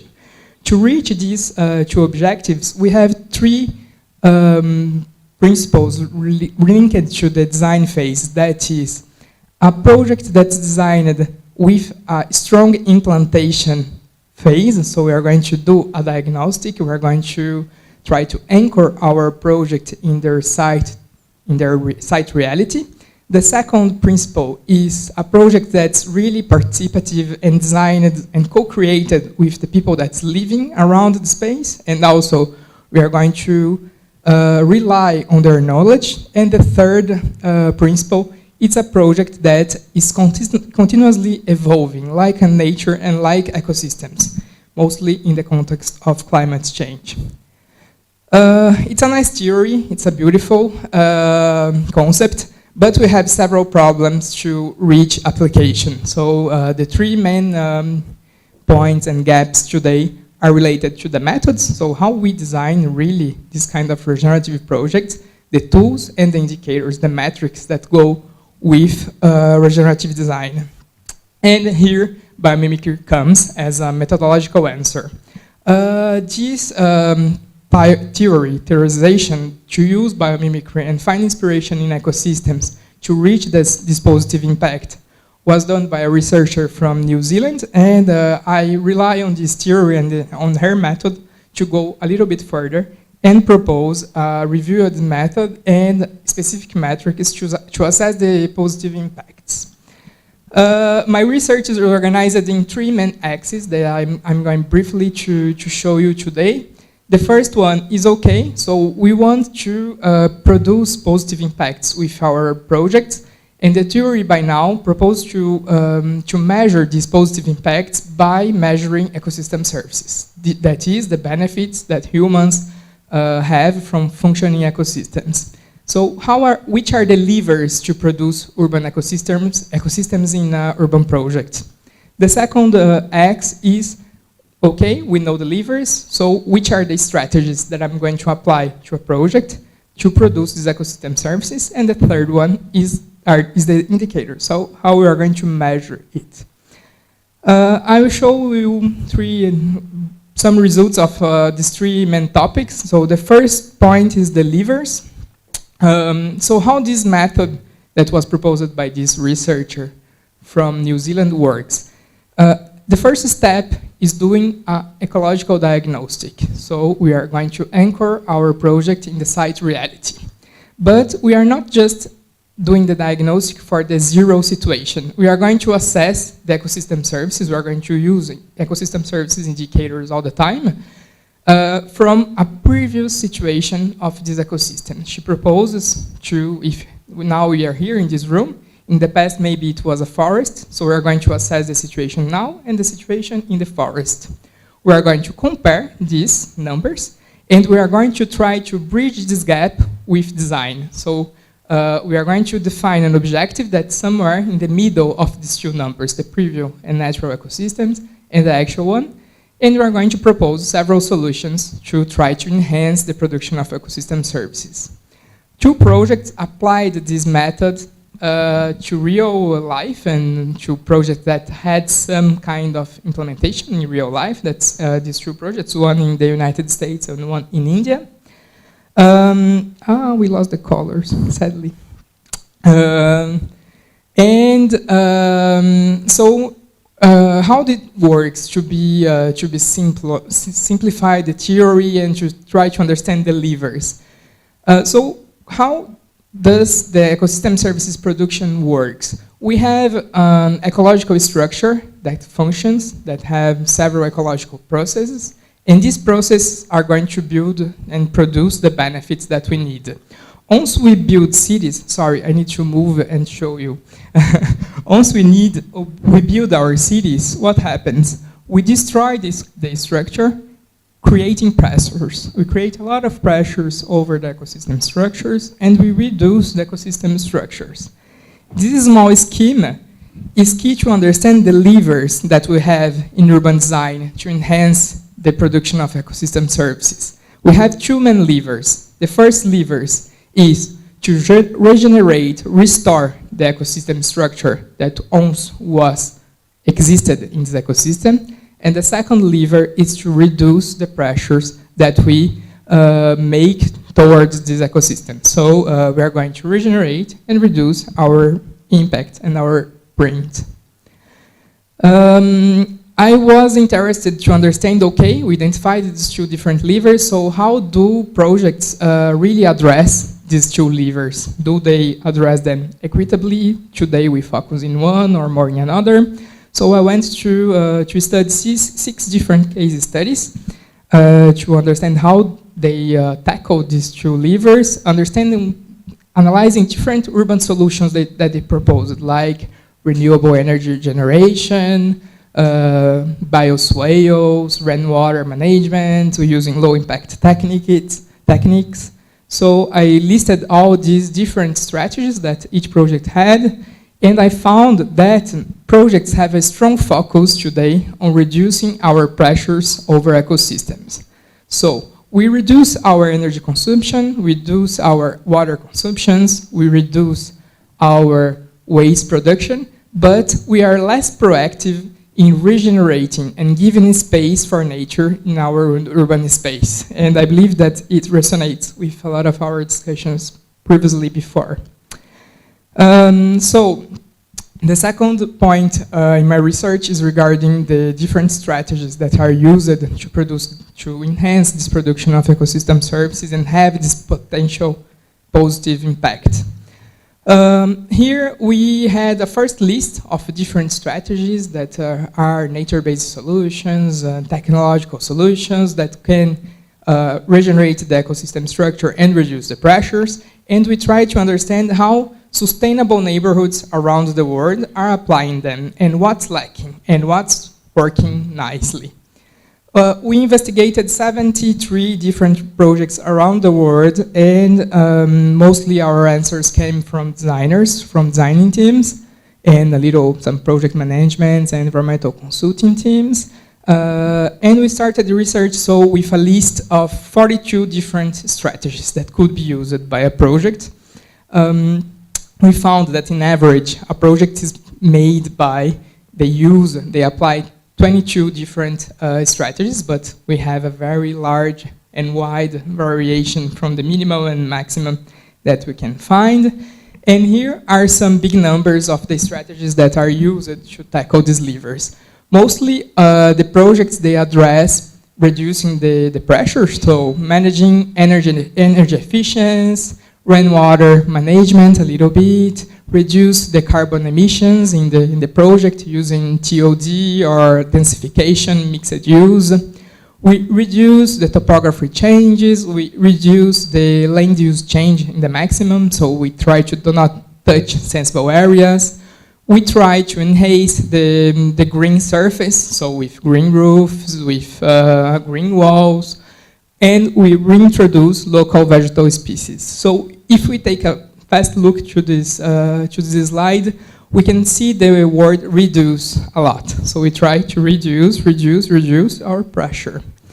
And on the other hand, the strategies that were not tackled very well in this project were those linked to a circular approach. So those that try to be autonomous, that try to function in linking with circular economy theories, and those that proactively restore and regenerate nature and ecosystems in the neighborhood. So like energy autonomy, water autonomy, food production, carbon neutrality also, because we can they try to reduce their emissions, but almost no projects try to be neutral in carbon emissions and embodied carbon. And after we had like 30% of the projects that had proactive restoration proposals, like restoring wet ecosystem, soil, and last, very small interest for fauna, for animals living in urban spaces and cohabitating the neighborhoods with us. These projects, they are a little bit older because all of them are built already, so they are not projects that were designed in the last 5 years. The question of fauna in urban projects are growing now, but it's still a secondary topic. We address more vegetation, that's something that we are more used and easy to address in the urban design processes than how we co-design spaces for non-human living beings. I will jump to the next step to remain in my time. So the next topic was, okay, we understand which are the levers and which kind of strategies can be used and are being nicely used today and not very used today. So how to address the positive impact and do a proxy, something that could be used by designers easily and not are purely ecological ecosystem services indicators that we had lots of feedbacks that it's so complicated to use, we cannot use that in the urban design processes. Our work was here mostly based in indicator selection, based on existing indicators and existing metrics, so it was not indicator design. We started with more than 700 indicators that were selected using a qualitative method. So we were analyzing if these indicators, they were relevant, they were accepted by the users, they were credible, they were easy to assess, and they were scientifically sound. And we finished with a pre-list of almost 40 indicators that was potential for our study. And these indicators we submitted to a survey with a committee of experts to check if this committee of experts, they were mostly composed by urban designers and architects, so design teams and experts, and a few research, also experts and research background people, to select the most feasible indicators that could be quickly applied and adopted by urban design teams. It's not very readable, so the kind of question that was posed here was, do you believe these indicators that are presented to you, they are very feasible, neutral, not feasible at all, or I'm not sure at all, I'm not sure about what we're talking about. Most of the indicators, they were well perceived, and we have an important number, almost 20% of indicators that designers, they were not aware what we were talking about. Some examples of these indicators. The well and nicely perceived indicators was, for example, there it's in French, I forgot to translate one. It was pervious surface and the surface for food production and the availability of green spaces. those that were not feasible at all, we can find some indicators that are more ecological one, like fauna and the capturation of atmospheric pollutants. And those that created a lot of questions and doubt was also some ecological and life cycle assessment indicators like channel diversity of habitat and depletion of abiotic resource. That's a life cycle indicator. So our final selection of indicator based on this survey, we selected 26 indicators that were mostly accepted by the stakeholders. And here is just to show you the causal relation that exists between these indicators, so enhancing these indicators in the urban design process and the production of ecosystem services. So we have three types of indicators. Indicators that are related to the ecological state of the ecosystems. We have indicators that are related to the pressure over the ecosystems, and indicators that are related to the responses that we address, that we create as urban designers to manage the pressure and the state, and all of them create conditions. So enhancing these indicators, we enhance potentially the production of ecosystem services. So it's an indirect way to incite and engage in producing these benefits for nature and society. Finally, this research also led to the formalization of a list of different strategies. So we have been studying these different strategies that are well adapted and less well adopted. We merged a lot of things to make something simple. Our objective is to have a design tool that's quickly used, can be used and adopted quickly by design teams. So we formalized these 18 strategies in fact sheets. So we have a design process also organized. So we need to anchor, the first step is do a diagnostic using our indicators. Then we enter in a design phase using the different strategies. And then we enter in assessment phase. And all this process is followed by fact sheets that present the different strategies that are possible, how they are connected to the different sustainable development goals, and how we can calculate the indicators that are related. These results, they are already being tested by now, this method of urban design, and with this toolkit of urban design, they has mainly two uses for it today. The first one is training design teams to create a different mindset and a different way to tackle projects, to try to create this culture of anchoring projects in the ecological reality of the site, doing an ecological diagnostics, using simple indicators that they can have in hand, sometimes even using secondary data. And here you have photos of this kind of trainings that we held last month.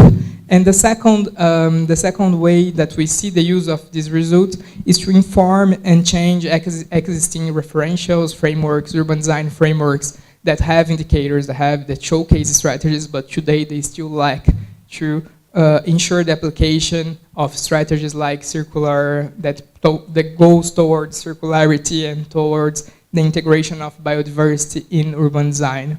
That was my presentation, and I hope you have enjoyed it, and I open for questions.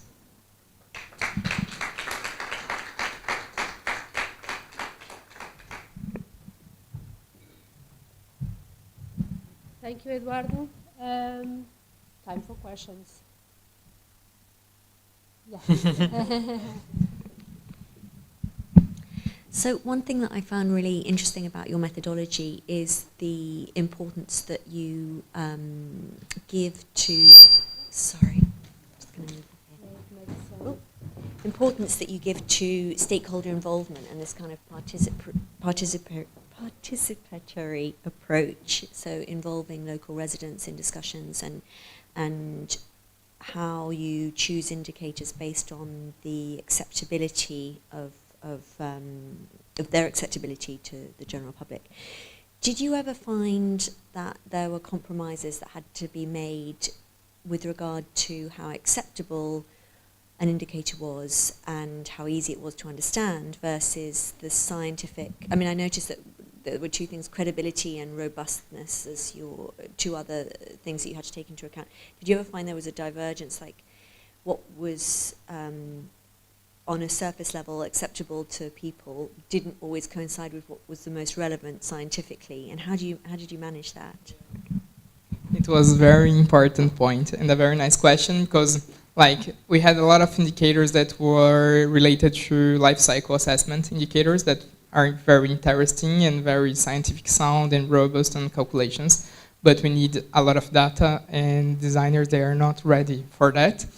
And I was disappointed about the answer, because I proposed life cycle indicators and some kind of more ecological indicators, like connectivity of the green network using softwares to calculate that, and we were not ready. So we need to try to bypass a little bit and propose indicators that are more accepted and can be sound for that reality. So we try to replace them by other indicators, like for the connectivity, we proposed a biotope area factor indicator that is not that perfect, but proposes and allows going further in the reality that the site is the existing reality. So our idea, so my PhD work is funded by an institution that do this kind of consulting. And we have a lot of real estate actors, stakeholders, like PwC was talking before. They request metrics. They want metrics. Metrics is the word. So the metrics question was the leading word of my PhD in the beginning. In the beginning of my PhD, I was like, I don't want to talk about metrics, because it's not the thing that I prefer in my life, personally. But by the end of the day, they were, okay, we need the metrics now. So you did the work with strategies and with levers, and we decided to tackle the metrics question. And our approach was that. So we need something that is understandable by these stakeholders, and we need to take their needs in account during the research.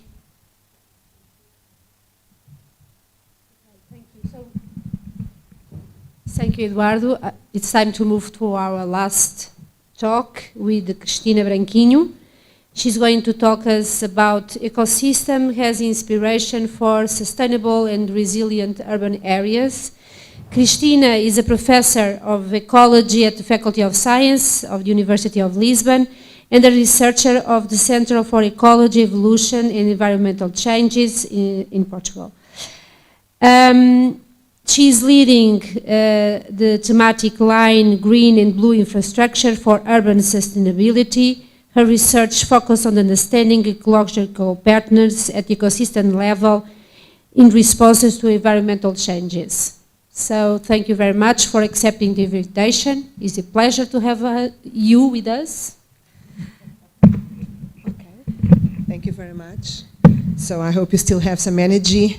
So I'm not someone that comes from the biomimicry or that background. I'm an ecologist and I work with ecology. So I'll try to share my thoughts about it, and I hope you get inspired with some ideas about ecosystems as inspiration for sustainable and resilient urban areas. Okay, so those two statements, that ecosystems as bioinspiration, start with natural ecosystems as being sustainable and being resilient. And so, in fact, what I want to show you is what is behind this idea of most ecosystems being sustainable and resilient. And I will focus then on biodiversity, because I think it's, well, other topics might be covered by other types of people. And then what are the potential applications in urban areas specifically. So we would say that why we are stating that ecosystems are sustainable. Well, if they, over the normal cycles of disturbance events, they still remain with similar diversity, major functional groups, the same levels of productivity and the rate of biogeochemical cycling, we can say that they are sustainable. And in fact, we have at least 4, but we could find more, forests that are like that, primary forests, since 180 million years, like that. So they remain the same for those. Of course, those probably are estimated dates. Nevertheless, we would like to have companies and systems that were as sustainable as those over time. So those ideas, those are some of the forests that are in different continents and that were present for some million years. So the idea is that, okay, so ecosystems are units of sustainability, and because they are self-sustaining, they maintain their mosaic and vegetation characteristics for those hundreds of thousands of years. So what are the conditions that sustain natural ecosystems? Can we apply these principles to other systems? And I will start by very basic things that all of you know, but let's go back to understand the basics. So in human systems, we have linear processes. So we explore minerals and we put them in a waste. So we extract them from nature and put them in a waste. For example, we extract copper, we extract iron, we extract lead, and though they remain on Earth, okay? So once we extract them, they are everywhere, even in Antarctica, in places where people are not. So we increase the level of those elements that we explore from nature, okay? So those, in nature, all the byproducts are resources in other groups. So we don't have waste, we have recycling. So if I'm a producer, I'll be eaten by a consumer, an herbivorous, and if I'm an herbivorous, I will be eaten by a carnivorous, and then I will die as a carnivorous, and I will be decomposed by the composers, and the composers will feed up again plants. So there's no waste on natural systems. However, in a human-made system, we have a linear process. So this is the first principle, which is very basic, which is the basis of circular economy, but we still don't apply it. As you were saying, even in life cycle assessments, when we invent a product, we should invent the solutions for the waste to be a resource. And we shouldn't have products outside the system without that request. Is it possible? It's a question for you. It's not for me. Can we design products that their wastes can be used as resources? I think that would help. Can we have a compromise on that? So, second point is that the major source of energy in ecosystems is sunlight or sunlight-based, and is used by plants on photosynthesis. And so ecosystems are use sunlight as a source of energy. In fact, we don't use only sunlight as a source of energy, but we could explore more the different sources of sunlight energy. We still can do that. But more than dividing the sources of energy, we should look at endogenous sources of energy. So if I'm at the Azores, I will be using geothermal energy because I'm a volcanic area. If I'm in the north of Portugal, I have a lot of water, but if I'm in the south, I have a lot of sun. If I'm at the coast, I have wind and waves. And that, I think it's on space and time and diversity. We shouldn't focus all the time on changing the type of energy in a massive way. Why do we do everything in a massive way? So we change from petrol to solar panels, and then from hydrogen, and everything must change because the economy runs like that. I think diversity, we should maintain the diversity of the different sources of energy. So that's the point that I think in nature, and looking at the endogenous part of the energy. So another point in nature is that consumption is always lower than production. Consumption cannot exceed production. So if one trophic level consumes all the trophic level below, it extinguishes themselves. So in nature, you cannot eat your trophic level below, otherwise you will not have food the next time. Okay? So that's a principle which calls overgrazing, which is how we maintain populations in equilibrium. So this leads to the population equilibrium. So in certain situations, what we have is we should always maintain what we call standing biomass.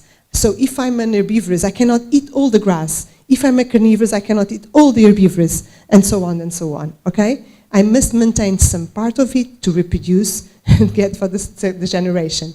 So we need to have that in mind.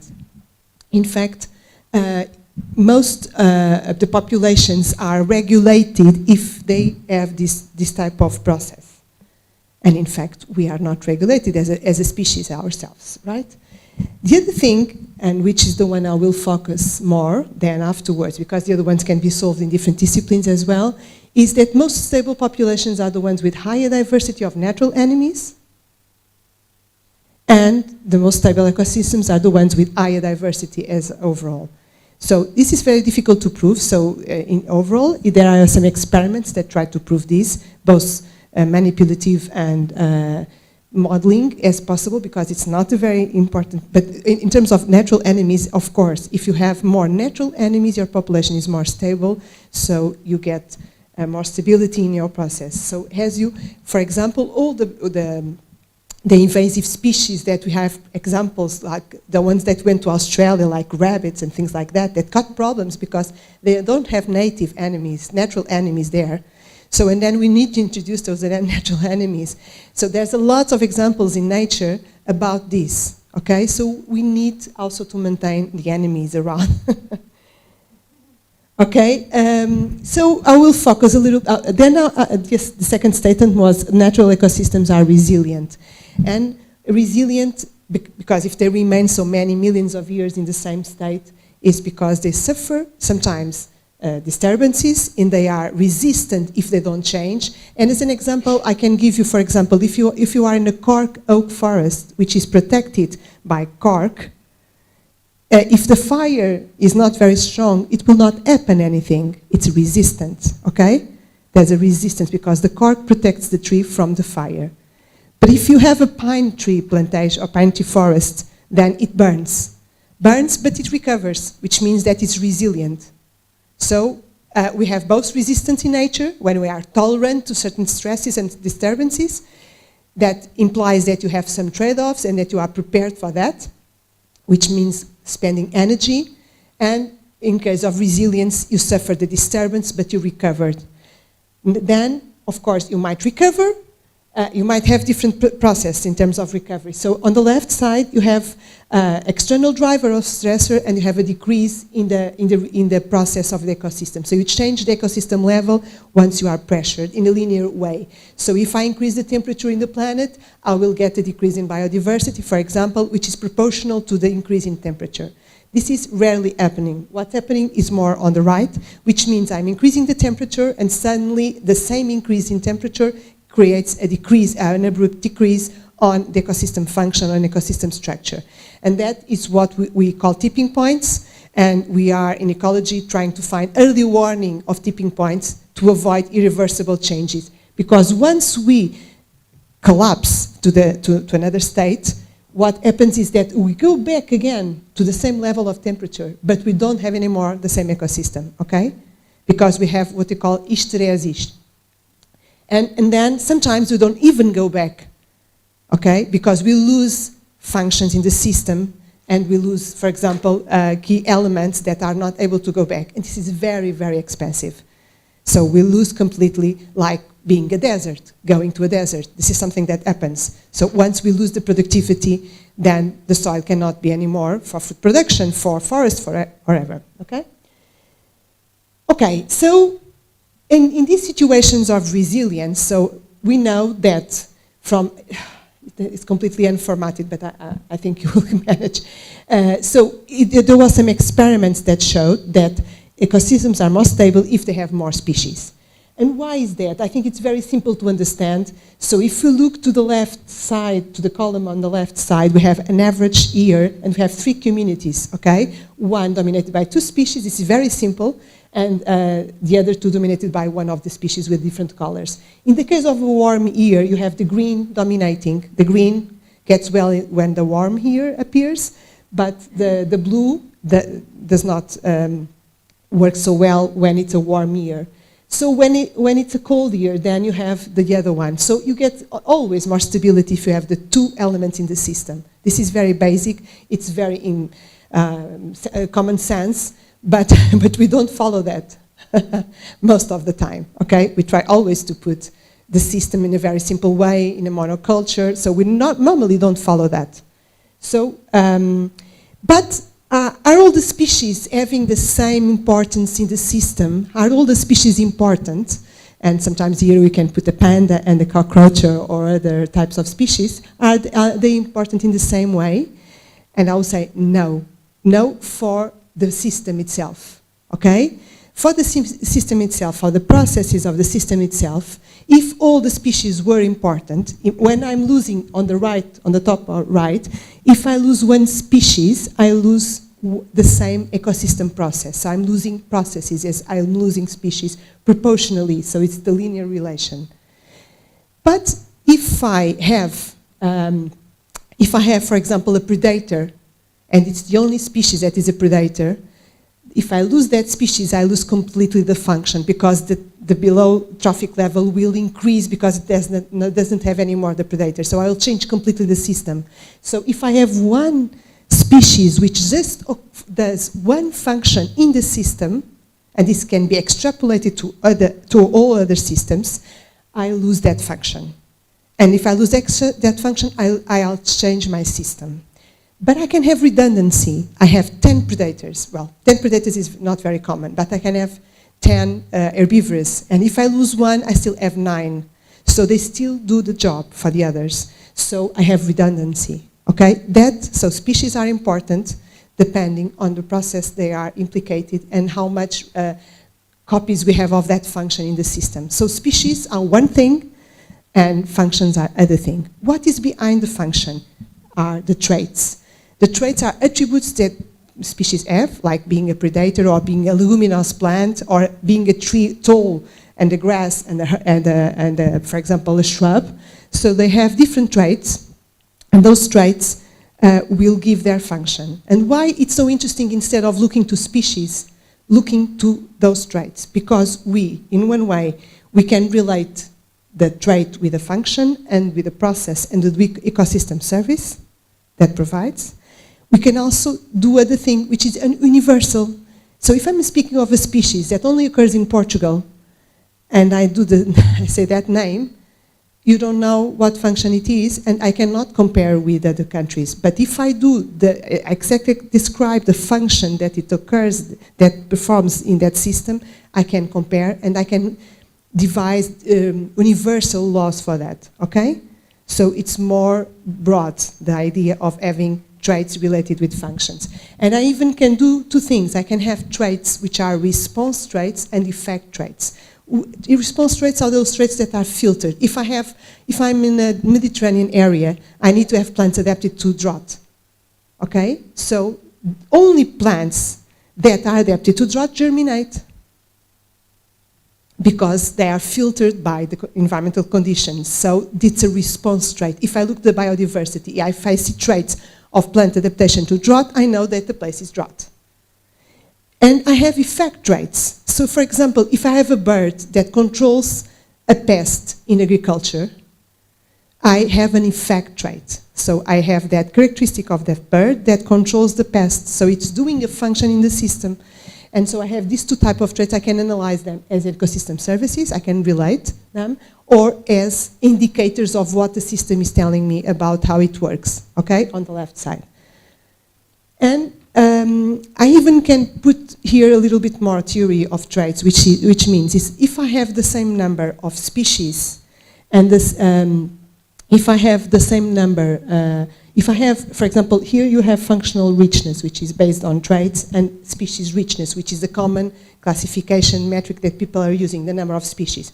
So if I have a lot of species in the system, but a very small functional richness, like on the left, on the top, I see I have superimposition of functions. So I have a lot of species, but they are all doing the same, okay? I have a lot of redundancy, but they are all doing the same. Probably they don't occupy all the niche, okay? If on the other side I have a lot of functional richness, but very small number of species, means that those species are very plastic with lots of variation. So they occupy a lot of niches. And if I have the same number of species and the same number of functional richness, I have probably all the niches occupied with different things. So I have one species, one function, okay? This is important because when we are speaking about functions and responses, we can explore the niches. And this is common for all the systems, okay? If I look to people, to functions, if I have an engineering, if I have an electricity, if I have a professor of whatever, if I look in this point in different systems, it's very easy to understand that looking at traits, it's very important, okay? So, as I said before, the functional diversity of the system is related with process, that in turn is related to ecosystem services, so I can make extrapolations about the functioning. So, let's go for urban areas again and see how much they are sustainable based on the principles that I've spoke. So, in urban areas, we produce high amounts of waste in a unidirectional way. So we are not being sustainable. We do not rely on solar-based energy. Our consumption is much larger than the production, and biodiversity is not maintained because we change the land use substantially. Also, in urban areas, we have high susceptibility to extreme events, and probably like heat waves and floods, for example. We have a lot of people there, so the exposure to the risk is very large. And probably we became very susceptible to those problems. We have low diversity, but high abundance. That is very important. We still have a lot of biodiversity in urban areas. It's few species and very abundant, like pigeons, for example. So we have low functional diversity and consequently low ecosystem services provision, naturally.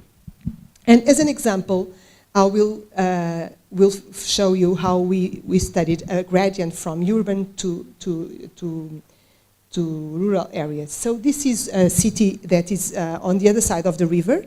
So when you look to the bridge, today we were looking to that municipality, which is Almada, and you see that there's a lot of green areas in this area and also those gray parts which are urban areas. We wanted to study the forest remnants that were there. Okay, and we choose different sizes of those forest patches and try to understand and study the biodiversity on those areas. So we studied not only one taxa, but 5 taxa, because we wanted to understand what were they giving to us in terms of information. So we studied lichens as indicators of air quality, butterflies, other invertebrates, birds, and mammals. Okay, so we came up, we did several analyses, and we came up with the gradient. So we did individual analysis for each taxa, and then we made an integrated assessment for all the taxa based on the individual ones. And we found this gradient from forest species that were typical from forest, from species that were typical from urban areas. Okay? And then we used this gradient to understand what was driving there, and we related with the land use and several other variables. And we found that, for example, this relation, this urban index diversity decreased with urban area, that increased with NDVI, which is a variable related with the amount of green you see from satellites, so it's the amount of green chlorophyll, and the forest area. In the forest, and when you look this, so what was changing that model, and based on this model, we could extrapolate to all the municipality the level of biodiversity they will having, based on the fact that we have biodiversity related to that.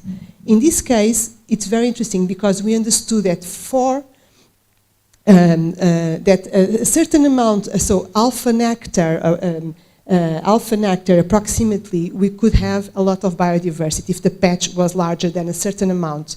So we can, when we are now designing, for example, green spaces, we know what are the amount of area we need to have certain species of forest. Otherwise, we just have species typical from urban areas like pigeons. So with this information, we were able to model, so the colors don't look very nice here, but they look very nice here. We were able to model exactly the amount of biodiversity in all the municipality based on this model, which means that we know exactly where there's the gaps of biodiversity. We now can, we now can design, for example, connectivity to those black areas to connect them and to make crossing. But basically, this is based on those traits. So this is based on information related to traits. So we, we have, if we just measure species richness, sometimes you get more species richness in the urban area because they are more disturbed, they have more species. There are theories of ecology that say when we are disturbed, we have more species. So sometimes you get more species in an urban area. But this doesn't mean that they are the functional ones.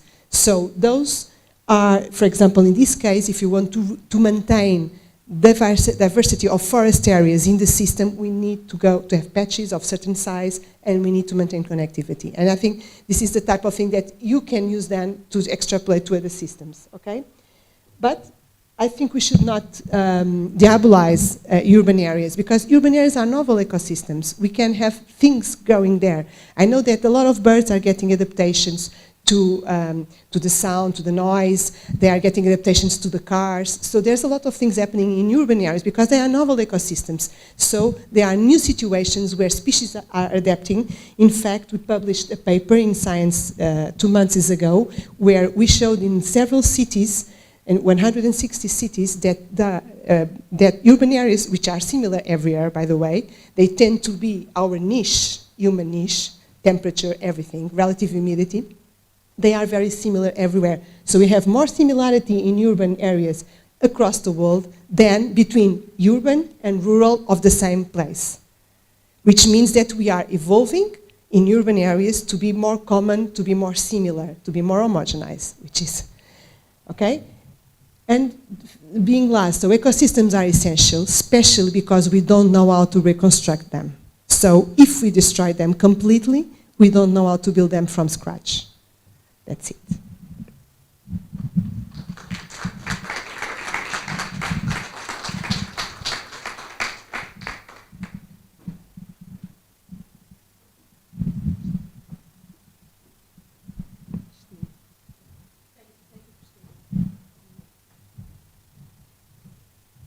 For me, it was very inspiring, I have to say. Thank you very much.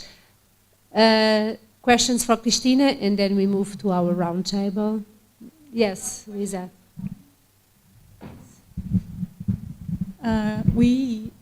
This is an intensive, incredible ecology lesson. And I'm sure for people that are not related with ecology, this makes so much sense. In the end of the day, when we have been talking about bioinspiration, so biomimicry drinks from ecology, from the principles of ecology, and they made a new methodology to achieve the sustainability. So behind all the new approaches we have to bioinspiration, this is the base. And ecology, which is for me, the most incredible branch of biology, explains everything about life.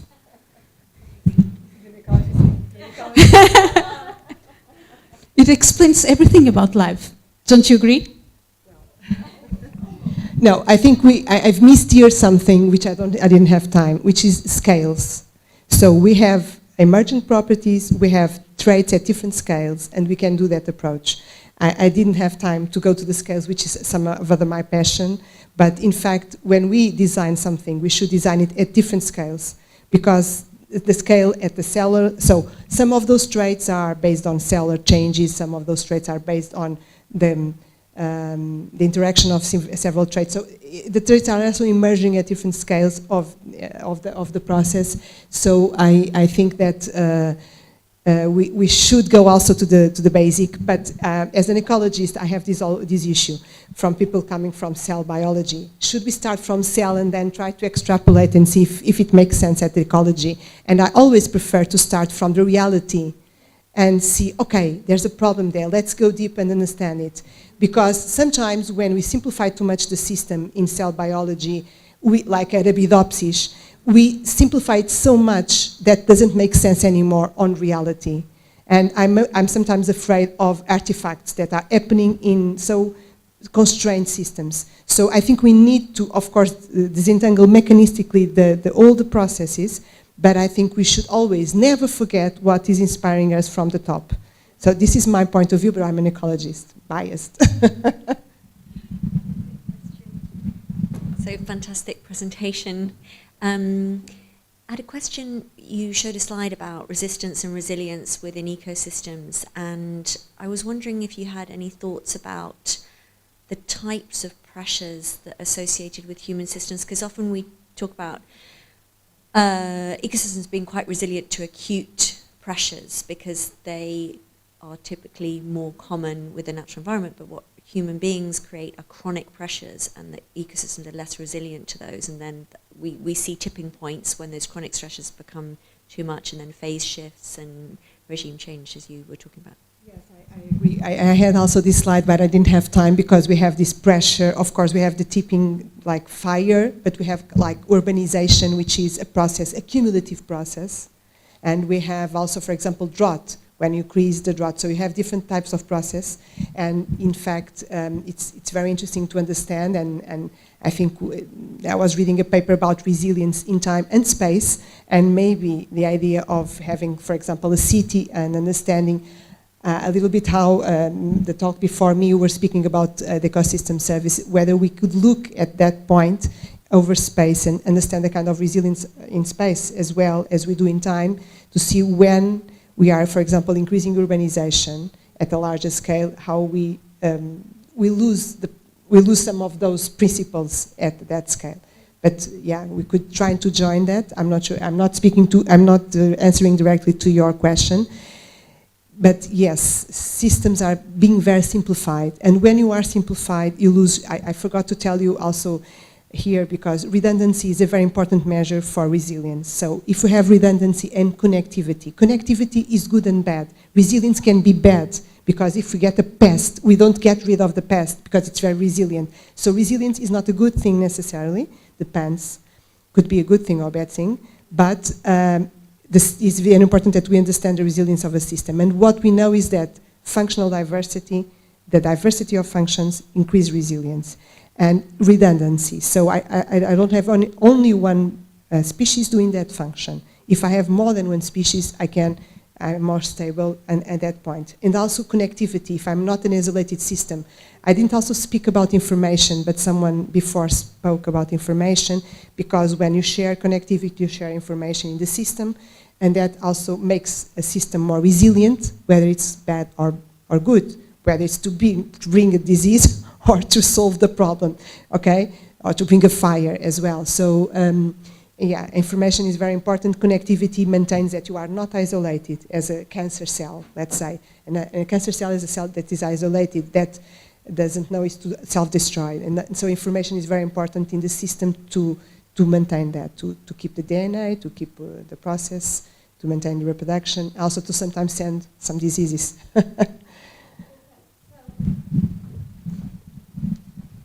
So I think now it's time to move to our roundtable, and we keep with Christina. Don't go away. You still working, huh? So again, Annabelle is going to moderate our roundtable. We call again Luisa and Christina and Professor Amelia, that was a former director of this house. She's a botanist. She was the director of our botanical garden and also of the museum, also an ecologist, and our professor, so long connections. So I keep this here. So thank you again to our speakers.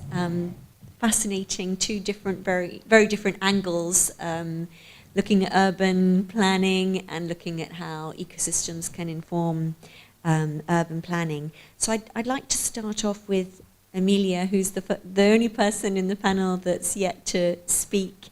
Could you tell us a little bit about your work areas and whether you see any connection with bioinspiration based on what you've heard today or previously?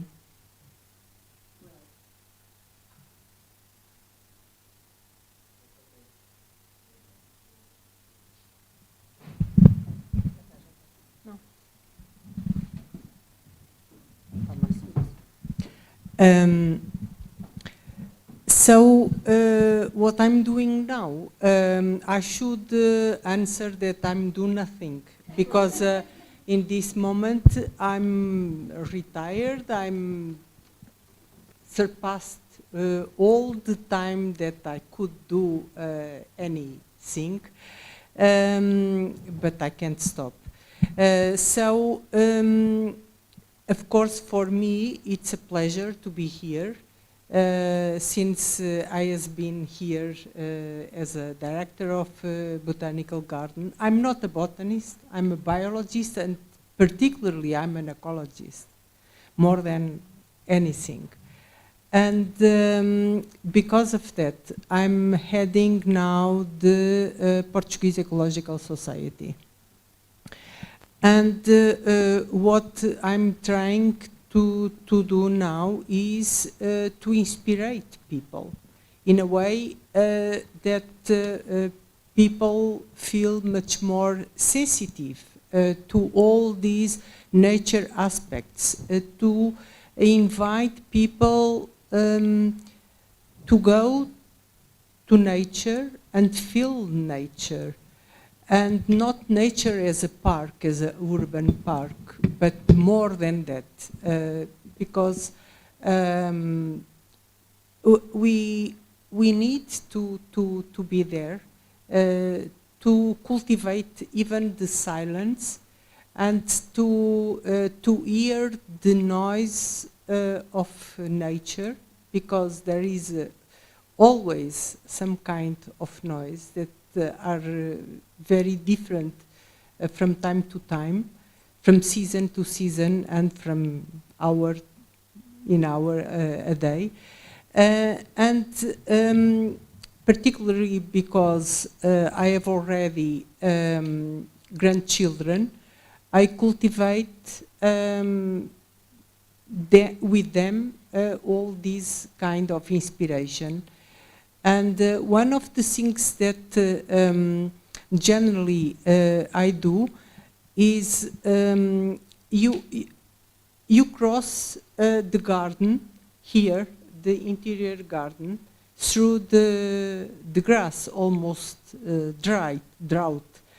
But I never walk under the grass, because I always talk to my grandchildren that when we do that, of course they say we can do it, because they feel nothing, and suddenly I start crying or saying something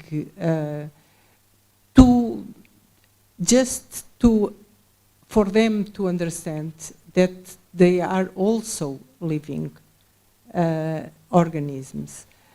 And because there is so difficult to conserve in our weather the green, we need to respect those that still are there. So these are simple things that I try to inspire children and also teachers in order to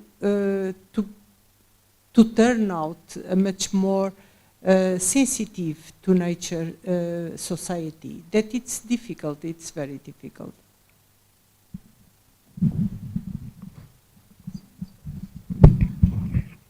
Thank you very much. That's incredibly important, and it makes me think about the motto of the French Natural History Museum's president, which is émerveiller pour instruire, which translates, it's not as nice in English, but it's amazed to educate.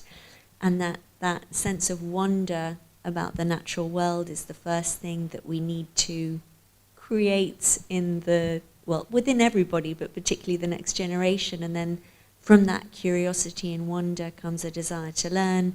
And then from that knowledge that we acquire, we can apply all kinds of different, to all kinds of different sectors, whether that be biodiversity conservation or environmental monitoring, or even bioinspiration.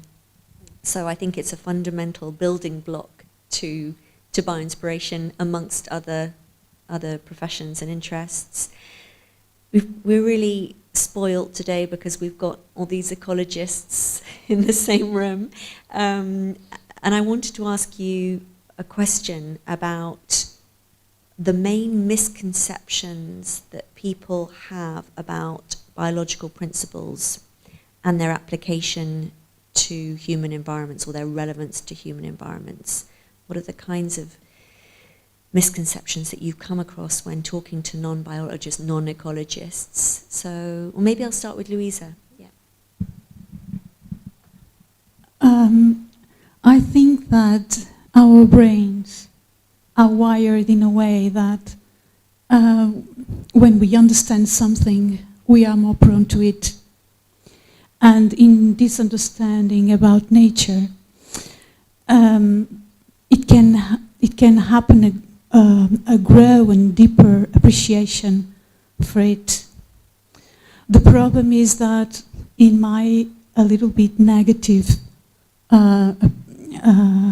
way of seeing that most people do not like nature, or at least they think they like, but away from them, they never really connect.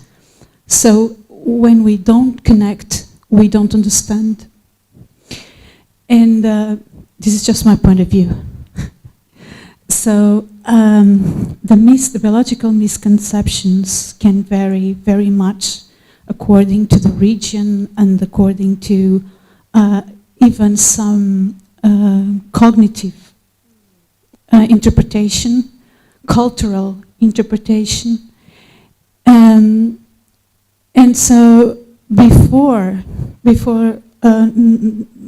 being able to list biological misconceptions, I think it would be important to create ecological literacy, not on kids only, not on schools only, on everybody. But there are people who don't want to be educated that way. There are people, they are not interested about nature. And in this case, it's okay. So I think that it's a responsibility for those that plan an urban area to implement what is going to bring a better quality of life for everybody, even for those that don't want to have anything to do with nature. For me, in the areas that I study, which are much related with wildfire disturbances and ecosystem restoration, the main biological misconceptions that I find are those related with the fact that people think that after a disturbance, there's nothing. There's no renovation, because the renovation that nature is going to show us is not what they want. And especially if they are forest producers. Especially if they have a pine stand or a eucalyptus stand and they need to make money from it. So nature, after the fire, tells them that sometimes appears oaks that were dominated by this not real forest, I don't call it real forest plantations. And it's very difficult to explain to people that need to survive from forest and plantations, some of them that are invasive, that no, you shouldn't do eucalyptus here. The soil is not adequate. So these misconceptions that the people that have to have profit from nature, they just don't want to understand that. It's just they want to continue to produce whatever they want, even if the fire comes and destroys everything. Thank you very much, Louisa, for that comprehensive answer, and it sort of fits with what Christina was saying about system recovery and having surprises in terms of what a system looks like after an acute pressure. Christina, what do you have to add to that? Okay, I think that the major misconception for me is that most people think that we are not part of nature. So for me, when we are part of nature and we are the dominant species in urban areas, and in fact we work as a dominant species in the area. So for me, that's the first misconception. The other one is that we have control on nature. So I think especially before the pandemic, I think people, how can we cannot control, how can we not control virus and things like that? Looks like the idea that we are very powerful and that we control nature. In fact, in my opinion, we don't control it. So we should care by nature because we need to live on it if we want to survive it. It's very egoistic and very selfish feeling, but this is not. Sometimes people think that we are protecting the birds, and no, we are protecting ourselves first of all. We are protecting ourselves. That's a question of surviving. No, it's not a question of protecting. It can also be a question of protecting some rare species that apparently you don't see a useful thing to do that. Yeah, it's also a point to do that. But it's not that that's at stake at this moment. We are just protecting ourselves. And I think those are the major misconceptions transversal to ecology. And just to state the last one, which is also when people try to understand, ecology is very complex. It's like medicine. When we are doing treatments and we need thousands of people testing the vaccines, and we need to have all these changes, economic, education, and at the end we say, oh, it might work. So in ecology, we also need that complexity of data to get questions. And people, when they think things are very black and white and very simple, and then if it works here, it also works in a different climate with a different limiting factor. So I think complexity, the world is becoming very complex, and it's not easy to get outcomes from that, and people try to simplify it between black and white, good and wrong. I think that is also some problem that I feel when we are discussing these points. Yeah, so two aspects there, the complex nature of ecosystems and understanding the singularity of different case studies, and then also this notion. I want to attribute this quote to Edward O. Wilson, but I'm not sure it's him, but some eminent biologist said that nature is not fragile, it's the ecosystem services on which human life depends that are fragile, and that's exactly what you're saying, Christina, that's what we need to protect for our own well-being, as well as for all the other species on the planet, of course. I have a sentence from Jurassic Park. Sorry, it's very basic. Lowering the tone a bit. Nature finds the way. Yeah. Yes. When the mathematician goes in the boat, nature will find the way. Find a way. That's a sentence that I always. And Amelia, how would you respond to that question? In your opinion, what are the greatest misconceptions that people have about ecological principles? I think that the people think that the nature is there, so it's granted. I think this is for me the only problem in terms of society. Of course, I agree entirely with Christina that we are part of nature, so we cannot at all forget that we need to live in this earth, in this world. But we need to act as other species do, and the problem is that we don't. But the thing is that it's everything so granted in nature, because it's true, it's very wild, nature goes everywhere.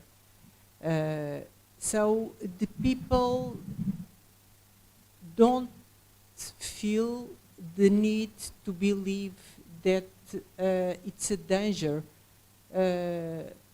losing biodiversity, because we see nature, we see plants, animals, even in urban cities, as Christina told, low diversity but high abundance. Yes. Too much abundance. So in a way it's a kind of difficulty because people live more and more in urban spaces.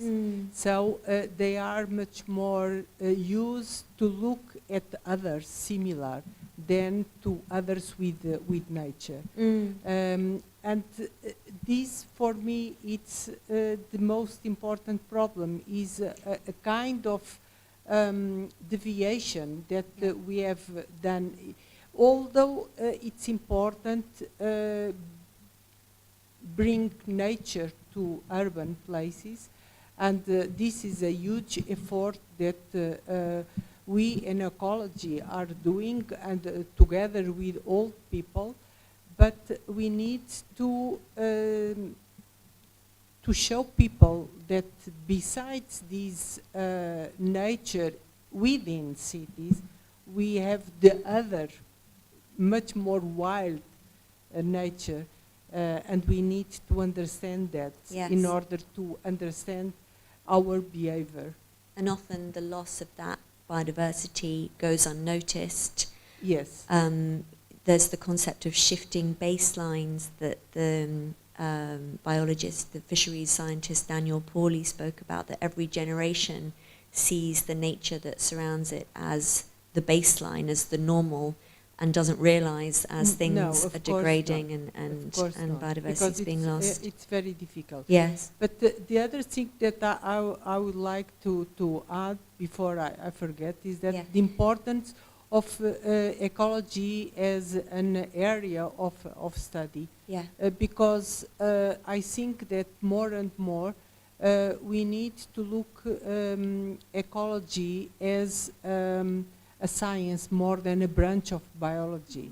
Because as Christina said, we need many data, we need many inputs, and this is very important and very comprehensive, which means that the connectivity that you have doing here with this Bioinspiration seminar or workshop or whatever, it's very important because we are dealing with the same thing but with different visions. Yes, exactly. And this is the most important thing that we need to care and to need to cultivate for the next generations. Right. Because we never know what we are going to do in the near future. So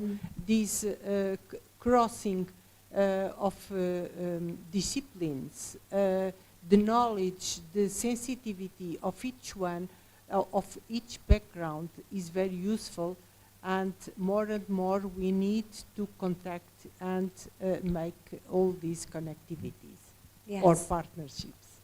Absolutely. Thank you very much. So Eduardo, I've got a question for you now, bringing us back to urban bioinspiration, or bioinspiration applied to urban environments. How do you see the evolution of bio-inspired urban planning in the international domain, and do you see differences between approaches in different countries? Yes, sure.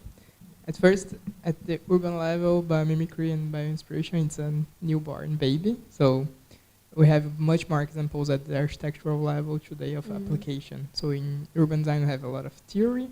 And the application, it's different as we have difference in urban design schools, I would say. Biomimicry and regenerative design today is much more applied in an Anglo-Saxon context. So the projects that I mostly find that are applying and going further to application, they are based UK-based, United States and Australia, New Zealand. All that in mind with formal bioinspiration.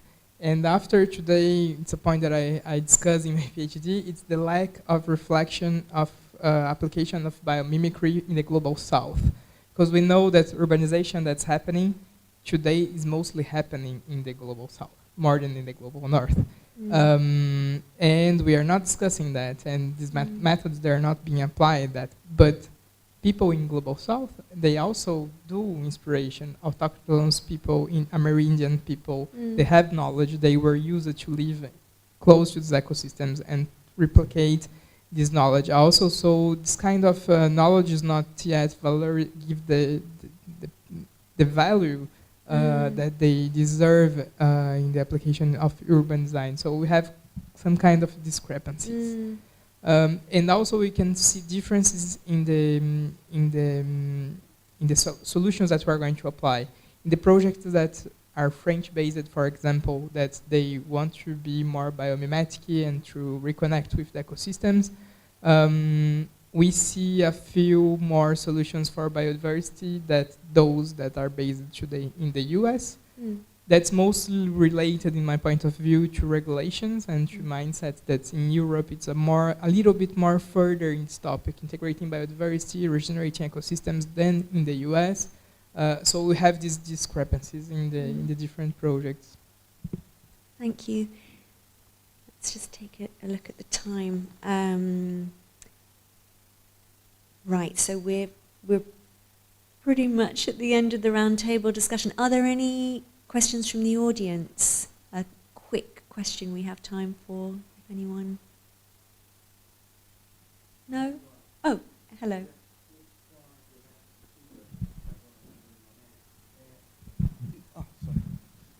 Thank you.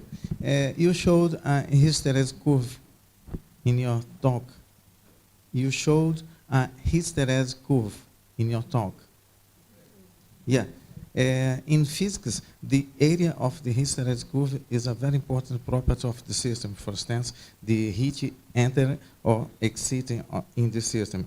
And you can calculate some cycle in the Carnot, for example, Carnot cycle, that destroyed the system.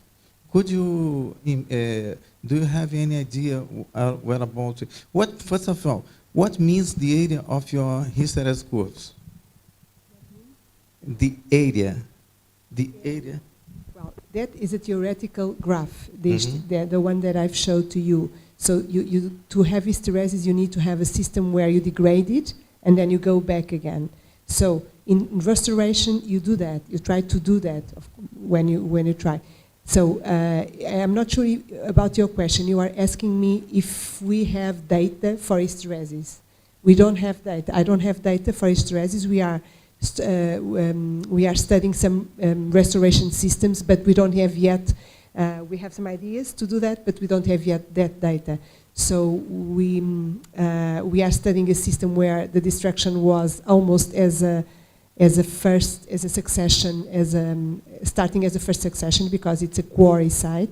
So they completely destroy the ecosystem that is there, and then they put some substrate, which is in fact mineral, and we try to see the recovery for 40 years, but we are still dealing with the methods to calculate several things. So we really didn't got yet that. But we are willing to try to measure, if we can see the progression of the restoration in relation to the natural background, and if you can calculate something related with that. But it takes, in a natural ecosystem, which is the one I study, it's very difficult to have those measures. So by chance, you can have this type of studies which are followed by several years, but otherwise it's very difficult to have long-term studies so that you can study things like hysteresis.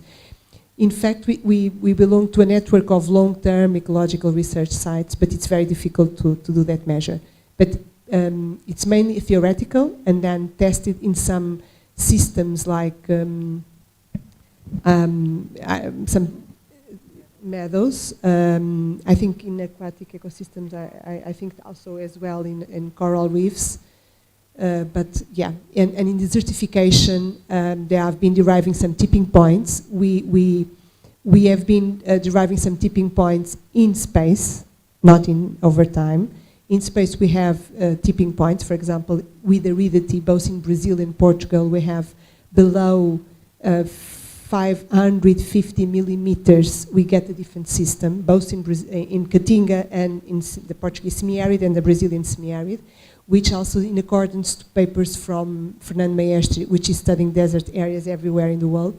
So we lose productivity, we lose a lot of the system in that point. So we have a kind of a tipping point in space, which means that if we, in Portugal, we are increasing, so the regime shift is increasing the aridity to the north of Portugal, which means that we'll have lower productivity on the south of Portugal and changing the system.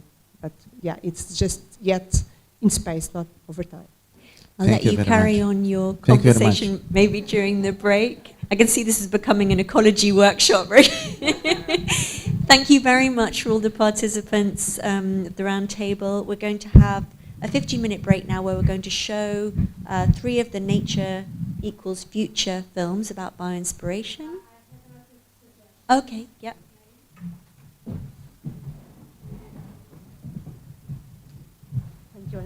So now I want to say thank you for those that were following us in the YouTube. We end now our streaming session, and we continue here after a break. We do a debate on future actions and main conclusions of this workshop.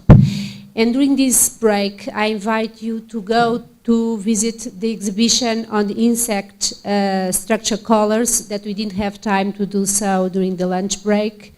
I think our colleagues are expecting our visit. It's still an exhibition in preparation. Is not the opening is not happened yet. Did not happen yet. So it's still on work. But I think it would be nice to interact with our colleagues and know what they are planning to show to the public. Okay? So if you agree, Annabelle, we don't show the films now, but we have, well, the films will stay in exhibition for until the end of the season. So we have plenty of time to return to the museum and see the films. Okay, so don't go away, just stay for the break, and I will take you to the place of the exhibition, and then I come back to work a little bit with Annabelle, okay?